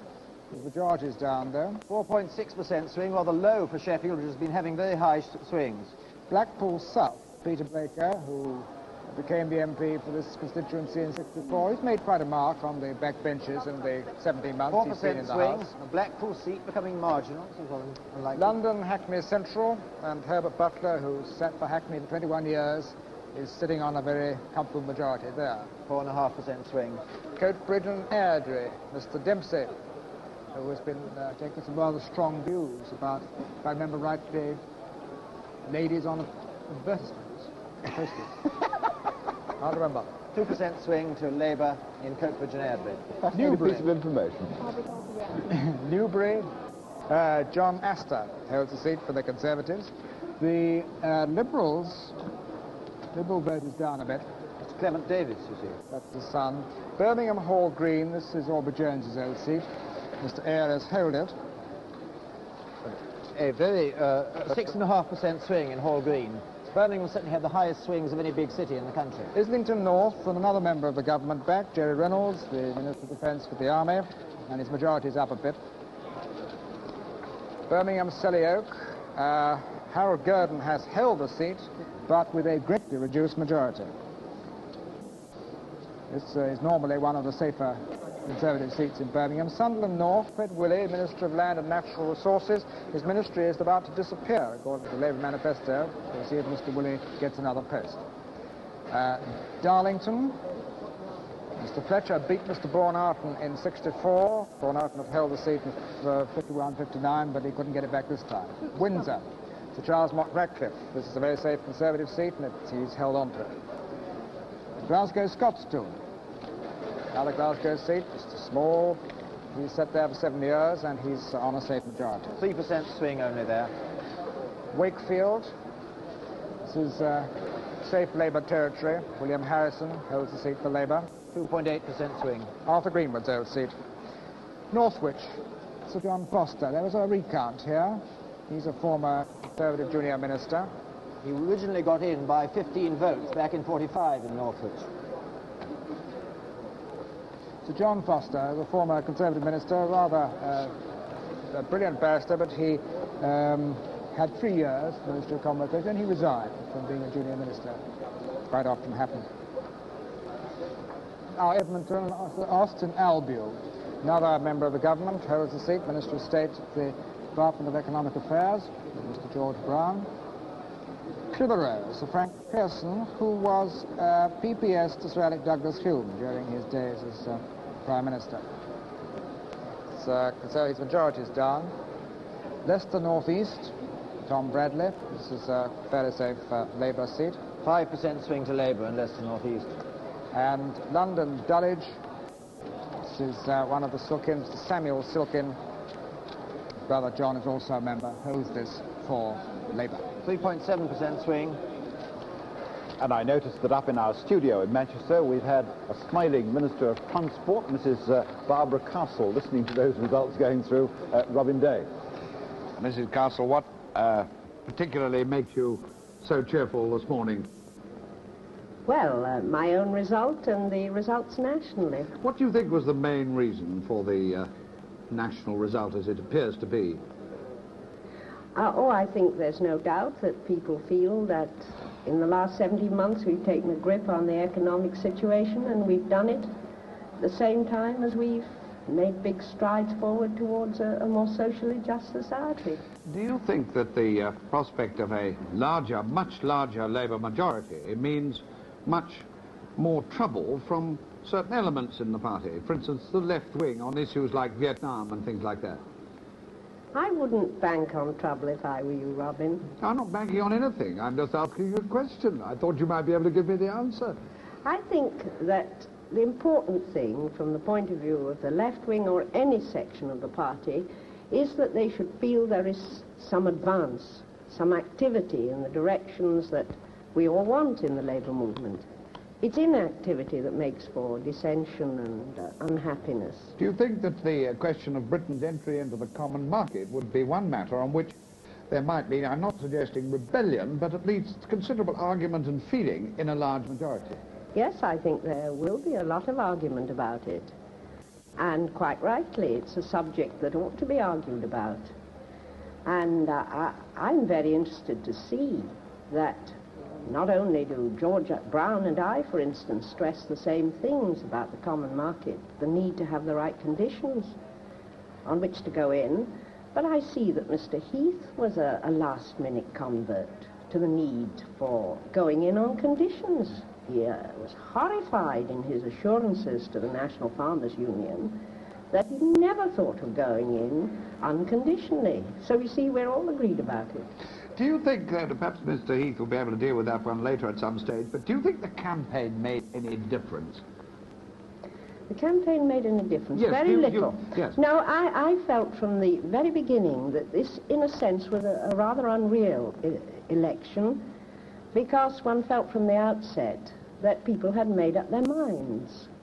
And any of the issues that were raised by the opposition during the campaign really had only a very marginal effect.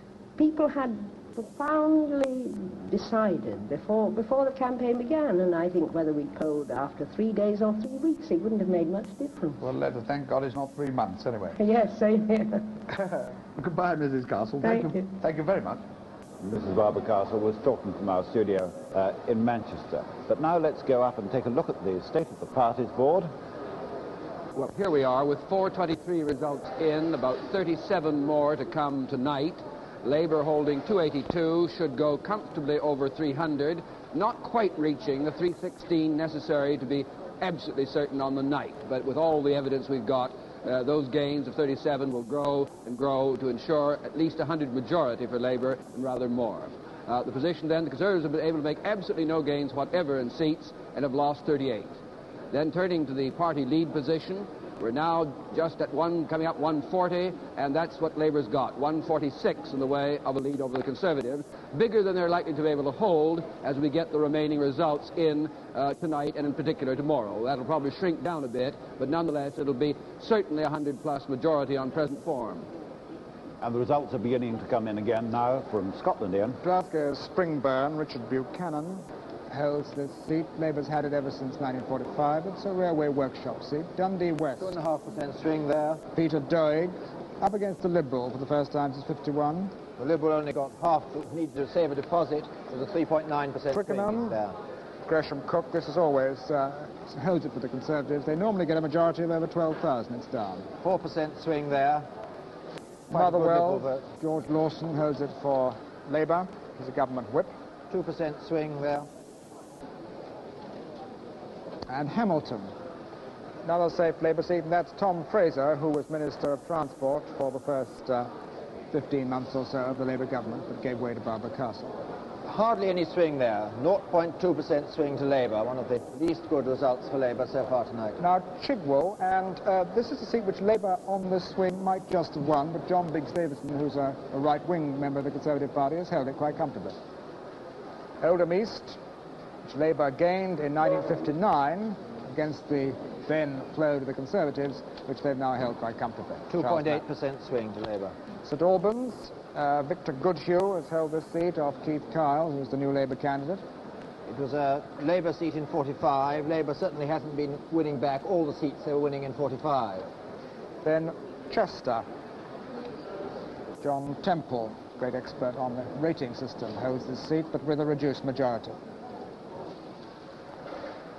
Finchley, Mrs. Margaret Thatcher, front bench spokesman for the Conservative Party. Labour get back second place there from the Liberals, who used to regard this as their best seat in London. The Liberal candidate John Pardo is fighting elsewhere. Paisley.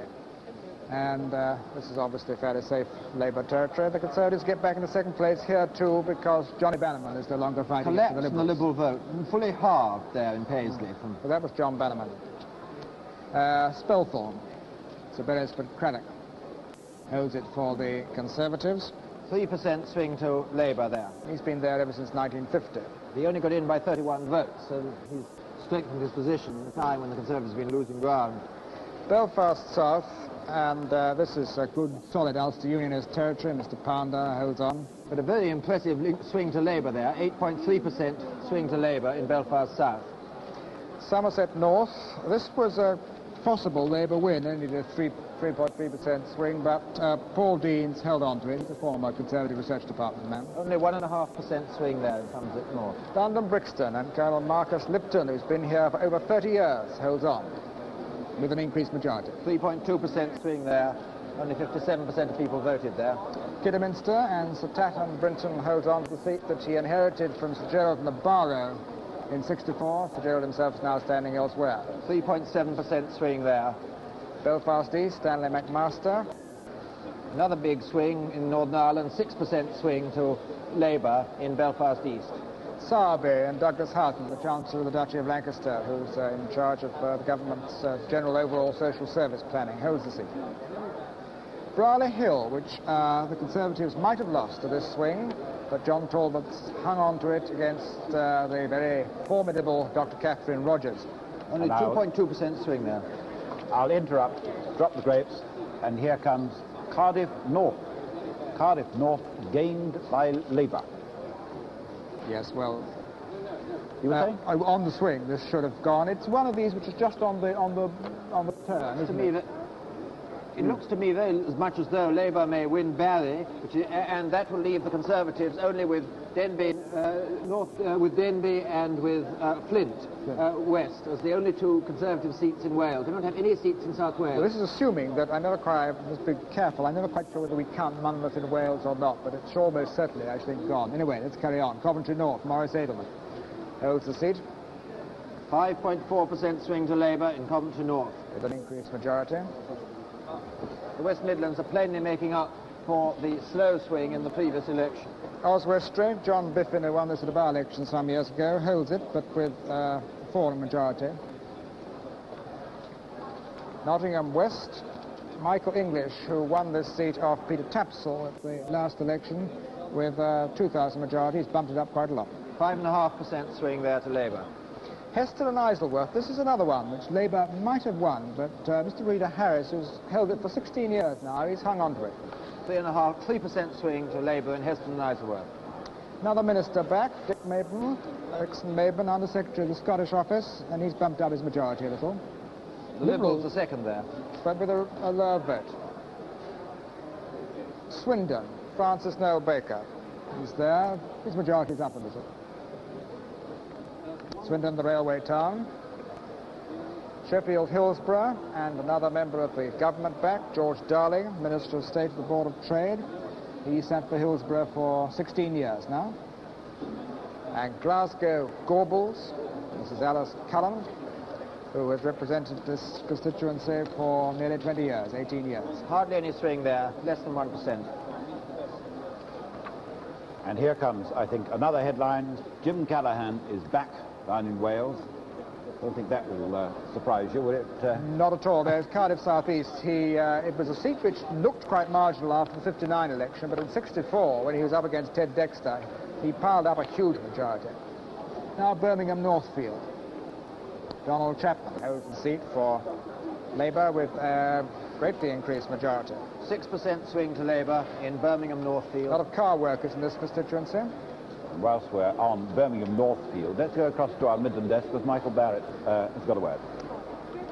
Well, of course, it's roasted all the way in the Midlands. As you can see at passing glance behind me, the black country is looking blacker than ever. These black circles, I'd remind you again, are Labour-held seats, and you can see perhaps a couple of black triangles there, which are Labour gains. I'd have thought that one of the happiest results of the whole evening, we've said how happy Labour must be with Smethwick and Leighton down in the south, but West Bromwich was really a major surprise because many people predicted that Maurice Foley, the man who was responsible for immigrants' affairs, would even lose his seat. In fact, he won it with a 2.8 swing to Labour. It's bad news pretty well all over the place for the Liberals. The biggest blow of all, I think, was in Ladywood, where Wallace Lawler thought that he was going to win the seat. He didn't come within a mile of doing so. The bookies' odds against him, mind you, are 201, but it was said that this was perhaps the best long shot of the election. And all over the region, it seems that the Liberal vote is down by 4%, which again may be a grim prediction for the East Anglian results coming in tomorrow. The Conservatives, of course, have, in two cases, recorded a swing in their favour. One in Nuneaton, which one might say is a personal vote against Frank Cousins. Maybe he's still regarded as a carpetbagger by some. And in Belper with George Brown. Now, I've been talking to the Labour Party in Belper just a few minutes ago, and they say they don't really accept this as a swing against George Brown. They say that it's really due to the fact that many Derby commuters have come into the constituency since the last election. Well, all our eyes went up onto the board to see a Liberal gain. There comes the headline, Liberal gain. Cheadle. Michael Winstanley has won Cheadle for the Liberal Party. Very good result for the Liberals. They came second last time, but they were 8,500 behind, nonetheless. And now they've swung this. One possible reason is this is one of these fast-growing constituencies on the fringe of the big urban areas. David. In many ways, one doesn't always like stressing how uniformly the country behaves. It's very nice to find a constituency that behaves in an individual way. Here you have something going right against the trend of all the results so far. Mr. Winstanley's personal appeal must obviously have made a prodigious difference in the Cheadle constituency. The Northern Orpington, it was called by the Liberals, has now at last lived up to its name. I think originally we thought that was a Labour man may have got in there, didn't we, at Cheadle, when it came with Mr. Flash? We didn't. I got it wrong. Harold Webb. Well, this is a great win for the Liberals. The North now has a Liberal MP. In the last Parliament, out of 168 seats, it didn't have a single Liberal MP in Parliament. It lost the two at the last election. I think the full figures now for Cheadle are coming up. There you are, the Liberal majority, 655. Now, Cheadle is in fact the northern Orpington. It's almost identical to Orpington. It's an outer suburb to Manchester, a sort of commuter centre, growing fast with owner-occupiers. And at the last election, it polled the highest Liberal vote of any constituency in Britain. I think the poll then was something like 25,000. Michael Winstanley, a television personality, a doctor, a cricketer, a man of some personality in the north of England, has now won this seat for the Liberals, and I'm sure there'll be cock-a-hoop in the north. Now, is this a good augury for the next Liberal cliffhanger result, which should be coming through pretty soon now? That's the Colne Valley, where the Liberals there are trying to wrest a seat from Labour. In this case, of course, in Cheadle, they won it from the Conservatives. Cliff? We did get it right first time, I'm now informed by Ian, and I see waiting for us is Mr. Grimman. Robin? Ah, Mr. Grimman, what do you think of that one, Cheadle? I think very well of it. Has that cheered you up? It has indeed. But Orpington cheered me up a great deal too. Yes. I think it does show that really first-rate candidates like Eric Lovatt and Winstanley get their deserts, and this is extremely encouraging. Even Mr. David Butler had to admit just now that a candidate can make some difference, which is encouraging, isn't it? I thought he made a very good point. I'm very sorry that Christopher Leighton, who was also an excellent candidate, just failed at Chippenham. But certainly it shows that when we put forward really good candidates, we have a great response from the electorate. But the general picture, however, Mr. Grimond, does not appear to be good for the Liberals, does it?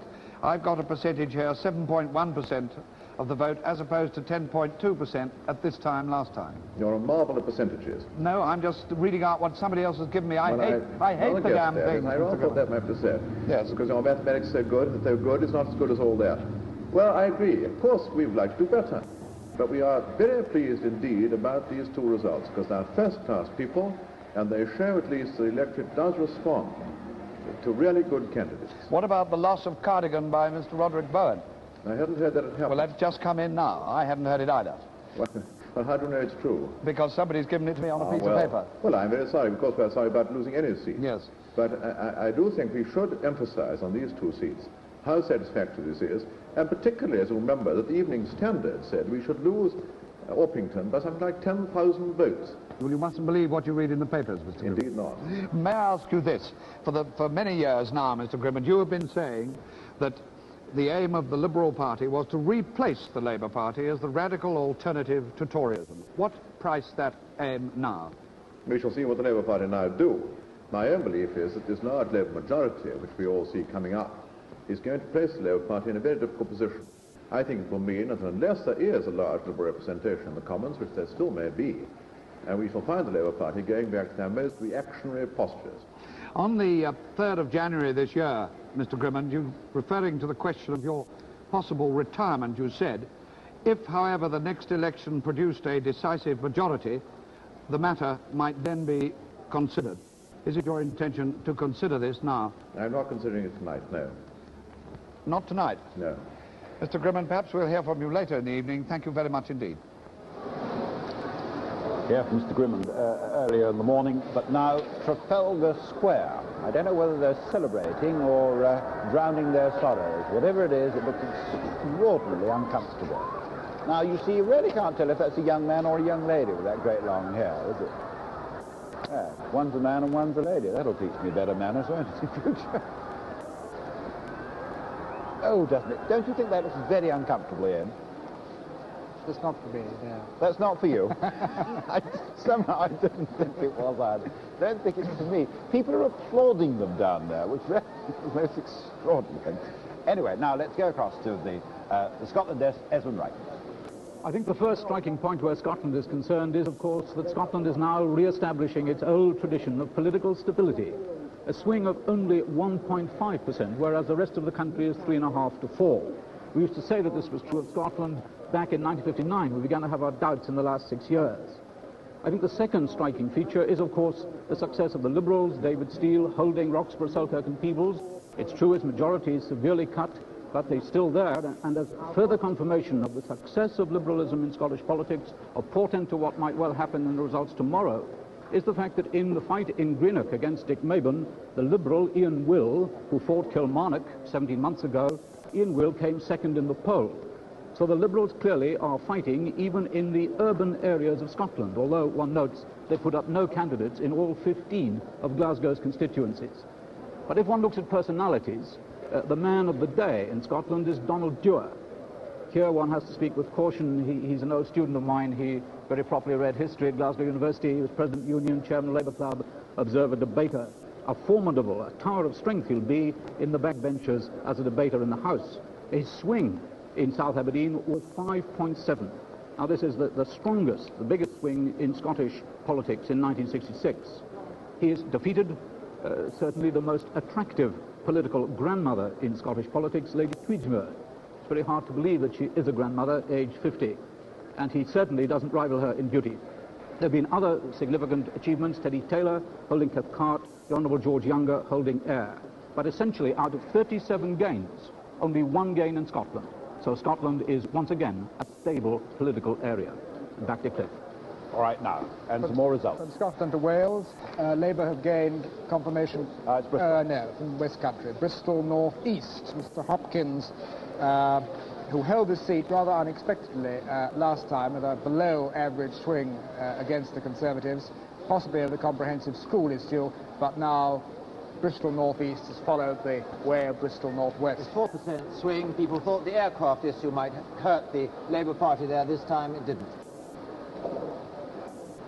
Lowestoft, and the Conservatives have held this. Jim Pryor, who is Ted Heath's PBS. This is one that Labour might have captured, but Jim Pryor has held on to this one, although by a pretty narrow margin. 2.5% swing in the first rural seat from East Anglia that we've had, or from Norfolk and Suffolk, which may have some implications. Right, now let's go to Wales. Cardiff North. This is a seat the Conservatives held even in 1945, but they've just been edged out of it. Donald Botts. 4.4% swing puts Barry very much on a cliff edge. The only remaining Conservative seat in South Wales, apart from Monmouth. And the other side of Cardiff, Cardiff South East, the Chancellor of the Exchequer has held this seat with an increased majority. 3% swing to Labour there in Cardiff South East. Colchester. This is another Conservative seat which might have gone on this swing. It's on the border. Anthony Barker's held it, but of course with a reduced majority. 2.5% swing in Colchester. Another member of the government back. Newton, Fred Lee, the Minister of Power, held this. No swing there at all, absolutely the same as before. Altrincham and Sale, Anthony Barber, who took over this seat at the by-election. He lost Doncaster at the last general election. He's held on to this one. 2.8% swing. Slightly down on his by-election. Plymouth Devonport, and Joan Vickers has held this with a narrow majority, but we thought that when Plymouth Sutton went with a big majority, she might lose it. 3.6% swing there. Sevenoaks, and this is good Conservative commuter territory, and John Rogers has held it. 3.4% swing in Sevenoaks. Croydon Northwest, Frederick Harris has held this, but with a reduced majority. Michael Stewart, another Michael Stewart, was defeated there. This is the seat where there was some trouble about the Labour candidate. Ince. This is solid Labour territory. Michael Maguire, he holds this with an increased majority, not by much. Neath, another massive Labour majority. They always get 20,000 or upwards in that constituency. 5.5% swing there. Stirlingshire West, Mr. Baxter, who's held it for 7 years.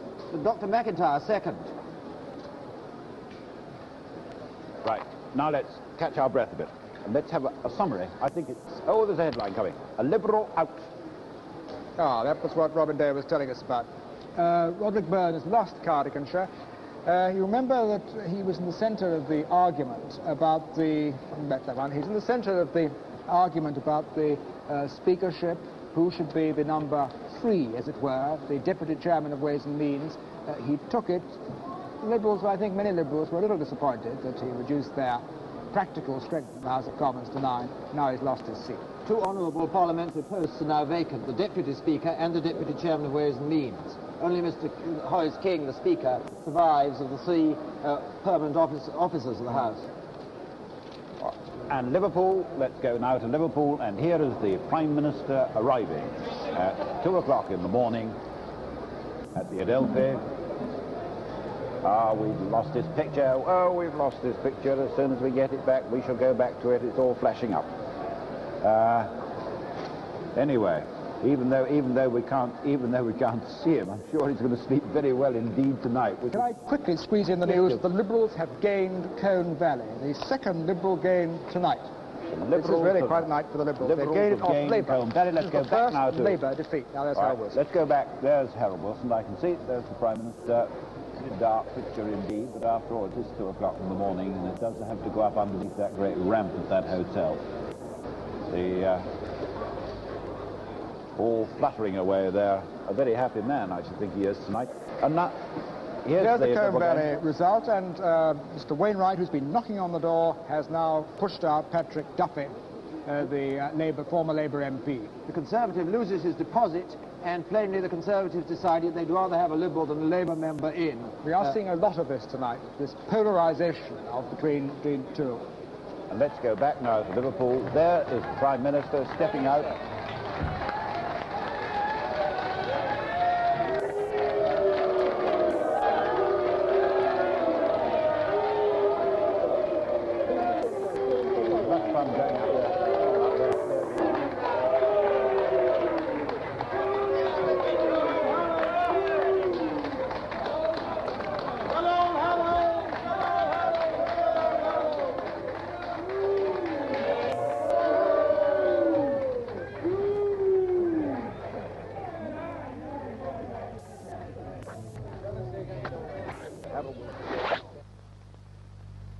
Would you turn to the cameras, Prime Minister? Just at the back of the circle. I don't want to turn my back on our friends here. Good morning, Prime Minister. Prime Minister, Labour, a few minutes ago, we see, had 293 seats. Does this put you in a position to claim victory at this time? I've already had an interview with television tonight, BBC and ITN. I haven't anything to add to what I said then. Which was? I would wait until there was an absolute majority for any party in the House. Mr. Ducan said earlier that he didn't feel the position was hopeless, sir. Have you any comment on that? It's a free country. He can say what he likes. What are your plans now, sir? To go to bed and catch some sleep. And tomorrow? To go back to London. Fine. Thank you very much, sir. How are you feeling just at this moment? It's perfectly fit, but a bit short of sleep. Thank you, sir. Well, I must say, we'll let Mr. Wilson get some sleep. Tomorrow, we shall certainly be following him on his way down to London, and we shall certainly, at that time, be talking to him. We sincerely hope, whether he comes by air or by train. Now, poor old Bob McKenzie over there has been sitting patiently for so long. Well, although Mr. Wilson quite properly doesn't yet claim victory until he gets his 316, one over the odds to be sure he's got it, nonetheless, the fact is that as much as 2 hours ago, Mr. Heath conceded defeat, in effect, by talking in terms of what went wrong or went right with the campaign and what his strategy would be now in opposition. So for 2 hours, the main opposition party has, in effect, been granting defeat. I was reminded very much of 1959. Remember then that Hugh Gaitskell, in the opposite position, did very much this at something like the same time. He acknowledged he couldn't win against the tide that was then sweeping him out. And indeed, the parallel with 1959 in reverse is very striking. It looks now very much as if Labour's majority will be quite similar to Mr. Macmillan's majority in 1959, 100 plus. His was an even 100. Labour probably will be a little over that, depending on how things go in the seats that come in tomorrow. It's much too early yet to begin talking about why it went the way it did, but I would like just to leave with you one thought in particular. One of the opinion polls asked the public, who do you blame for Britain's present economic difficulties?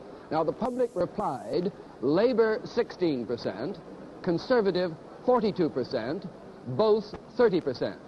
There it was, a year and a half of Labour in power, and the public was acknowledging that you could not blame them as much for the difficulties of the country as you could blame the Conservatives after 13 years in power before that. I'm not saying whether the public's right about that, but the fact is that Labour clearly was being given a chance to see what it could do.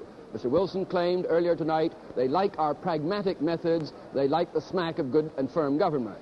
And quite clearly he wasn't claiming it as a great socialist overwhelming change in the country, but rather a victory for sound government, as he would put it.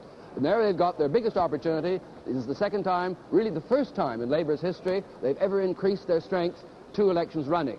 This is then a free run for Labour for 5 years, if they want that, or 4 years, and they will now have a chance to prove what they can do in the policies they've now launched upon in the last 18 months.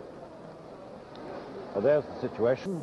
Summary from Robert McKenzie. We now have 442 results in. Let's have a few more of them, Ian, some of those that we haven't had so far. Yes, let's have a Bough, which Labour's held ever since the war, and George Jager has put up his majority. 3% swing there.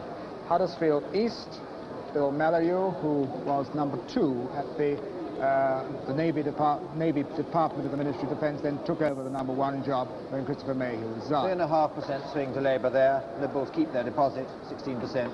Tiverton, which the Conservatives have held for many, many years, Robin Maxwell Hislop, but his majority, in fact, is up. Labour gets back to second place from the Liberals. It was a second, third place fight. Stepney, Peter Shaw, one of the Prime Minister's parliamentary private secretaries, and one of the main architects of Labour policy in the years in opposition. 50.7 voted. That's the lowest percentage turnout we've yet had. Now we've got a rush result from Renfrewshire West. This is a seat which Labour, Norman Buchan, won for Labour in 64. And if the swing had gone the other way, it would have been marginal, but it's not now. Slightly bigger than average swing for Scotland in West Renfrew. Feltham.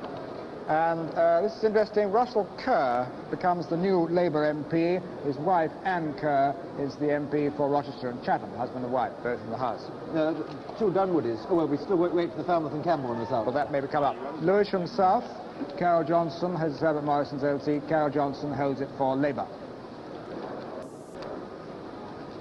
And I think it's Bedwellthy. It's a very solid Labour seat, and Mr Finch, who is the Undersecretary at the Welsh Office, Parliamentary Secretary at the Welsh Office, holds it pretty comfortably. Try Whicker. I don't know. Wells, Lynch Maiden. Lieutenant Commander Lynch Maiden holds it for the Conservatives with a slightly reduced majority. This is East Somerset. It's mainly Biggest farming Liberal area. vote. They're still down on last time. 2.1% swing to Labour. Another Glasgow result, Glasgow Proven. 2.2% swing in Proven. And Portsmouth Langston held for the Conservatives another of the huge constituencies, which are greatly 96,000, that's going to have to be chopped up in the redistributions coming over the next few years. Only 1.4% swing there, low swing in Portsmouth all through. And Glasgow governed, John Rankin, who's been a member for one of the Glasgow seats for over 20 years, holds it very comfortably. 2.7 swing. On that result, let's now hear from the Secretary of State for Scotland, Willie Ross. Robin Day. Mr. Ross, thank you for waiting. Why do you think there has been such a low swing, if any, in Scotland towards the Labour Party as compared with the rest of the kingdom? Oh, well, I think the rest of the kingdom are now catching up with Scotland. We made our big swing at the last election. And does that account for your own seat as well, where you've got a 0.7 swing to yourself, as against much more in the rest of the country? Oh, yes, I think so. There has been another suggestion put about this, that Scottish people perhaps are not satisfied with the attitude of the Labour Party towards the regional feeling, the national feeling of Scotland. No, I think this would be a misconception indeed. There is a traditional party loyalty in Scotland. We used to say that a majority of 2,000 was a safe seat, and we've never been subject to the dramatic swings that you have south of the border. And that is what Mr. Esmond Wright means when he says Scotland's reputation for stability has been upheld. Well, what gratifies me is that we've stabilised at a very, very high position, and indeed we've made this dramatic gain in South Aberdeen. And remember, there are still possibilities of further gains in Scotland. The Labour Party doesn't feel that perhaps more interest in some form of Scottish self-government would further its cause in Scotland? Not really. We're too politically mature for that one. Mr. Ross, thank you very much indeed. Thank you. Esmond Wright smiles across his grateful thanks for the kind words from the Secretary of State for Scotland, I may say. All right, now we've got some more results here. Let's first of all take Ealing South. And Brian Batsford, the Deputy Conservative Chief Whip, holds the seat with a decreased majority. 3.5% swing to Labour, very low Liberal vote. Shipley, which might have gone, Geoffrey Hurst holds it with a reduced majority, but he holds it. This is Woollen territory. Only 2.5% swing there, very high turnout, 87% of people voting. Chelmsford, Norman St John Stevens holds this with a reduced majority, but he holds it quite comfortably. Only 2% swing there. One of the extreme left wingers. Manchester Withington, Sir Robert Carey holds it, but with a greatly decreased majority.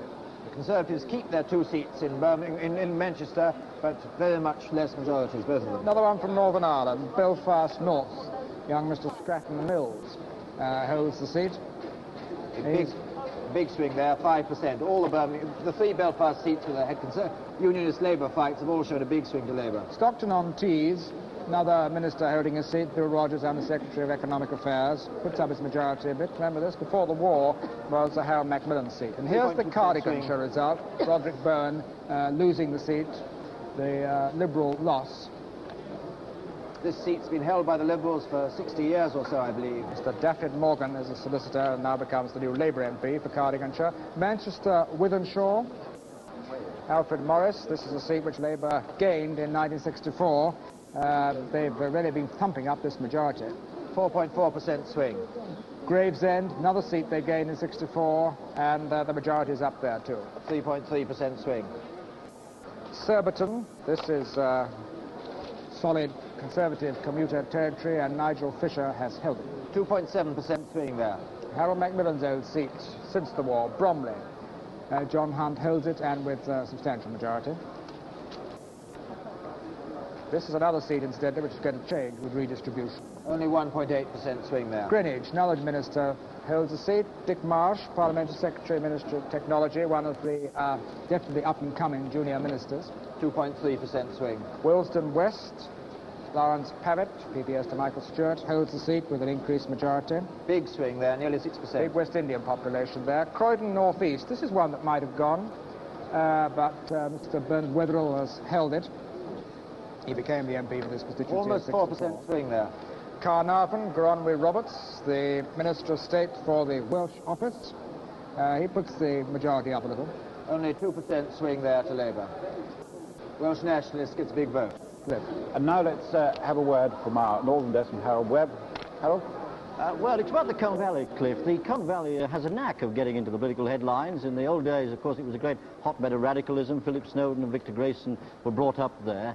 But although the Colne Valley win for the Liberals, which is going to make them cock a hoop in the north tonight, was always on, just as so was the one in Cheadle, to some extent they have gone against the national swing. They are, in fact, out of character with the regional swing. But the reason for this, I think, is because the Liberals in the north have concentrated in this election on putting in a great deal of activity into these two winnable seats. The result is they've won back Cheadle, which is the North's Orpington, as I've said, and they've won back the Colne Valley. And the North now has two Liberal members of Parliament for the first time for 18 months. Cliff? And the state of the parties board is where we're going to, not me, really. Yep.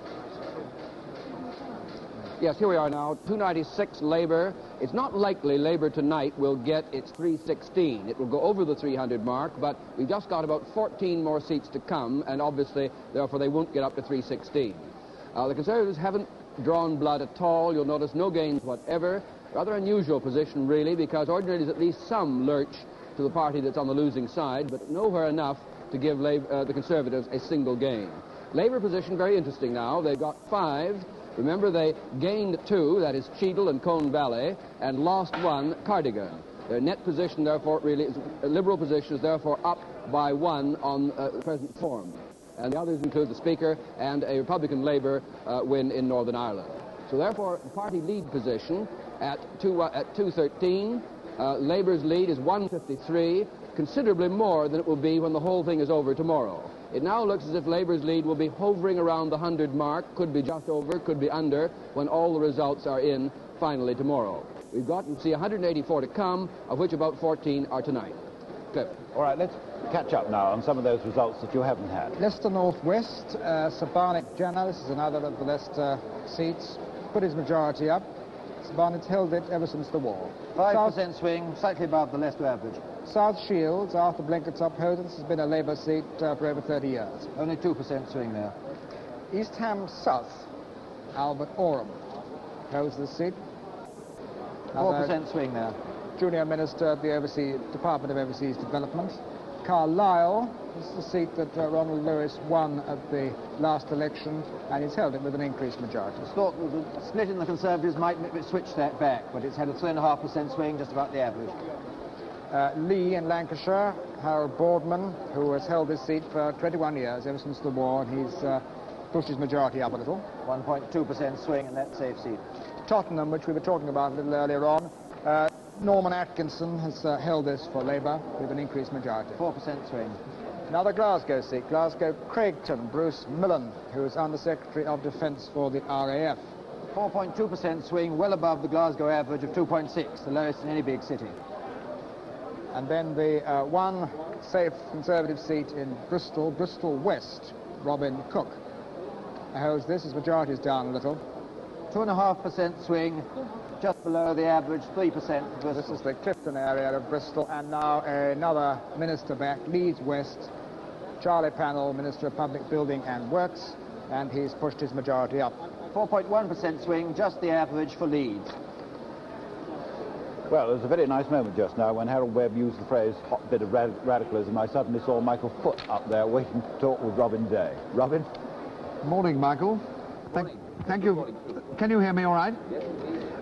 Thank you for going to Abergavenny for us. How is it that you got a swing in your constituency towards Labour of only 1.05 compared to a general swing of 3.5 about? Well, when there's not much more of the bottom of the barrel to scrape, you can't get much further deeper, can you? And that was the situation of the Tories. So, but that is not significant, you know. We've done very well. We've increased our position in Ebervale, and we had a very difficult to build on the top of our pyramid. Do you think the campaign, all the arguing and the television and the speeches, do you think it made any difference? Yes, I think so. I think this is a great historic victory, and it shouldn't be smudged and written down in any way. I think it's been a fine election. I think a much better election than all the newspapers have said. There's been a great argument going on, and in fact, the Labour Party has won the victory, which many people expected and which the Labour Party and the Labour movement deserved in October 1964. There are also some marvellous victories amongst these, you know. Smethwick is a great thing, isn't it? And Cardiff North, that'll give great rejoicing all over the country. The only one I'm very sorry about is Devonport. They came very near to it. But some great victories for British common sense and decency, like Smethwick, as I say, and Eton and Slough, that's another wonderful victory, isn't it? So the whole thing is extremely satisfactory. It's very difficult for me to say anything that's not just exploding with satisfaction, because many of us on the left of the party have been advocating for months that we should have this election, and we're so glad to see it's turned out so well for everybody in the whole country. When you say it's been a great argument, this is in a sense paying a tribute to your opponents for having raised issues which made a great argument possible. Not at all. No, we were raising these issues before they ever got onto it. Our opponents started the election by promising bribes of 800 million and finished up the election by saying the country was bankrupt and nobody could understand what they were saying. What do you think that's part of the reason why they're down the drain. What do you think will be the effect of a large Labour majority? Do you think it will make the left and you and your friends be a little more restive on certain issues on which you feel strongly? There's been a great swing to the left in the country, hasn't there? You can't write that off, can you, Robin? I'm sure you wouldn't want to. Well, I don't want to write anything off no, or I'm on. Sure, I know. This computer fellow is the commentator I like so much. You know, I think he's got a great future in front of him. I think he's doing very well indeed. No, but I must ask you, whether you think there'll be more left-wing people in the House of Commons? Yes, indeed, I think, yes. I think that's the way the country's going generally. Do you think they'll be quieter or less quiet than they were in the last... Well, I think the inclination of left-wing people is to get slightly noisier and satisfactorily noisier as we go along, and for the benefit of all concerned. Do you expect a seat in the government when it's reconstructed, Mr. Foote? No, I should think that's very unlikely, but I've got plenty of satisfaction without it. Thank you very much. Thank you, Mr. Foote. I'm going to hand over now to Alan Williams, who's with you there in Abergavenny to find out some opinions of people there.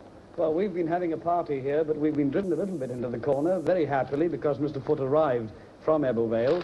Now, here, of course, the result will be declared about 1 o'clock tomorrow. We're hoping you may be with us for the declaration. Conservative in Monmouth since 1918. And Mr. Thornycroft's majority in 1964, 714, but a Liberal stood then, and he polled nearly 7,000 votes. Now, there's no Liberal this time, and I know that some of these men here have Liberal inclinations. What's going to happen to the Liberal vote this time? Well, on the whole, our canvassers felt we'd taken predominantly Labour votes last time, and we must assume that they will revert to their previous voting habit.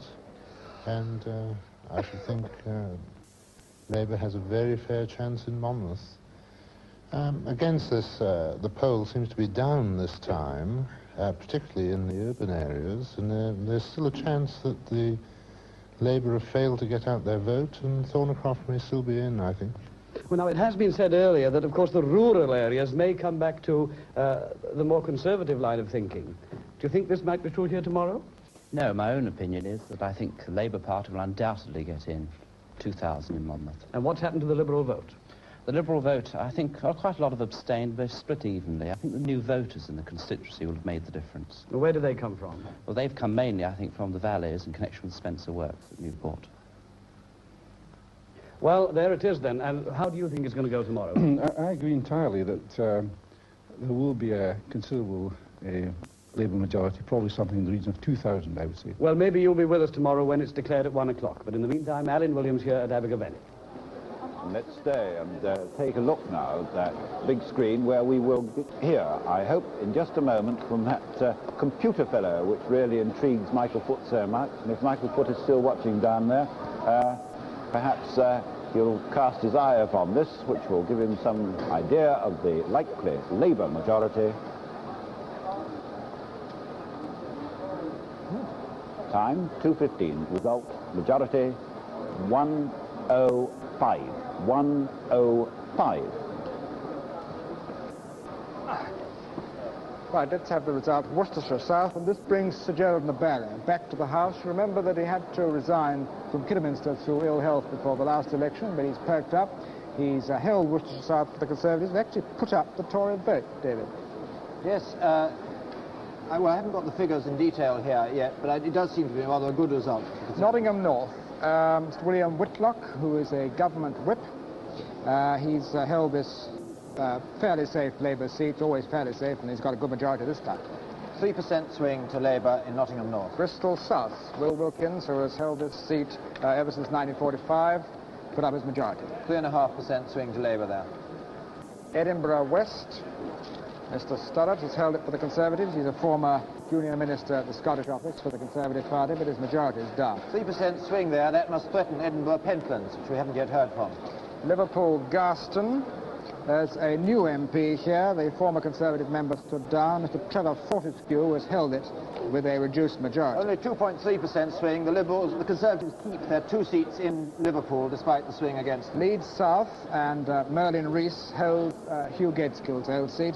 And Merlin Rees has just recently got a job in the government as Under-Secretary for the Army. So all 4 Labour MPs in Leeds are now all in the government. 5.5% swing there, just above the Leeds average of 4%. Barrow-in-Furness and another new member, Walter Monslow, stood down. This is obviously a safe Labour seat. And Albert Bough, who's a draftsman, takes over as the MP. And a 5% swing.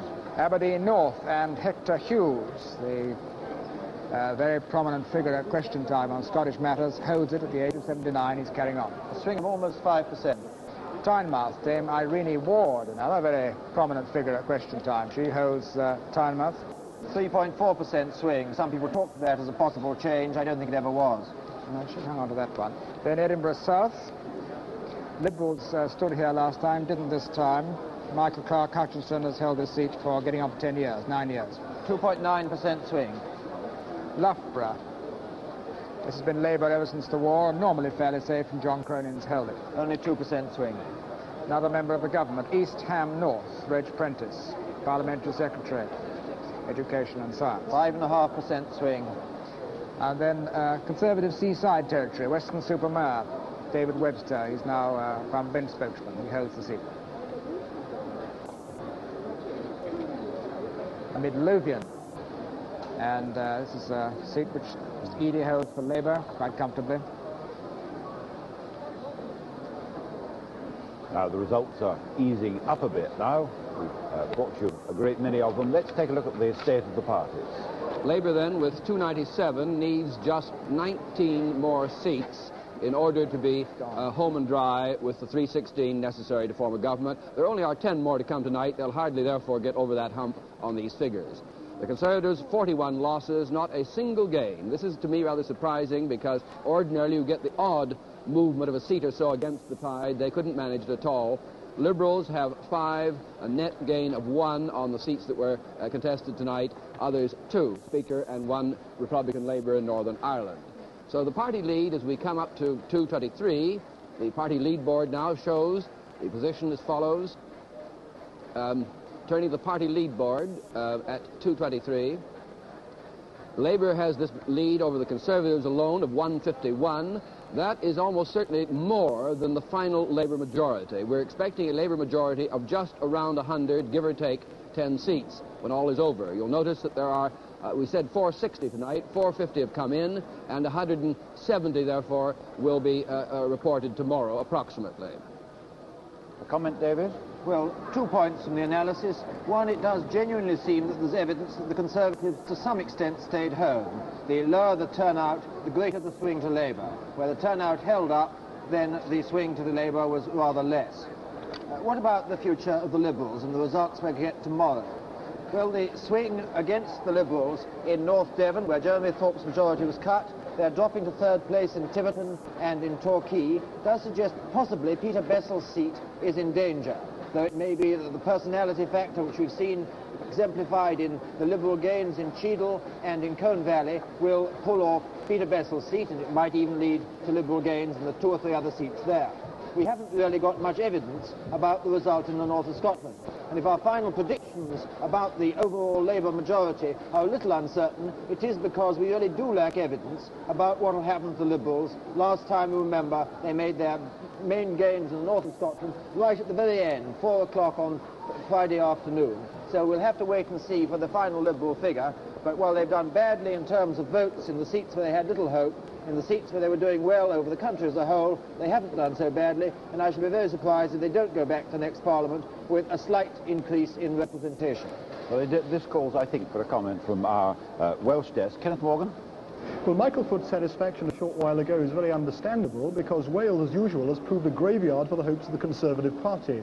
Already they've lost 5 deposits in Wales, and there may be more to come. But the most striking feature, quite clearly, of the results in Wales is that 3 seats have changed hands: Cardiganshire, Conway and Cardiff North. This means that the Labour Party looks like having 31, possibly 32 even, of the 36 seats in Wales.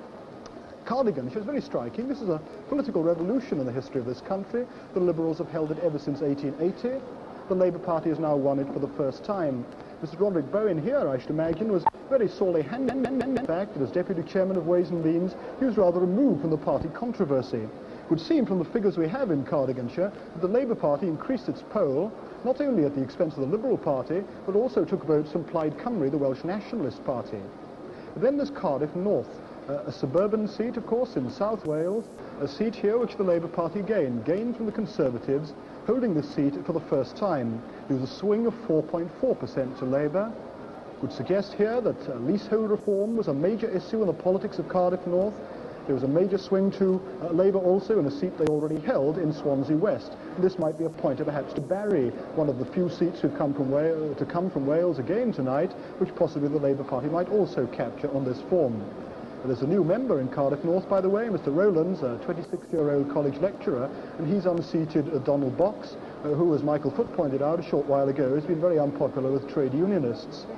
The other seat Labour have won in Wales, Conway, a considerable swing here, a swing of 5.5% to Labour at the expense of Peter Thomas, who is one of the more able young Conservative members. Wales, therefore, again, a very strong territory for the Labour Party as a result of the 1966 general election.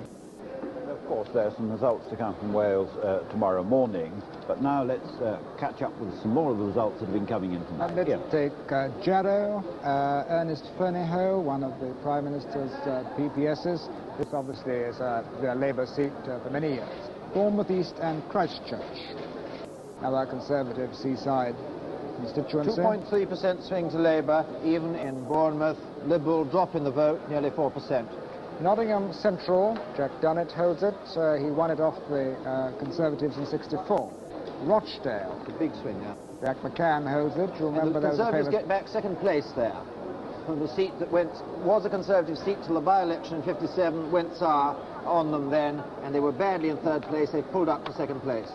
Aberavon and John Morris, who was Parliamentary Secretary of the Ministry of Transport, but this holds this very safe Labour seat. Cardiff West and George Thomas, one of the most popular men in the House of Commons, Under Secretary at the Home Office. Very puritanical, but with a great sense of humour. Only 1.8% swing there. That lowers the average swing there and makes Barry more doubtful. Renfrewshire East, and Miss Harvey Anderson holds the seat for the Conservatives. Wembley North, Eric Bullis holds this London suburb for the Conservatives. Edinburgh Leith, James Hoy, Junior Minister, holds it for Labour. Bristol Central, Arthur Palmer, who used to be the member right for Cleveland, holds this for Labour. And now there's a headline coming up, I'm told, a Labour gain, and it's Berwick. Berwick and East Lothian is gained for Labour. This means that this was almost certain to go, because it needed only a very tiny movement to Labour for it to be lost to the Conservatives. It means that the Conservatives lose Sir William, and there's the full result. Sir William Anstruther Gray is beaten on the border country. He is was in the last Parliament, the chairman of the 1922 committee, and among other things, one of his constituents is Sir Alec Douglas Hume. And the victor is a professor of political science who has written the standard work on the working of the British cabinet. You'll get closer to his raw material now. Well, there you are. I can see John Tidmarsh down in Smith Square, this time outside the Conservative Party headquarters. I hope that's not significant, John Tidmarsh, that they put you outside. Tory headquarters. Inside, a sad and doleful scene. Many of the party workers going home. They might just as well pull the blinds and go into full mourning. But this is the situation at the moment. Mr. Heath, as far as I know, is still in his house in the Albany, in his flat in the Albany, and he has gone to bed. There is no question of him coming down here tonight and making a concession speech.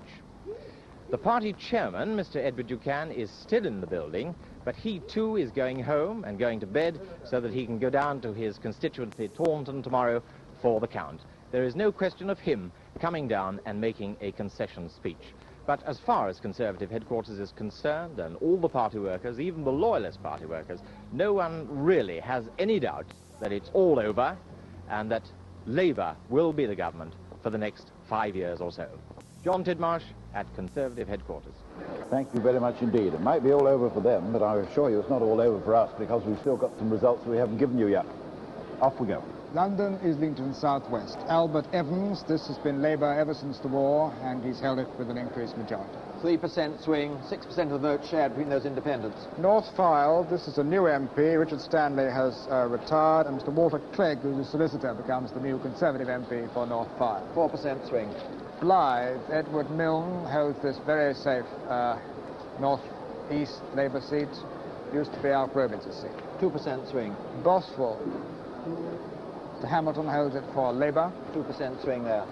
Islington East, Eric Fletcher, the Minister without portfolio, holds this one pretty comfortably. 2.5% swing.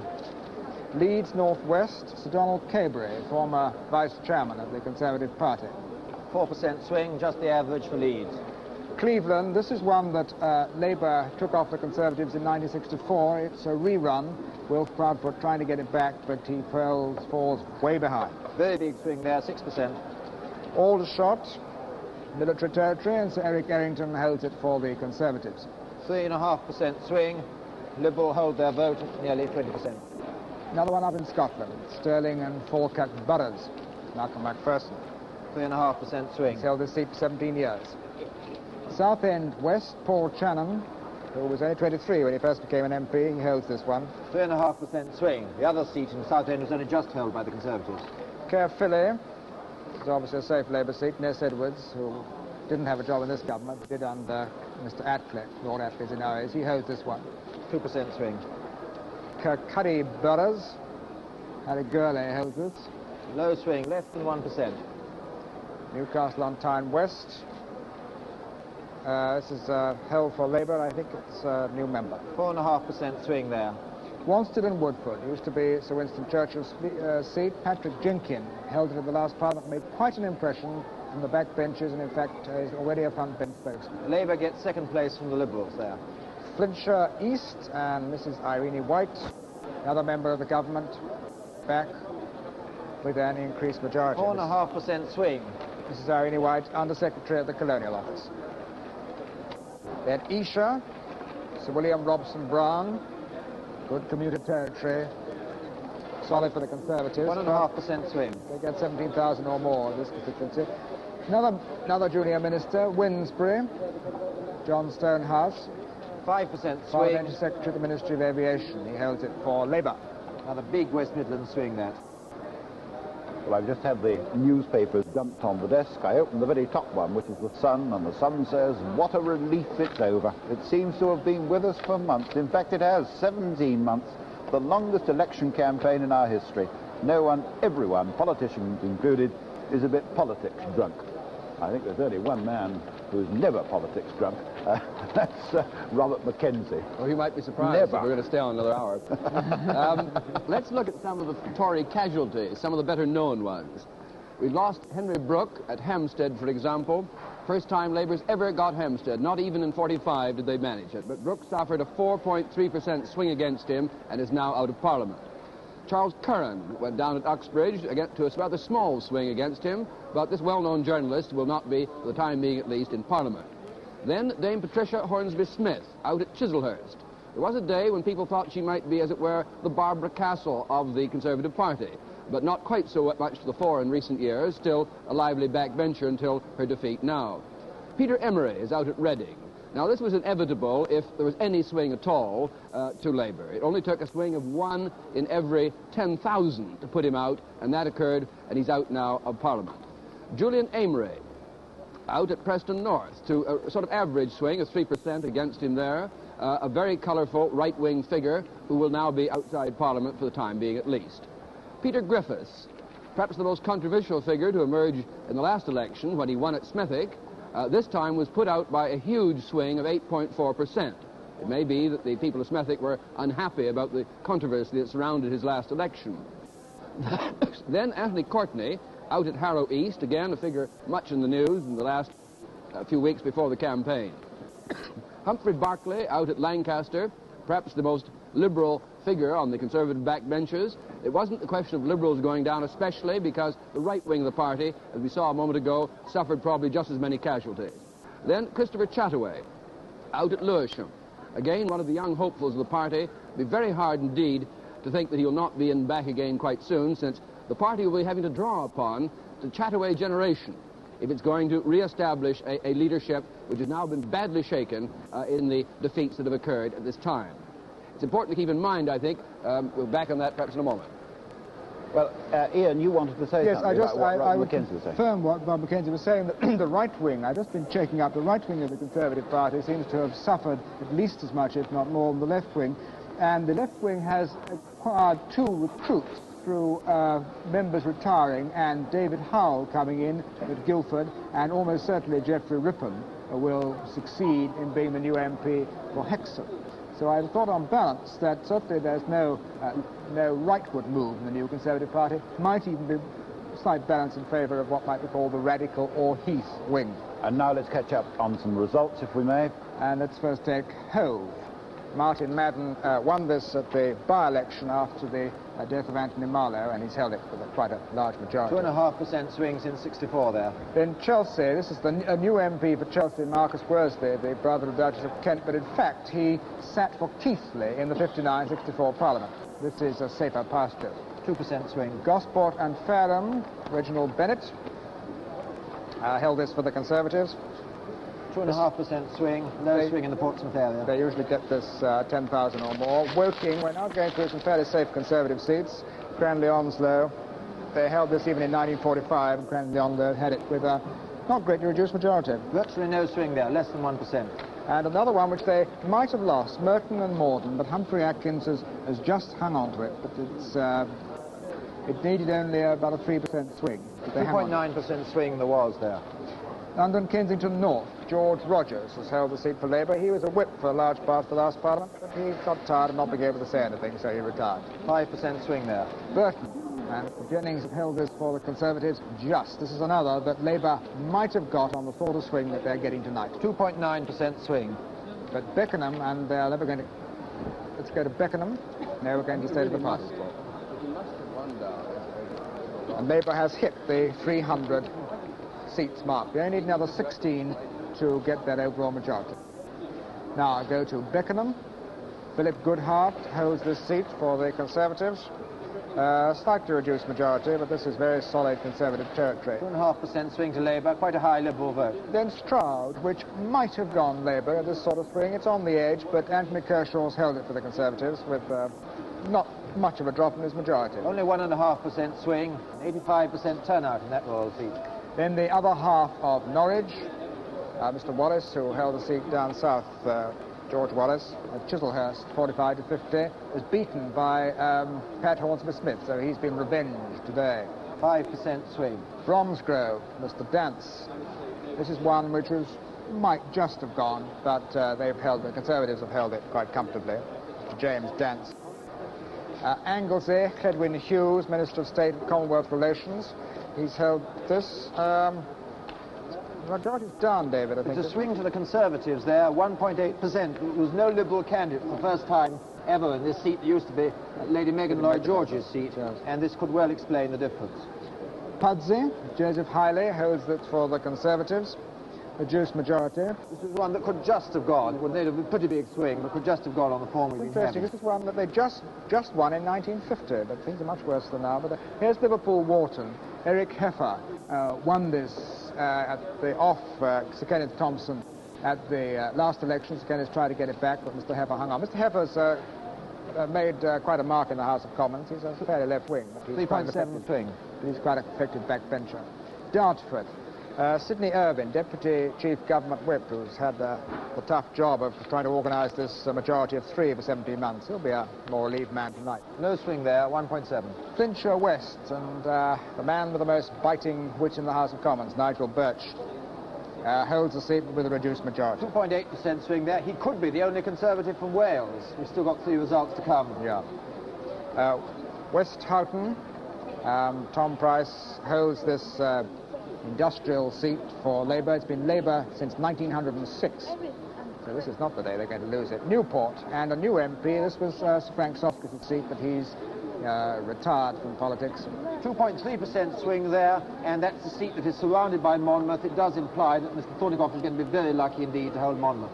Abertillery, there was a by-election there in the last Parliament. Mr. Clifford Williams won it, and he has held it with about the same sort of majority. The Conservative loses his deposit. He just held it last time. And I think the last Liberal seat, the last Leicester seat, John Peel, who is a former Conservative government whip, this has been Conservative for many years, and he's held it. 4.7 swing there. The Leicester swing overall was 4.3%. Now we've been joined in the studio, I see, Robin Day in particular, by Christopher Mayhew. I can see him round. Mr. Mayhew, your majority in Woolwich was up slightly, I think, by 2,000 or 3,000. Yes. Does that please you? I'm greatly heartened, yes. I stuck my neck out a long way, and my supporters were absolutely solid, and the Tory vote went down. You think your position on defence didn't make any difference to the result? If anything, it helped me, I think. We had some awkward local issues, the closure of the Arsenal, and I think my stand on defence helped me. Do you think it is likely that if there is a government reconstruction, you would be included in it and brought back? You must ask the Prime Minister that, Robin. I don't think I will, because I don't think I'll get an answer.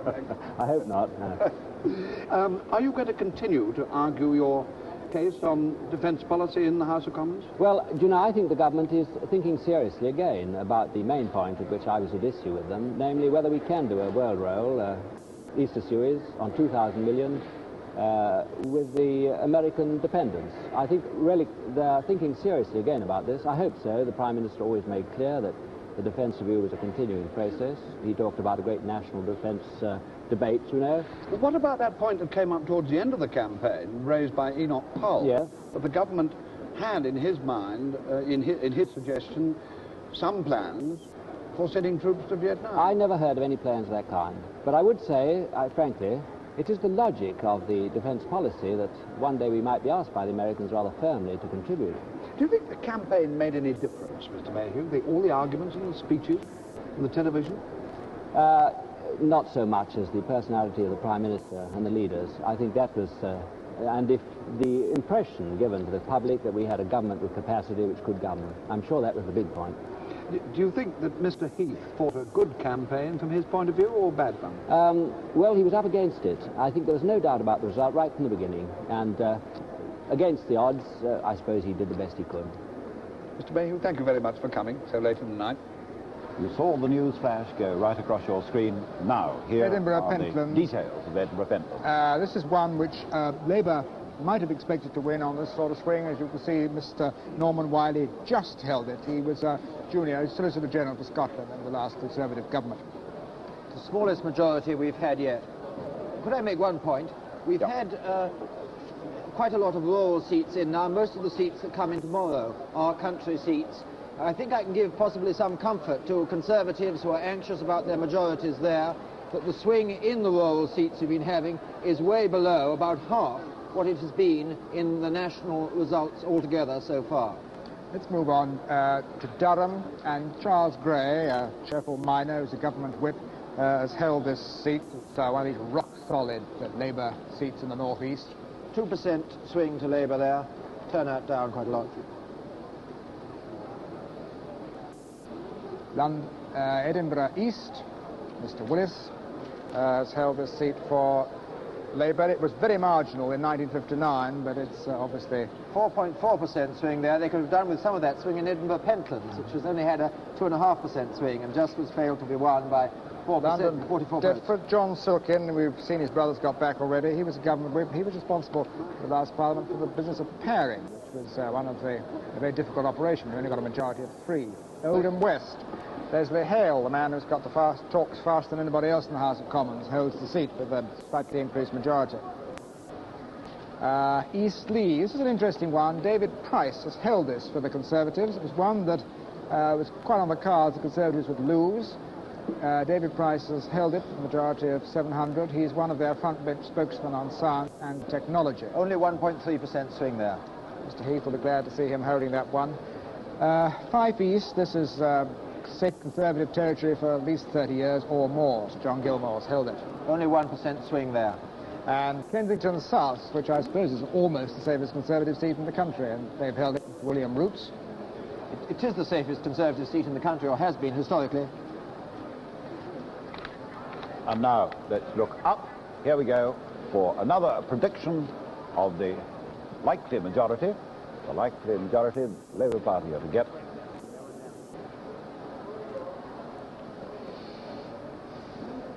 Quarter to 3 in the morning, overall majority likely to be 101 seats. It's coming down a little bit. 101 seats is what it says now. And now let's go and join Robin Day. And in Birmingham, we have on the left Mr. Roy Hattersley, Birmingham Sparkbrook, with a 9% swing there. Mr. Brian Walden of All Sense, a 7% swing to you there. And Mr. Woodrow Wyatt, Bosworth.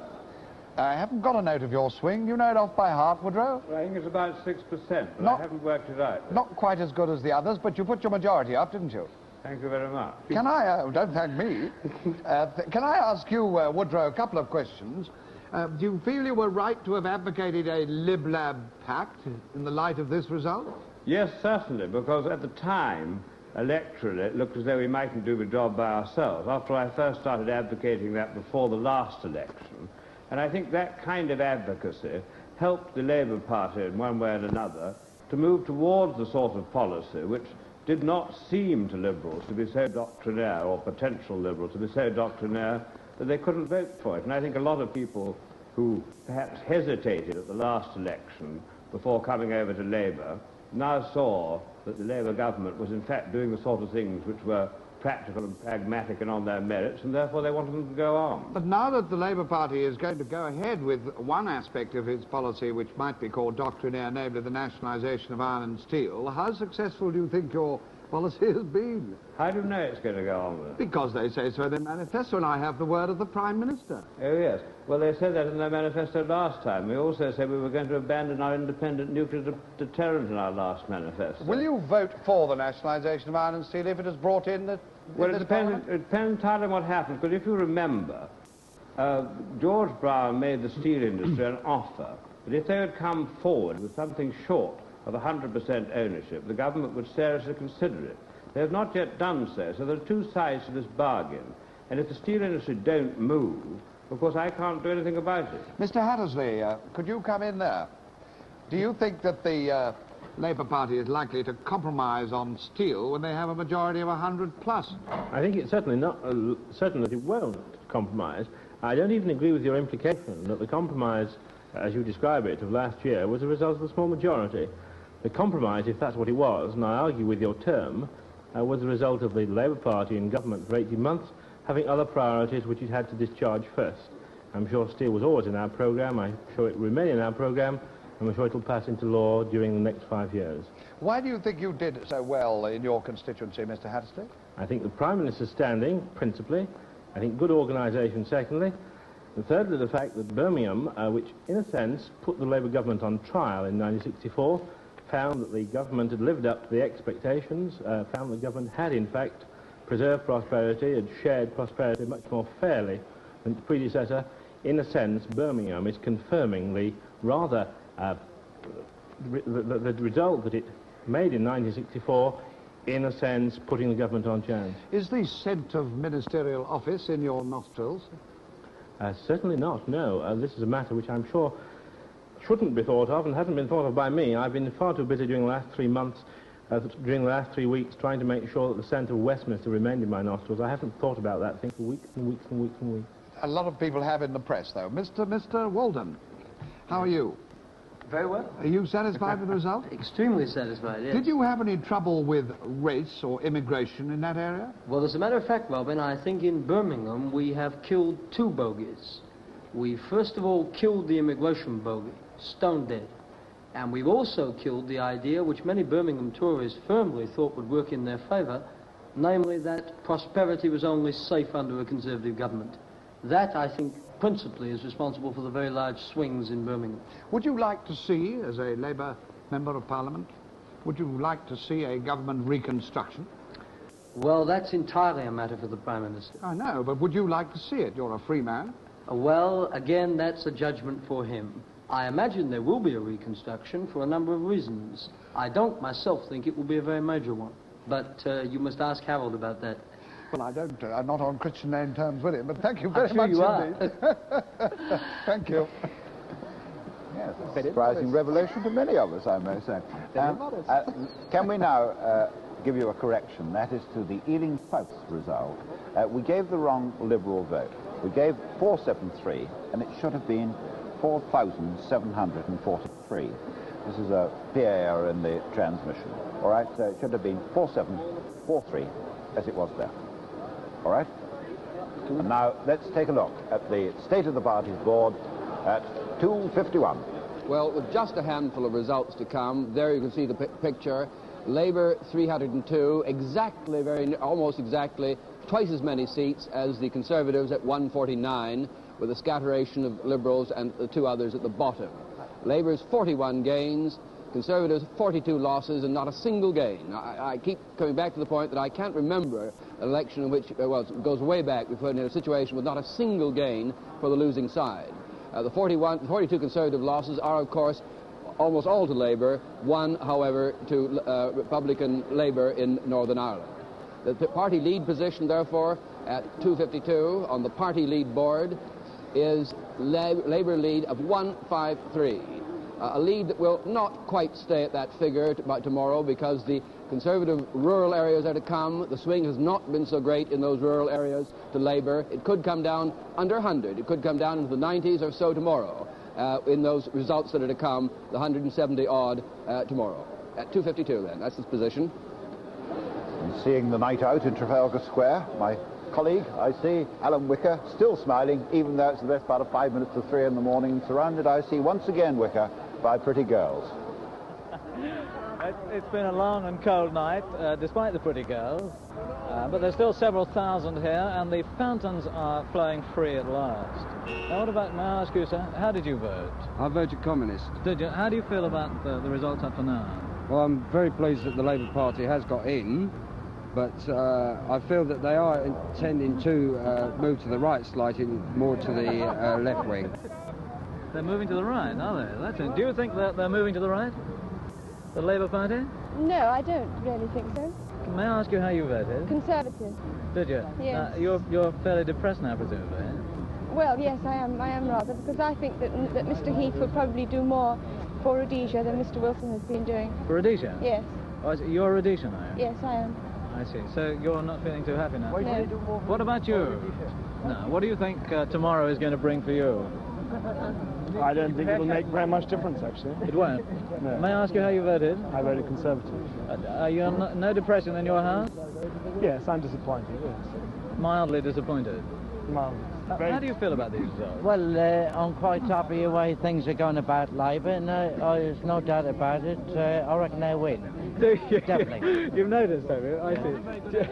What do you think will happen? I feel Labour will commit us more deeply to international debt and will fail to bring us into Europe. Yes, that's very possible. Now, what else do you see? I see no solution to Rhodesia, which is a pressing problem. I see no amelioration in the pound. In fact, I see total failure for the next 5 years. It's a very solemn prognostication. Are you as solemn as it? Well, I'm not quite as solemn as my friend, but, you know, democracy doesn't favour continuity, and at least we have a stable government. I just wonder whether the people who voted for the Labour Party today will be quite so jubilant in 3 years' time. Personally, I rather doubt it. You doubt it? Do you doubt it? Yes. What do you think is going to happen? Well, for one thing, we will become more and more dependent on America. It's Britain for itself is going down. No one seems to keep up sort of the standards on which Britain is based, and you know, then just not sort of, you know, I think it's very important to get into Europe.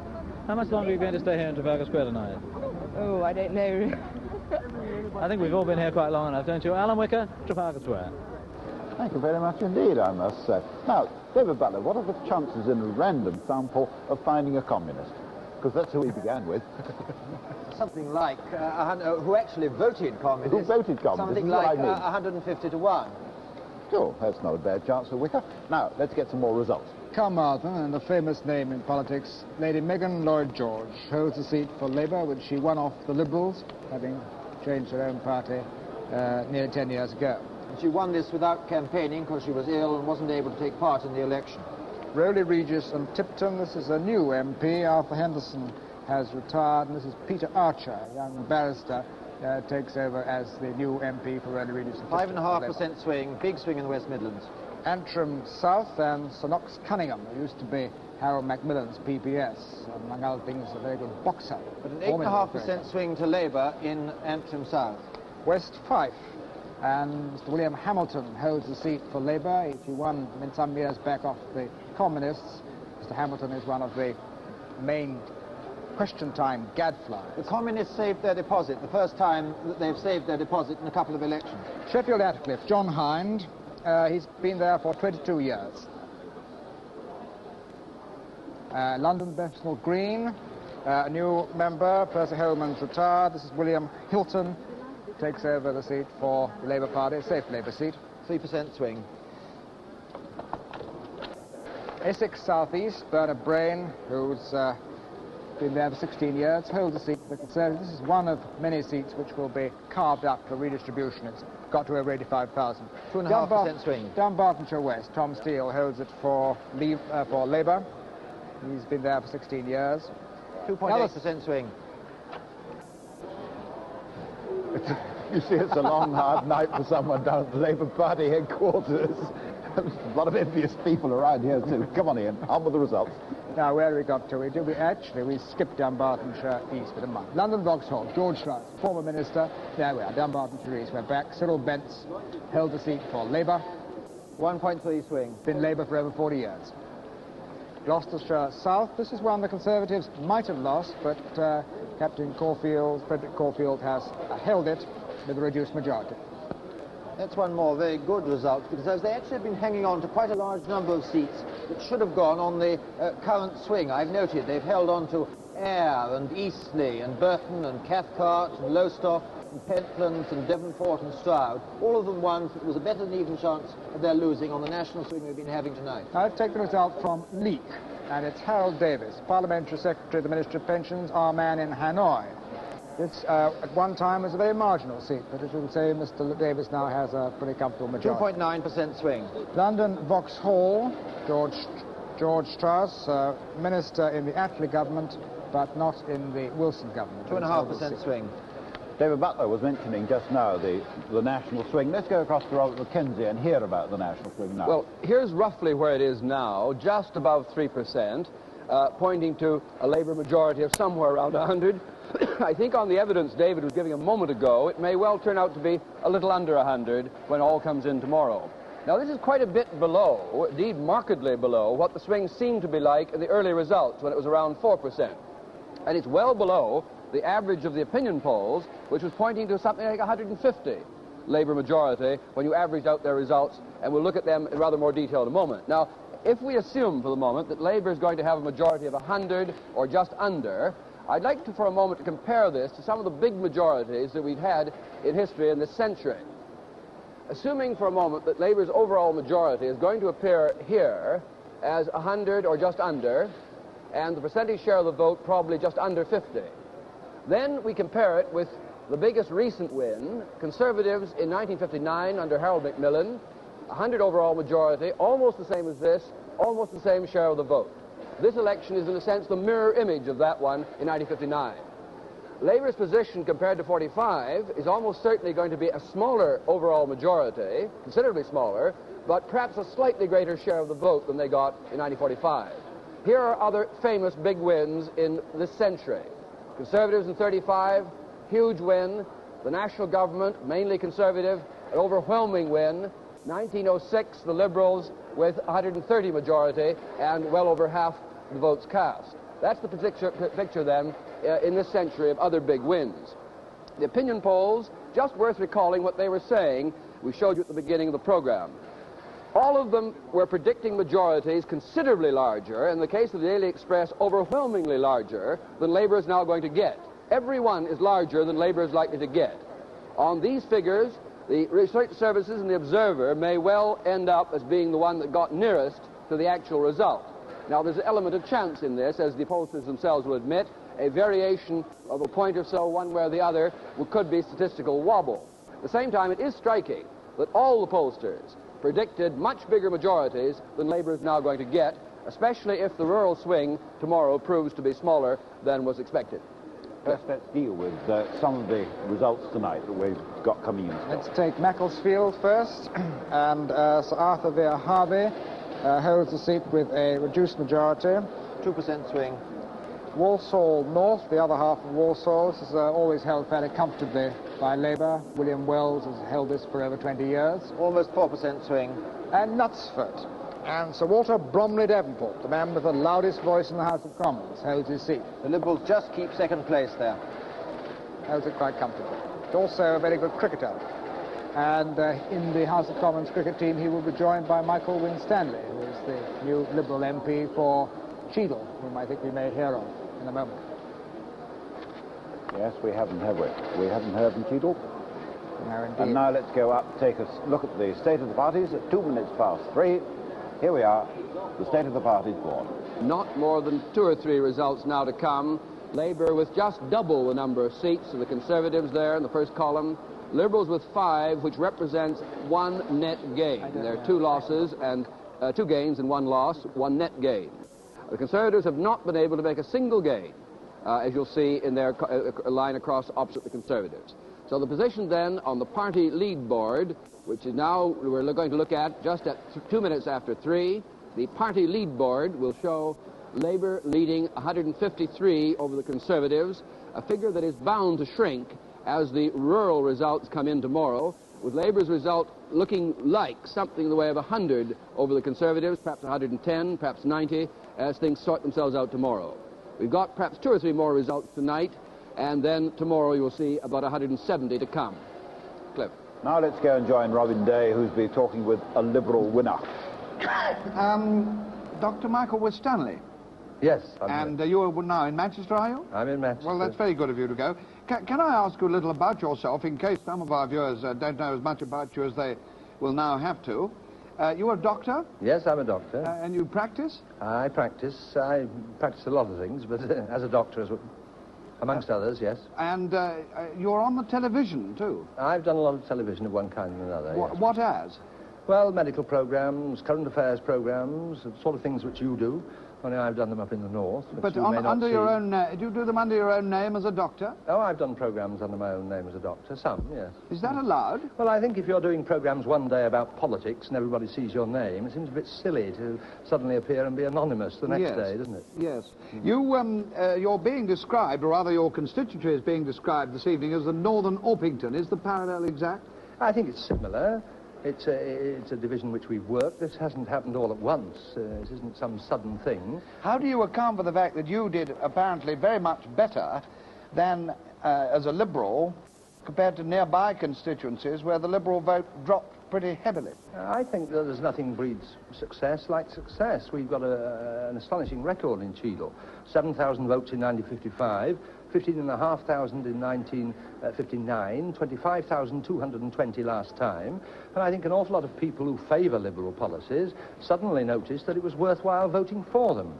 What do you think about the Liberal showing so far in this, with what appears to be a general drop in the Liberal share of the vote? Well, I haven't seen much of it. I've been rather involved in other things, but there may have been so. I think that this will tend to happen in certain places, but I do think that what has happened here in Cheadle ought to give immense encouragement to the people who are voting Liberal elsewhere. Broadly speaking, with a big Labour majority, and bearing in mind that Joe Grimmond has led the Liberal Party towards the left rather than to the right in the last few years, what do you think the role of the Liberal members, however many there are, is going to be under this big Labour majority? The role of the Liberal members is what it's always been. That is to support liberalism and to oppose illiberalism wherever it happens to come from.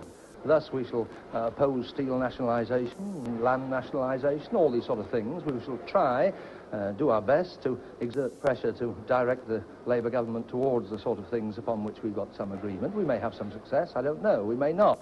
But at least these are the sort of things we can do. This is all we can do. That is support the things we agree with and oppose the things we disagree with, wherever they happen to come from. Have you got any special interest of your own, Dr. Winstanley, which you would like to put forward perhaps in the form of legislation or change? Yeah, I have a whole number of things. One in particular I think I might mention. Last time in this division, when we ourselves polled 25,220 votes, which was the highest Liberal vote in Britain, we felt vaguely that these Liberals were disenfranchised. I think that the defeated member, Mr. William Shepherd, has a perfectly good complaint in that he has polled 31,000 votes, which is very much more than most of the members of this Parliament will have polled, and he isn't a member. In other words, I hope he may join us in a campaign for a reform of an electoral system like this. Well, I asked Mr. Ted Short about that a couple of hours ago up in Newcastle, and he said the matter was before the Speakers' Conference, and yes, that's as much as I got out of him.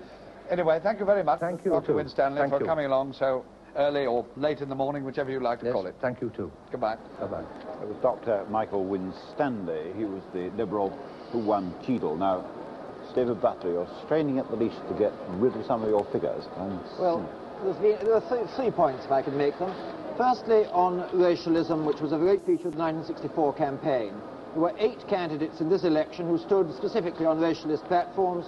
They got about 4% of the vote on average. This was just about half what similar candidates got in the last election, these independent people who were making an issue of immigration. And the swing in the seats where there was an immigration issue, the swing between Conservative and Labour, was roughly the national average or the regional average. There was no indication that immigration was making a difference. The second point I'd like to make is just looking down at the swing in the big cities. How far have we been behaving as a relatively uniform country? Well, in every city, the swing has been between under 7% and over 2%. Birmingham, as in 1945, has much the biggest swing, 6.9%. Glasgow, as in 1945, has much the smallest swing, 2.5%. The only other ones that are out of line, Bradford 5.4 and Sheffield 5.3 at the top end of the scale. Outer London and Liverpool at the bottom end of the scale, and Bristol down just over 3%. The last point I'd like to make is about tomorrow's results. Looking at the results last time in '64, we do find the swing was about half on the second day results what it was on the night. And these were mainly from rural areas, and it does seem that this is going to happen again. However, I should warn you that the computer prediction has taken, as far as it can, this into account. So you mustn't think that the actual projected figure will necessarily fall because the swing will be lower. That has already been taken account in the projected final result. Good. And now we're going down to the Labour Party headquarters and join Peter Woon. Peter? And it's certainly been a great night here at Transport House. The hall echoing time after time with cheers for Labour results like Smethwick and so on. So different from the cliff-hanging time of 18 months ago. But what now, with 5 years of government ahead of them, do some of the young Labour Party workers look to the future for? What sort of things do you want the new government to do? Well, I hope that now we've got a 5-year period of government, we can carry on and implement all our domestic policy pledges of 1964. And, however, I hope that the foreign policy will become a bit more enlightened now. What do you mean by enlightened? Well, I don't like the way the government has been supporting American policy in Vietnam. And you hope that with a bigger majority they won't need to? Well, I consider they're even further right-wing than some American senators, so I hope that they won't continue to do this. Do you agree with that? Well, what I want to see is the Labour government carry out all the pledges which are in the manifesto without fear of obstruction from the opposition. They must have this mandate to govern, and I think they've got it now. What about a young lady? Now, what sort of things do you want this government to do? Well, I think it's most important that Britain should be economically stable, and after that perhaps they can improve the welfare services. Don't you want anything for the younger people, though? Well, I think that that's what the young people want. I think that the A needy, stable Britain. yes, and also healthy, and the old and the needy looked after. And another young lady, what sort of things do you want from this I government? too agree. I think they should think more of the poorer people, the poorer classes who've been living in all those, well, I'm a foreigner, you see, in all those old houses, and they should think more of them. What sort of things do you want from modern Britain? I particularly desire an integrated foreign and home policy. And it's the only way we can get the financial resources that are present being expended abroad back into policies such as education and health services at home, which I believe are the essentials for Britain at the moment. And nothing specially for younger people? Well, I believe that these policies will percolate down to the younger people as time goes on. I think this is going to be a good government? I think it will be a strong government.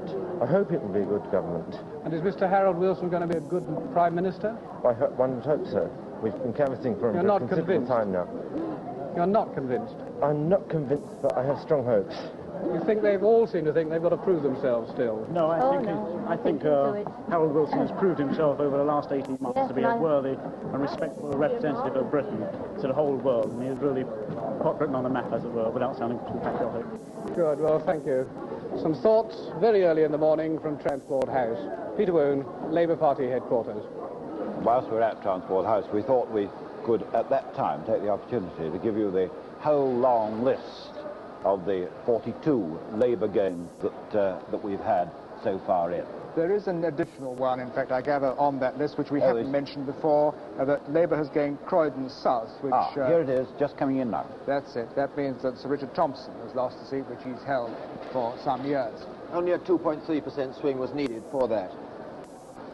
So that's another gain then to Labour. Down in the southeast gives us an opportunity to go across to David Holmes. I was going to give you a list, in fact, of the gains which we'd had in the southeast. There's something We've already done that for you. Half the national gains of 42, we've had 17 with that one we just heard on from Croydon South. About the swing in the southeast here, earlier in the evening, you remember, or earlier in the morning, we were quite separate from the national one, which was much higher than its present position of just over 3. We've come up to just under 3, but there are some extraordinary variations within the region all the same. Perhaps the most eccentric of them is the one in Brighton Kemp Town after a recount, which was something under 1% swing, compared with Brighton Pavilion next door, where there was a 4.5% swing. Now, it has been said, Bob McKenzie was saying a little while ago, that the swing seemed to be less in the rural seats than it is in the urban ones. We've got an example of that in Essex, to the northeast of London here, where some of the seats on the outer edge of the GLC area are registering a swing of something like 3.2%. As soon as you get outside in the country, into the commuter mixed with industrial belt, it falls to 2.2.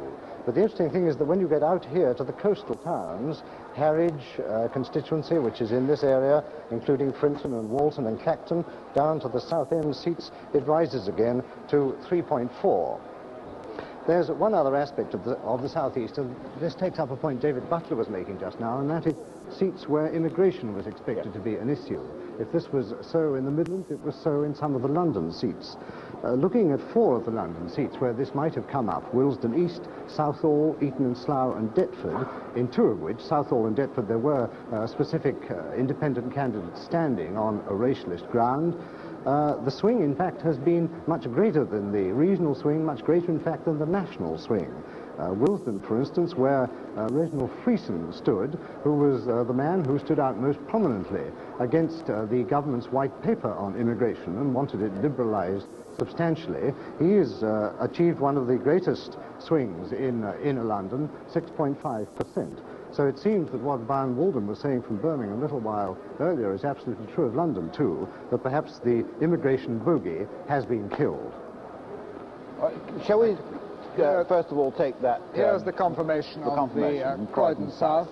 Labour gaining Croydon South after 2 recounts. The Liberals were standing there for the first time ever. That's the latest, the 42nd seat that Labour's gained in this juggernaut, which is going to change the face of politics. Only the second majority of under 100 that we've had tonight. I must say, people like David Holmes and myself, who go down to the House of Commons every day and sit up in the press gallery, it will be unusual to find ourselves sitting there with a House of Commons that is going to look forward 3 or 4 years, 5 years before the next election. For 3 years now, we've been, in a sense, on the brink of an early election. It's going to be a great change in politics, this great movement towards Labour to a large majority government, which we've had during the night. Well, here it is at 3:15. Results declared 460. I think this is a good time, David Butler, to ask you for a summary of the night's events, with us being going the best part of 6 hours. Well, the picture has been of not a very wide variation of swing. Almost everywhere the swing has been to Labour. There has been not a single swing in anything remotely marginal to the Conservatives compared to 1964. The turnout overall has been down by about 1%, I believe, and this represents a very real fall in interest compared to the last election. The fall in interest does seem quite likely to have been rather concentrated among Conservatives. The lower the turnout, the greater the swing against the Conservatives. The Liberal vote has fallen everywhere. In many cases where they were getting second place, their vote has still fallen down, and they've dropped back to third place, dropping about 5% of the vote. But they have, in certain critical places, held up extremely well. We still have to face tomorrow a number of results, but the number of seats that are likely to change hands tomorrow is extremely small. And it is perhaps worth just mentioning there are only 5 or 6 which are likely to change hands between Conservative and Labour. South Bedfordshire, possibly High Peak, possibly Malden in Essex, Norfolk South, Norfolk South West, Peterborough, Yarmouth, all of these East Anglian ones, and Rushcliffe, where Sir Martin Redmayne looks in danger. But then there are a certain number of seats involving the Liberals in the West Country and the north of Scotland, which could change hands. But the actual amount of doubt about results and seats tomorrow is fairly small now on the basis of the results we've had so far. And now, I see for the very first time this evening, we've got Kenneth... well, I was coming over to you, Kenneth Harris. I'm not, but don't go away, because we're going to Harold Webb at the Northern Desk. Well, could we just have a look at the way the votes have gone in the north of England? Here's the national swing, running just under 3%, and here's the swing for the whole of the north of England, covering about 168 seats, coming up to 4%, 3.9. Now, this is very much in line with the national opinion polls, almost exactly the figure that they were talking about, 3.9%. The Gallup polls, incidentally, had forecast in the northwest a staggering swing of 8%, which of course would have meant 15 Labour gains. Well, that hasn't happened. Now, this is the area here in the northwest of the country, in Lancashire, the heavily concentrated industrial areas of Lancashire, where right from the very beginning the Conservatives began to lose this election. Because if they were to confound the pollsters, they should have started to make gains in this particular area. Well, they didn't do so, and in fact, up to now, Labour has made 5 gains already. Bevington, Geoffrey Howe, the Liberal-minded Conservative, has gone there. The Deputy Speaker, Sir Sam Story, has gone from Stretford. Sir John Barlow has gone from Hayward and Royton. These black triangles indicate Labour gains. And, of course, Julian Amery has gone from Preston. And a little higher up here on another map, Lancaster has gone. Humphrey Berkeley has also gone. Let's just have a look at the situation in the West Riding of Yorkshire. There's still a number of results to come in. They'll be declared tomorrow. The Liberals here, of course, made their big gain in Colne Valley, just as they made another gain down here in Cheadle, in Cheshire. In fact, overall, I suppose the Liberals really have more to boast about in this election in the north of England than anyone. They have now got 2 MPs back in Parliament. They haven't had one out of 168 seats for 18 months. I think it's back to you, Cliff. Well, it's me to go to where I was going to before I went to you, if you see what I mean. That's Kenneth Harris, who's sitting very patiently in the corner of the studio. Well, sitting with me here on my left, Andrew Schonfield, Director of Studies at Chatham House, and on his left, Nigel Lawson, the editor of The Spectator, and on his left, Bob Carville, the political correspondent of the Evening Standard. Well, assuming that the Labour Party are going to be returned by a majority of about 100, how do you account for their success, Andrew Schonfield? I'm inclined to think that the real factor is the failure of confidence in the Tories rather than anything positive and new that has happened to the Labour Party. What I mean is this, that this failure of confidence had happened before 1964, but there was a lack of sureness that this lot could govern. Once they demonstrated they could, the mood which existed in 64 manifested itself in a reinforced way in 66. This is, I think, what happened. Nigel Lawson? I think the main reason is quite a simple one, that I think the Labour Party has won on you never had it so good. The fact is, as the Labour government has told us time and time again, unemployment is now at its lowest for 10 years. And, of course, when this happens, the government is very popular.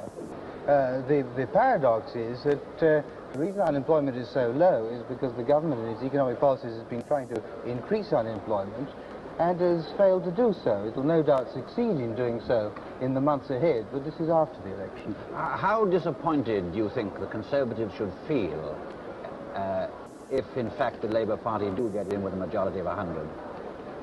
Well, obviously disappointed, but not surprised. I mean, the polls were showing a Labour majority of considerably greater than this. In fact, this is the worst result for the polls that I can remember.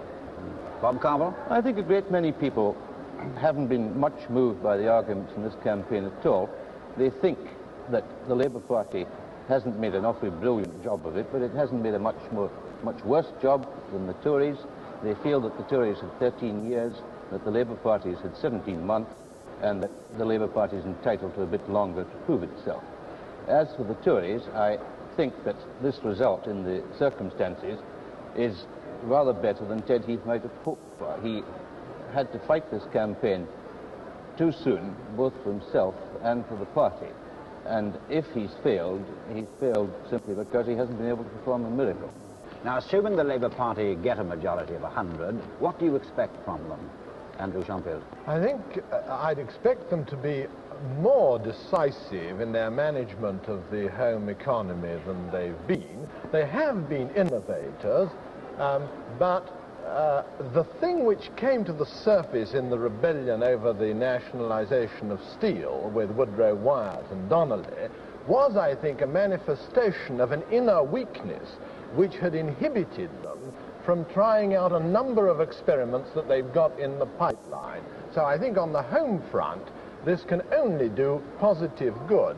When you come to foreign policy, the matter seems to me to be much more open because it may give the inner group within the cabinet, and particularly the Prime Minister, the feeling that he has a vote of confidence in a view of Britain's place in world affairs, which I believe is an odd, interesting, but not fully revealed view, which the public has not given him a mandate for because they don't understand what it's about. That is to say, a view of Britain as being a different kind of power from any other power in Europe. This is, I think, the essence of the foreign policy which is now been emerging from the Labour government, and I feel that there you may find a tendency to assume that this has now got a big mandate behind it, whereas I think the mandate has come about the domestic economy and its more efficient management. What would you expect from a Labour majority of 100, Nigel Lawson? I think probably Wilson will try and go on in very much the same sort of way as he has been. I think that there will be obviously differences emerging within the Labour Party, which there has been a unity maintained by the pressure of the small majority. This I would expect to go over a period, and more dissent within the Labour benches. I think too that one needs to look at the other side of the Conservatives. Of course, Wilson is greatly strengthened by this big majority, but also the threat of an election at any moment was very unsettling to the Conservative opposition. And I think that the absence now of this threat, the fact that they know they've got 4 or 5 years in which to find themselves, in which to become a really effective opposition will help them a great deal, particularly since I think Ted Heath has fought a very good campaign. What would you expect, Bob Carver? Well, I don't expect, as Shantu said, I think, very much difference in the policies at all. But what I think the most noticeable thing will be is a change in the whole tempo of Parliament, and particularly the tempo of government. I think we'll have no more of this instant government stuff from 10 Downing Street. I think Wilson will now settle down to a long haul. As for the Parliamentary Labour Party, I think that discipline is bound to be relaxed a bit. I think that the non-conformists will certainly have a lot more to say for themselves. I think that we're not back at the 1945 position in the House. The majority isn't going to be so big, but nevertheless, I think we will be having more dissent, as Nigel Lawson says, and quite soon, I should imagine, on some issues. I think that the character of the parliamentary party is going to be much changed. I was watching the results coming in, and it seems to me that the new chaps are mainly from the professional classes, a lot of teachers, a lot of university lecturers, very few manual workers. I think the intellectuals are strengthened, and the trade union group may be relatively weaker. This usually spells trouble for the Labour Party. As for the Tories, they certainly have got plenty of time to sort themselves out now, and I imagine they'll stop issuing pamphlets and start thinking what the Tory party really should be about. Could I put a last question to you, very briefly? What do you think would happen to the Liberals as a result of this election, Andrew Shantu? I think that the Liberal successes, such as they've been, demonstrate that underlying this is the dissatisfaction with the Tories and the interest in the alternatives, and they have no reason to feel dissatisfied with this result, even to feel encouraged that they have a continuing role in British politics. Nigel Lawson? Yes, in the circumstances, I don't think this is at all a bad result for the Liberals. I think they've had a very good night in the circumstances. Well, thank you very much, Andrew Schonfield, Nigel Lawson, Bob Carver. Thank you, Mr. Harris. Back to Cliff. And now a word from Michael Barrett. Just ahead of the national swing to Labour. It's now fractionally, if you can just see it, the national swing is just over 3%, the Midland swing is about 3.5%. But if you begin to look at this in particular areas, then the picture varies greatly. In Birmingham itself, as David Butler was saying a moment or two ago, the swing has been very nearly 7%. Moving eastwards in Nottingham and Leicester, both these cities share a 4.4% swing, and going further east again, and this is where the interest will go tomorrow, in East Anglia, it's down to about 3.2%. This means there are going to be some fascinating results to come in tomorrow. It looks at this stage as if 2 Norfolk seats will go to Labour. It looks even as if Anthony Fell's seat at Yarmouth, which he's held for 15 years, he's one of the personalities of the area, this too could go. Another one is Bury St Edmunds, where Eldon Griffiths holds quite a reasonable majority, but there was a 10,000 Liberal vote last time. There is no Liberal standing this time, and this could be yet another of the cliffhangers to come to us tomorrow. Well, so far we've had 460 results declared tonight. This great pipeline of ours has been flooding them through as quickly as possible. And for those of you who have been writing them down, you may have noticed that 1 or 2 of them have got just clogged up in the pipeline. Well, we've now got 3 of them all together, 1, 2, 3. So can we go through the 3 of them here? Birmingham Perry Bough. This is a seat which the Conservatives, Dr. Wyndham Davis, won for the Conservatives against the swing at the last election. Labour has now won it back with a comfortable majority. Birmingham Yardley. This is the seat which Mr. Jon Evans won off the Conservatives in 1964, won off Mr. Cleaver. There's been a replay, but as you can see, Mr. Evans has pushed up his majority quite a lot. 7.3% swing there, just about the Birmingham average, 6.9. And the last of these 3, Glasgow Woodside, which was a Conservative seat during the 50s. Labour got it back in a by-election in 62, and they've held on to it. 1.7% swing there, just below the Glasgow average of 2.6. That's our trio. One thing which does stand out, I think, very clearly, is that this is, in effect, the sort of unfinished business of the 1964 general election. Well, now let's go and meet the youngest member that you'll be looking down from that gather of yours upon. Ian, Robin Day. And with me in Cardiff is Mr. Edward Rowlands. And good morning, Mr. Rowlands. Good morning. And you were born in January 1940, I believe. That's true, yes. Which makes you, I think, probably the first wartime baby to enter the House of Commons at all. So George Thomas tells me. Oh, I didn't. That's interesting. By the way, your opponent, Mr. Box, not only lost his seat, but he also had his house burgled today. I didn't realise that. Yes, he had lost all sorts of things. Did you have your house burgled? No, no, no. I live in a flat. Well, you better hurry up and get back. What, you are a teacher by profession? I'm a lecturer, yes, at the Welsh College of Advanced Technology. What do you lecture in? Modern history and government. Can you tell us why, what the issues were particularly in Cardiff North? Leasehold reform was one, wasn't it? That was one of the, I think, the local issue that paid rich dividends because the Labour candidates, or Labour members now, George Thomas and Jim Cullen, have fought very vigorously on this issue. And I think they've done a very good job. And docks? Docks came up because, of course, Mr. Heath decided that Portbury was the best scheme during the period of election fever, and I don't think this was a very good idea at all. I mean, obviously it should have been decided upon rational grounds rather than election grounds. Do you think that the Liberal withdrawal in your constituency helped you in the sense that they voted for you? I think it did. I think radical and progressive voters in Cardiff North did align themselves with me. Are you on the left or on the right of the Labour Party? I'm just a member of the Labour Party at the moment. I know, but do you think you'll be on the left or on the right on the issues which one talks about when one's talking about left and right? I'm not quite sure yet. I'll decide when I come up to the House. Well, you better find out pretty quick. Anyway, congratulations. All the best people get into Parliament very young, you know. Thank you very much indeed. Goodbye. Bye-bye. And all of a sudden there are those among us who feel very old indeed. One of the interesting points that we shall be watching tomorrow, as we have tonight, is the Southwest. Let's join Tony Barker. Labour has had a rather patchy record so far in the Southwest region.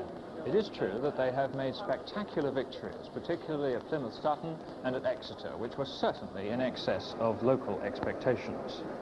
In Bristol, we've now got the same picture as there was before the 1959 Conservative advances. Bristol is now 5-1 in favour of Labour. But of the two famous Bristol marginals, which didn't go to Labour last time, North East has gone crashingly in their favour, but Mr. Martin McLaren, a well-known local constituency member of Parliament who fought an almost entirely personal campaign, barely mentioning the Conservative Party, for example, in his election address, has cut the swing right down, and if he goes on being Conservative candidate for that seat, he's going to be much nearer taking it back than Mr. Alan Hopkins could possibly be across in Bristol North East. Generally speaking, Labour has done much better further down the peninsula. In Plymouth Devonport, they almost took the seat away from another popular local member, Dame Joan Vickers. They got a 3.6% swing there. They needed a shade under 4. They took Sutton, as I've just said, by 4.9%, a tremendous victory. They did well at Tiverton, and they did well at Exeter. But they've done much less well in the other parts of the region. In Wessex and Sevenside, and in the south of the region around Portsmouth and Southampton. Looking at Bristol as a whole, although we've now got back to the 5-1 position in favour of Labour, the swing to Labour has only been 3%. And this is, as David Butler mentioned a few moments ago, well down the list of the nation's big cities. Bristol, it seems, may still have local reasons for not being quite so sure of moving to Labour as other cities of comparable size with comparable social problems. Disappointments to Labour must include the failure to take South Gloucester, which was rather bracketed with the Bristol marginals because of the belief that the aircraft issue was of much more consequence last time than the comprehensive schools issue or any other local or regional question. Likewise, there was a hope that they would take Stroud. To do that, they would have needed a 3% swing, and in fact Labour have only got 1.4. Turning to the Liberals briefly, they have not done very well, but they have done a little better in the southwest than in the rest of the country. They failed at Chippenham, as we saw earlier, and generally there is a long list of Liberal performances in the south and west where they've come down compared with last time. Well, going on round the studio, collecting the summaries of opinions, let's now call in on Robert McKenzie. Well, summarising the position now, it seems to me to be this, that when the night began, we were quoting the opinion polls who pointed on average to a Labour majority of around 150. this would have been precisely a repetition of the 1945 position when Labour had that commanding position in Parliament. Now, as the results came in, that hasn't quite happened. It now looks overwhelmingly as if Labour's majority will be in the vicinity, rather, of 100, give or take 10 either way. In other words, Labour's position will be very like that of the Tories in 1959, when Mr. Macmillan came back with a majority of about 100. Now, this is very interesting, because a majority of 100 means the government can rule, and rule effectively, if it's got it in itself, for 4 or 5 years. If that happens, if Labour commands the nation and is able to deliver the goods, it could become the natural governing party of this country, something Labour has never been. Labour's been the minority party. One of the anomalies of politics is that in a country so overwhelmingly working class as far as this electorate is concerned, we've got a situation where Labour has normally been in opposition. They could become the natural governing party. Equally, however, 1959 is a reminder of the fact that Labour could lose its majority within 4 or 5 years. The Tories had 100 majority. They were down to 0 by 1964 and out of office. So we've got a government that can govern, and we've also got the reminder for that government that if it doesn't deliver the goods in a tough-minded and able way, that majority could melt away in 5 years. Now, let us go over to Esmond Wright on the Scotland desk. Esmond? Where Scotland is concerned, the picture is a little different from the national UK picture, because out of 460 results and 42 Labour gains, only 2 of those gains have been in Scotland. And oddly enough, they've been outside the central belt. There was this massive 5.7 swing to Labour in Aberdeen South, putting Donald Dewar in place of Lady Tweedsmuir, and there was a 2.7% swing in Berwick and East Lothian. Perhaps the most striking feature in Berwick and East Lothian was the size of the poll, an 85.4% of the vote in a large scattered rural constituency indicates that both Sir William and John P. Mackintosh were both out fighting very hard. Again, these 2 figures are academics. That one of the trends that's emerging tonight is the victory of men who are students of government and who want to see it from the inside. But clearly, if one looks at the broad pattern in Scotland, what has happened is that the Tory party, the Conservatives, the Unionists as they used to be called in Scotland, have failed to get out the vote. The Labour figures are just about where they were 17 months ago, polling roughly the same size. It's the Tories who haven't done this. They've done reasonably well in 1 or 2 cases. For instance, in Glasgow Pollock, which was a seat until 17 months ago and always thought of was a straight Conservative seat. The John George's majority there was always 7,500 and beyond. Last time Alec Garrow won this seat and held it, 296 votes. This time his Conservative opponent, Pat Telfer-Spollet, pulled back 1,500 votes, but he had to pull back much more than that because Alec Garrow was stepping his up by some 3,000 and is now making Glasgow Pollock apparently a safe Labour seat. The further point is, of course, the change in housing conditions, which are now clearly running in favour of the Labour Party in Scotland rather than favour of the Tory Party. Back to Cliff. Well, back to me in order to pass you on to Ian. Now, it's about time you had your summary, too. Well, I find myself very much in agreement with Bob McKenzie on dinner. We are seeing an extraordinary change, a major change in the climate of British politics and indeed in the climate of Parliament. Now, after spending about 3 years in Parliament, 3 years or more, twittering on the brink of an election, it seemed all the time, suddenly we can now look forward to 3, 4, 5 years of settled government.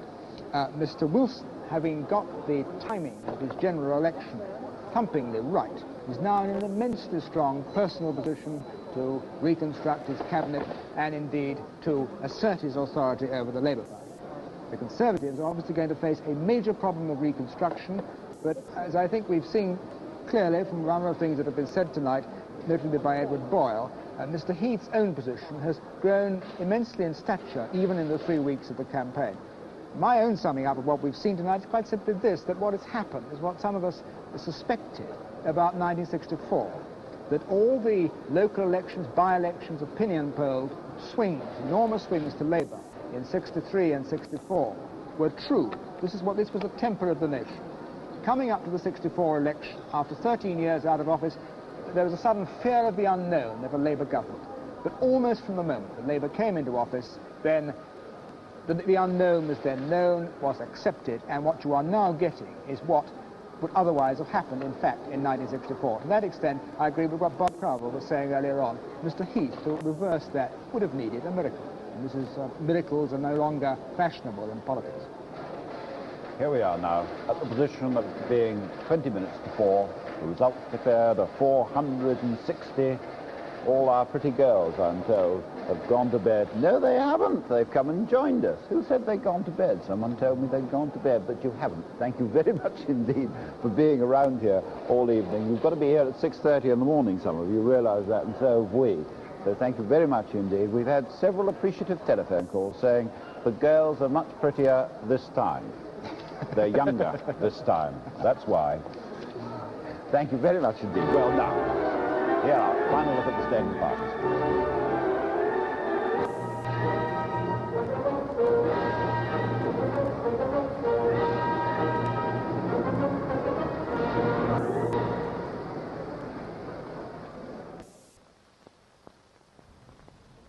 And now, at the time at 20 minutes to 4, BBC One will be opening again at 6 o'clock this morning with the latest state of the parties, and following this, throughout tomorrow, there'll be continuous coverage of the election results as they become available, together with news and comments.